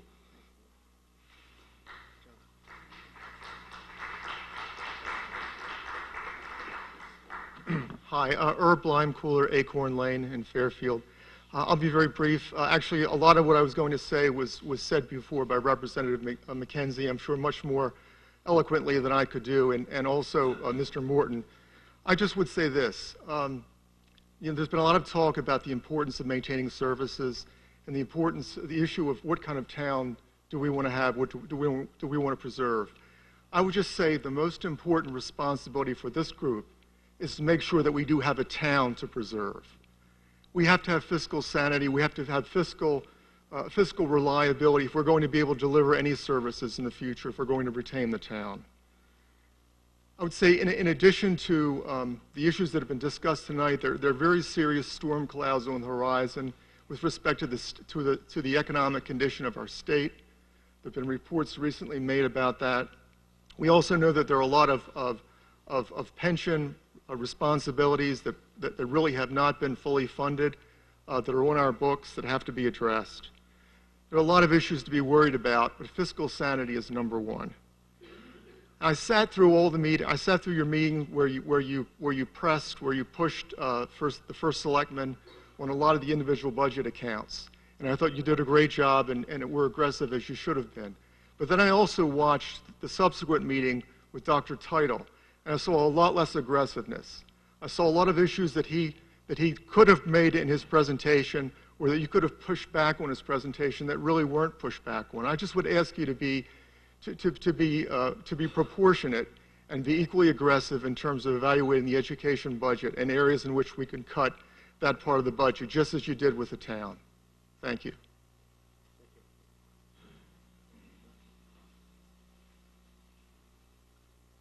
Philip Dwyer, Chairman of the Board of Education, living on Congress Street here in Fairfield for the last 22 years or so. First, I want to thank those members of the Board of Education, 7 of us who are still here tonight, so that we can assure you that we care deeply about educating your children, not only the ones that are in school today, but the children who will be in school next year and the following year. And we need to preserve the quality of our education department for this generation, but also for next generations. We also have 6 or 7 staff here who tomorrow morning will wake up early so that they can greet your children and have them have another successful day at the Fairfield Public School System. One of our board members will wake up even earlier and get on Route 95 so that she can greet her students down in Greenwich. Because, like yourself, we all care. I'm a little frustrated by the canard of, well, we can find administrative savings. Dr. Title and his staff produced a budget that, as it stands today, setting aside pension and health, that's 0.2% increase. That is covering inflation, that's covering a slightly over 2% salary increase. That resulted from administrative efficiencies that he and his staff have found. For any of you to stand up and say, well, he hasn't found administrative efficiencies, he has. We produced to you before about $4 or $5 million worth of reductions over the last 3 years that is a result of administrative efficiencies. Everybody says we've cut to the bone. I can only promise you this. Whatever reductions we get will come out of direct program services to your children. There's no silver bullet out there that will allow us to just say, oh, we can cut it out of here and nothing's going to happen. It will have an impact. Thank you.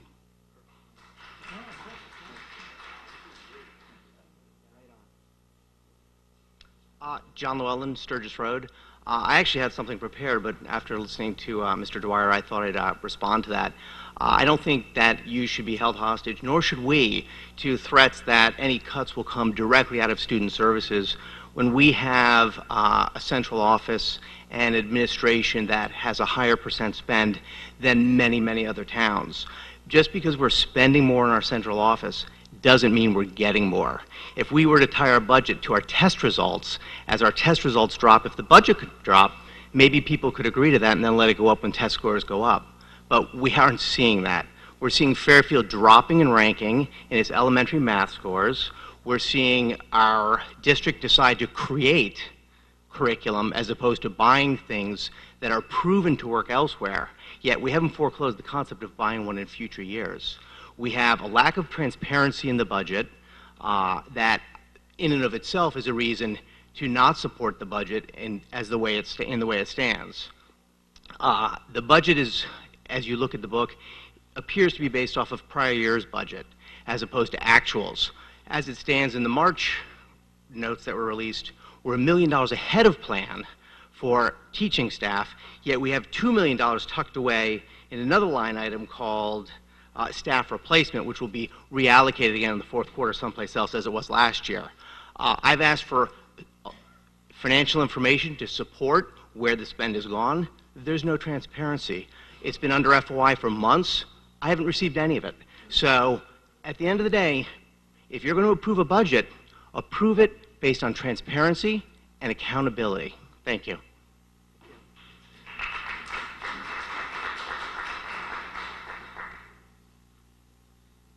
Seeing that there's no other members of the public, we'll just briefly come back to the body, as we normally do, see if there's any other comments from the body. Representative Schwartz.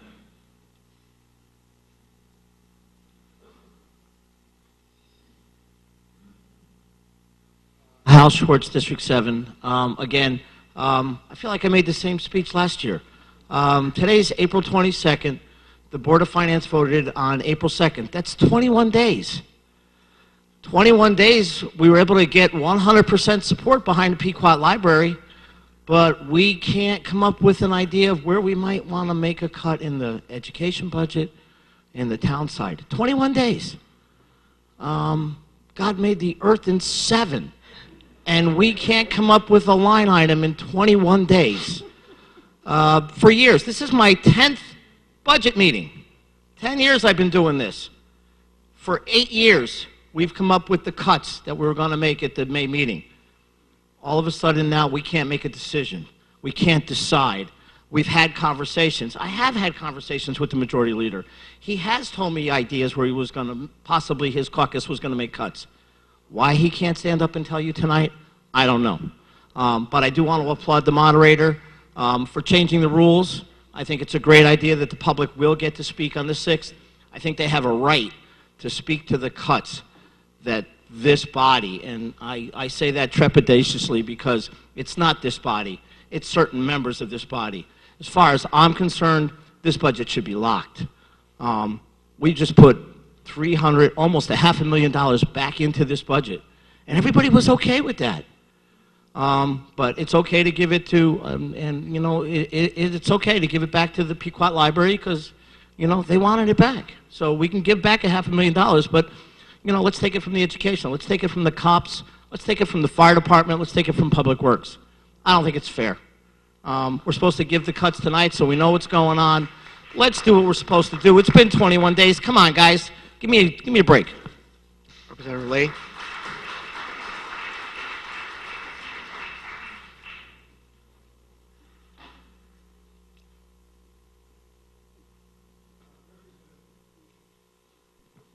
Representative Lee, District 10. I'd just like to point out that there's a lot of people in the back there who are town employees who came here tonight to respond to any questions or concerns that we had. It's late. I don't think they get to take tomorrow off. I think it's only fair that they have an idea before May 5th what they need to respond to, because a person who has a budget of 1, 2, or 3, or 4 or $10 million doesn't have every $5,000 item here. I think it's just a matter of fundamental fairness to give the department heads the opportunity to respond to whatever suggestions there are from the body. I'm not going to beat this one to death, but I just think that, you know, we're not going to have any I don't think there's going to be any real new information between now and then. So I hope that somehow we can come up with something, if it isn't given to the public, at least to the department heads, so they have some idea what they have to deal with. Because the question is going to be, if we cut $20,000, $50,000, $200,000, $500,000 from your budget, where are you going to cut? They don't know that yet. There have been cuts that have been made between this meeting and the budget meeting. Usually those cuts are communicated to department heads so they can prepare to defend that at the budget meeting. And again, I would ask that that's done as early as possible in the process next week, which is fair to all sides. So, comments are heard and the statement is made. Is anyone else? Oh, yes. Selectman McCarthy-Vahey.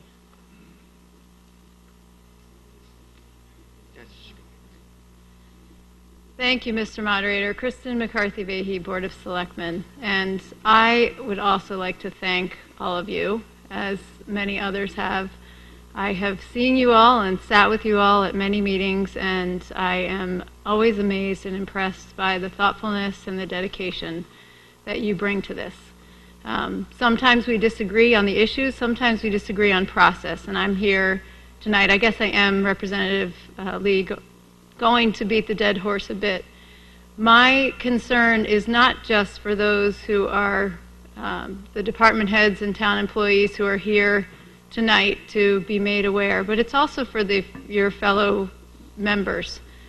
And I recognize that it looks like we're not going to have any kind of conversation tonight about specific cuts, which I regret. As Representative Schwartz said, this body through both parties has had a tradition of discussing specific cuts on this night, and then allowing the members of the body to spend time on both sides of the aisle reflecting on and learning from others. I know it was stated that the minority leader and the first selectman would be kept informed, but that does not include all of the other members as well as the members of the public. So I guess I would just ask that perhaps, even if specific cuts cannot be discussed tonight, that a general sense of direction might be discussed so that there is some sense out there and people can think about that and talk about that with each other. Thank you. I still think there is an intended cut that was mentioned by Representative McKenzie, so I think there is something out there still. Any other members? Representative Becker?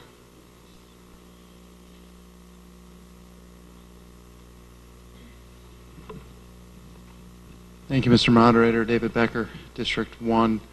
I do think that having the public comment on the May 6th meeting is a good thing. I believe the first year I was on the body, maybe even the second, we had done that, and at some point we reverted back to what the other boards do, which I'm not always a favor of not having a comment at least. I think that is helpful. But I would reference back to the previous 3 years, as I stated earlier, and what's going on, and I actually think that this is probably going to turn out to be a much better thing than sitting here trying to lay things out and having broad type discussions on things that just don't materialize. So that's what I have to say about that part. But what I'm hearing here so far on the Democratic side of the aisle, and I frankly didn't want to come here and make a partisan comment, but I'm going to. 100,000 to Pequot, it sounds like after that everyone's okay over there. So that makes basically the fourth year in a row where one side of the aisle hasn't had a meaningful conversation about the budget. And I would really hope that over the next 2 weeks, the majority leader and the minority leader and each of their caucuses have that conversation and come back here, and then the whole body on both sides of the aisle have the conversation about what to do with this budget. And I hope that there are proposals from all over the place here. They don't need to be necessarily massive. I think we added some things. I was certainly in favor of adding certain things. And there's a lot of discussion that needs to be had. You know, but there's a lot of people in this town that are very concerned about the tax increase size. And there's a debate that needs to occur. But I'm looking here and I'm saying to myself, I really thought that the other side of the aisle was going to bring more to the table. But if tonight's the only night to do that and I'm only hearing one, I'm disappointed. So I would hope that both sides bring a real conversation about the budget. Thank you. Representative Stamler?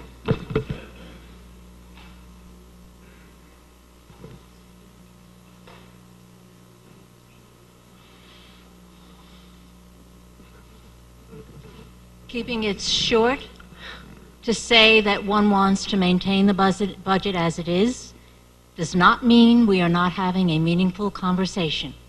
There has been a great deal of thought in the members of my caucus about this budget. Every department, many lines. We have given a lot of thought about whether the budget should be reduced. I speak for myself. I do not want to see another dime taken out of a single department. Our departments have been cut to a point where they may not be able to deliver the services we ask of them. This doesn't mean we are not having a meaningful discussion. It means we have a position that may not be the same as the people who want to reduce the budgets. We respect this, but let's not call each other names if we have different positions. Thank you. Any other members? Please hold your applause. 20th time. I'm sorry? Yes, and every time I say please don't clap, they keep clapping. But I can't stop saying don't clap, because one less person will clap each time I say that. And maybe if they keep doing it, I'll have nobody clap by the end. I can't stop my job. Any other members on this item? Okay. We're going to move backwards, yet forwards to some degree, go to item number 4, which is to hear, consider, and act upon the following resolution recommended by the Board of Selectmen. Resolved that First Selectman Michael C. Tetro be and hereby is authorized to sign the agreement entitled Second Supplemental Agreement between the State of Connecticut and the Town of Fairfield for the construction, inspection, and maintenance required in conjunction with the replacement of the Harbor Road bridges, bridge numbers 04950 and 04951 over the Mill River, utilizing federal funds and a project grant under the state's local bridge program. May I have a motion to approve this item? Representative Mottola, second Representative Bateson. We'll now have discussion among the body. I think First Selectman Tetra will say a few things. Yeah, I'd just like to make a motion to suspend the rules so we can applaud Bill Hurley and Scott Bartlett for staying this late.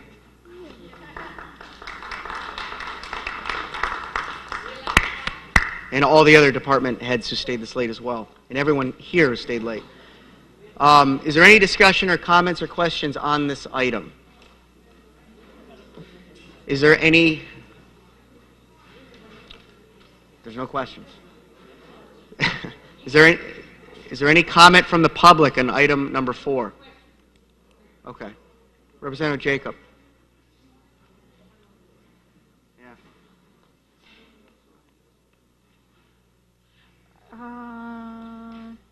Mr. Tetro, are you still here?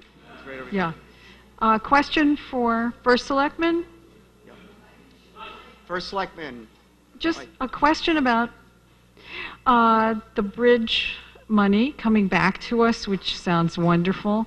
Where does it land when it comes back? Does it go to the general fund? Or, Bob?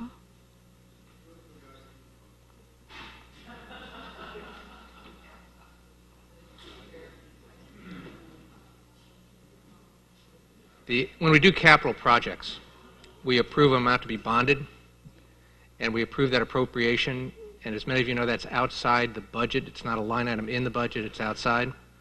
So and we basically, in this case, we appropriate the money, we spend the money, we get reimbursed for, and then we would bond it. So it would show up in the budget in the, whatever was net, whatever was left to be bonded would show up in the budget in debt service. Eventually, it kind of filtered down to that.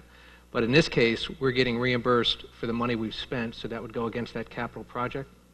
So it wouldn't impact the budget directly from that standpoint. No, I understand that, but where does it end up? In the general fund? It's going to end up in the capital fund. Mr. Mayor, can you ask in the capital fund?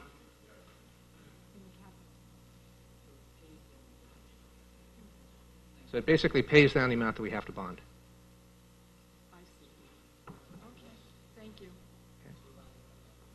Yes. Yeah. Basically, we've got, this is about the reimbursement we've got, yes. Representative Bateson.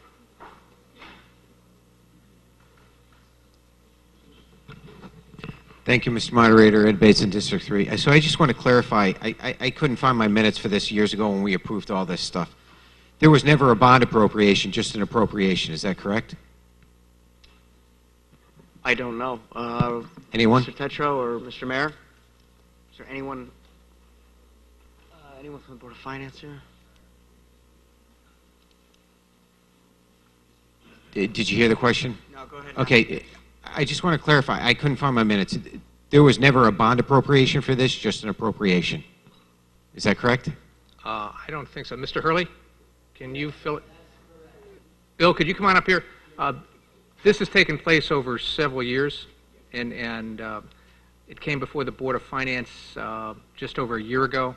We were looking for $200,000. We pushed it back. We used our state delegation to help get a little attention up in Hartford, and I actually met with Commissioner Redeker of DOT to negotiate the final payment on this to kind of free up the money to get back here. But Bill, why don't you take us through the summary on that? Bill Hurley, engineering manager.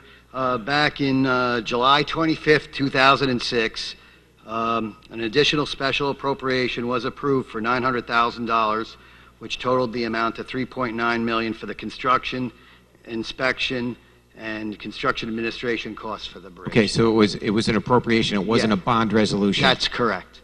Okay, so Mr. Mayor, is he here? Bob Mayor. All these monies for the Harbor Road Bridge, none of this was bonded. We paid all these funds were coming through the general fund as contractors submitted invoices under the anticipation that we were going to be reimbursed from the state of Connecticut for a large percentage of this project. Would that be correct? I wasn't here. Okay, so I'm going under the assumption that this money that we're receiving there is no bond resolution, so none of this money should be going to debt service, or we never issued a bond for this project. That's what I'm trying to get at. It was a special appropriation. I have it as we've spent the money, the contractor and the consultants have been paid. This resolution is now just getting that money back.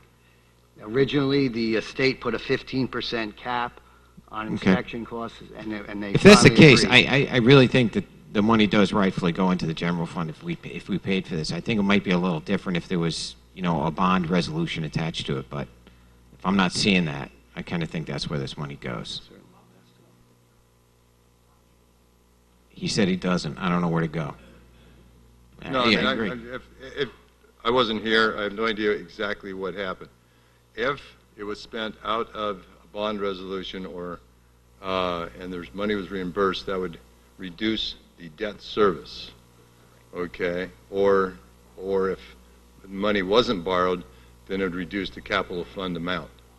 If no money was spent, if no money was bonded or borrowed, and the money was spent straight out of the general fund, then there's probably some kind of receivable in the general fund, which will then come back against that receivable, so it wouldn't change the unassigned fund balance. It would just be a change in assets from a receivable to cash.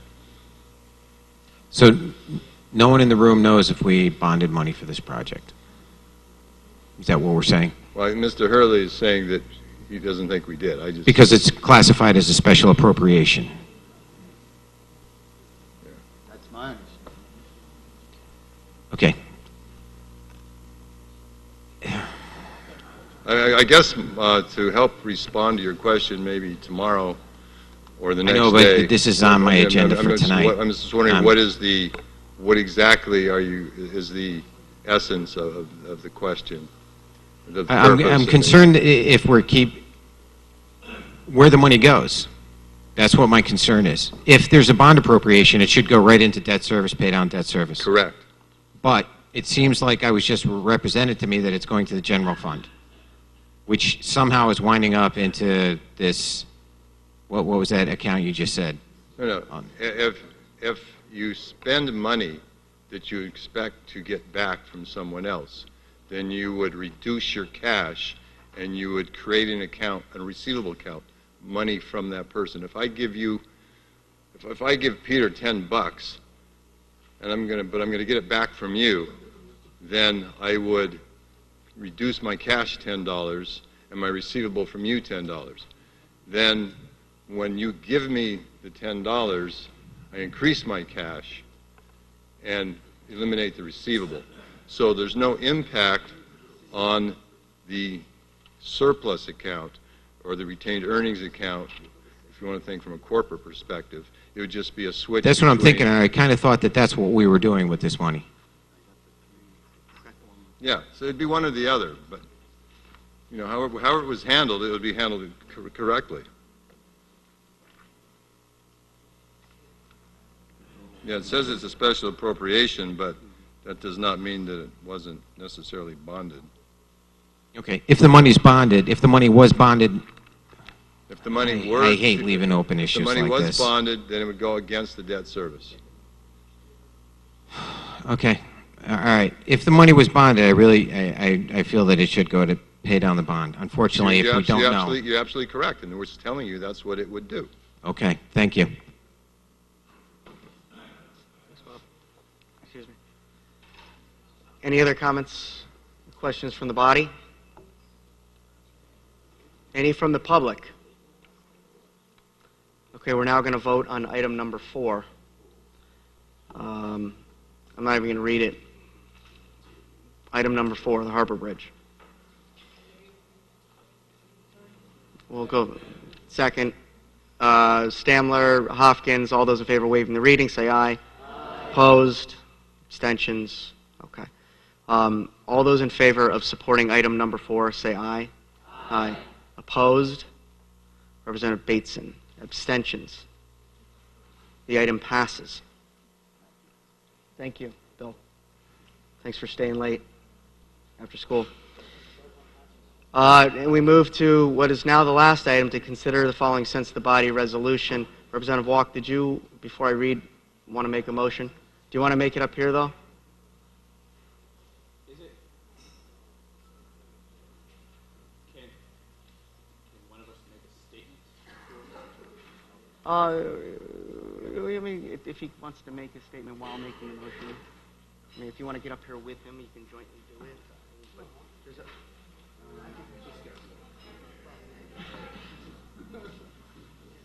should we make a motion? Right. What did you want to say? Okay, go ahead. Do it quick. I'll let you go. Go ahead. Please. It's okay. Just make it. Be quiet.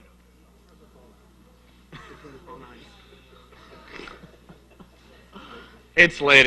We're all going to go home. Mark Patton, District 7. And Jay Wolk, District 6. we had intended to introduce a non-binding resolution to support GMO labeling. Something we've been working on for the last 6 to 8 months. And obviously due to the late time and some offline conversations, we are going to make a motion to postpone this event, to table this event until the next meeting? Just you table the item. All right, we're just going to make a motion to table the item so it will come up at a future meeting where hopefully there will be support to put this through.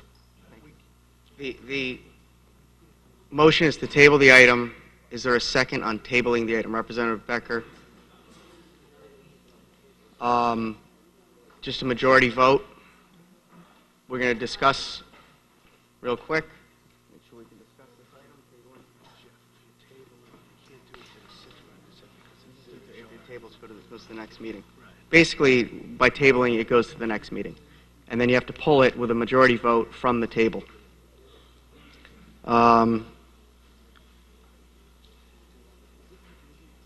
It is non-debatable and non-amendable. So we're simply going to have, we have a vote, majority vote on doing this. So all those, yes. Is it easier or safer to just make a motion? I think there are more options to table it. It could come up sooner, potentially. All those in favor of tabling, say aye. Aye. Opposed? Abstentions? Okay, so the item has been tabled, and we go find. Thank you, Representative Walk and Patton. Item number 7, to consider and act upon any other matters presented to said meeting which may be properly acted upon under the rules of representative town meeting. The next meeting will be the annual budget meeting on Monday, May 6th at 8 p.m. So far here at McKinley, although I've heard comments about parking, there's not a lot I can do about it, but we'll see. May I have a motion to adjourn? Representative Mezoff.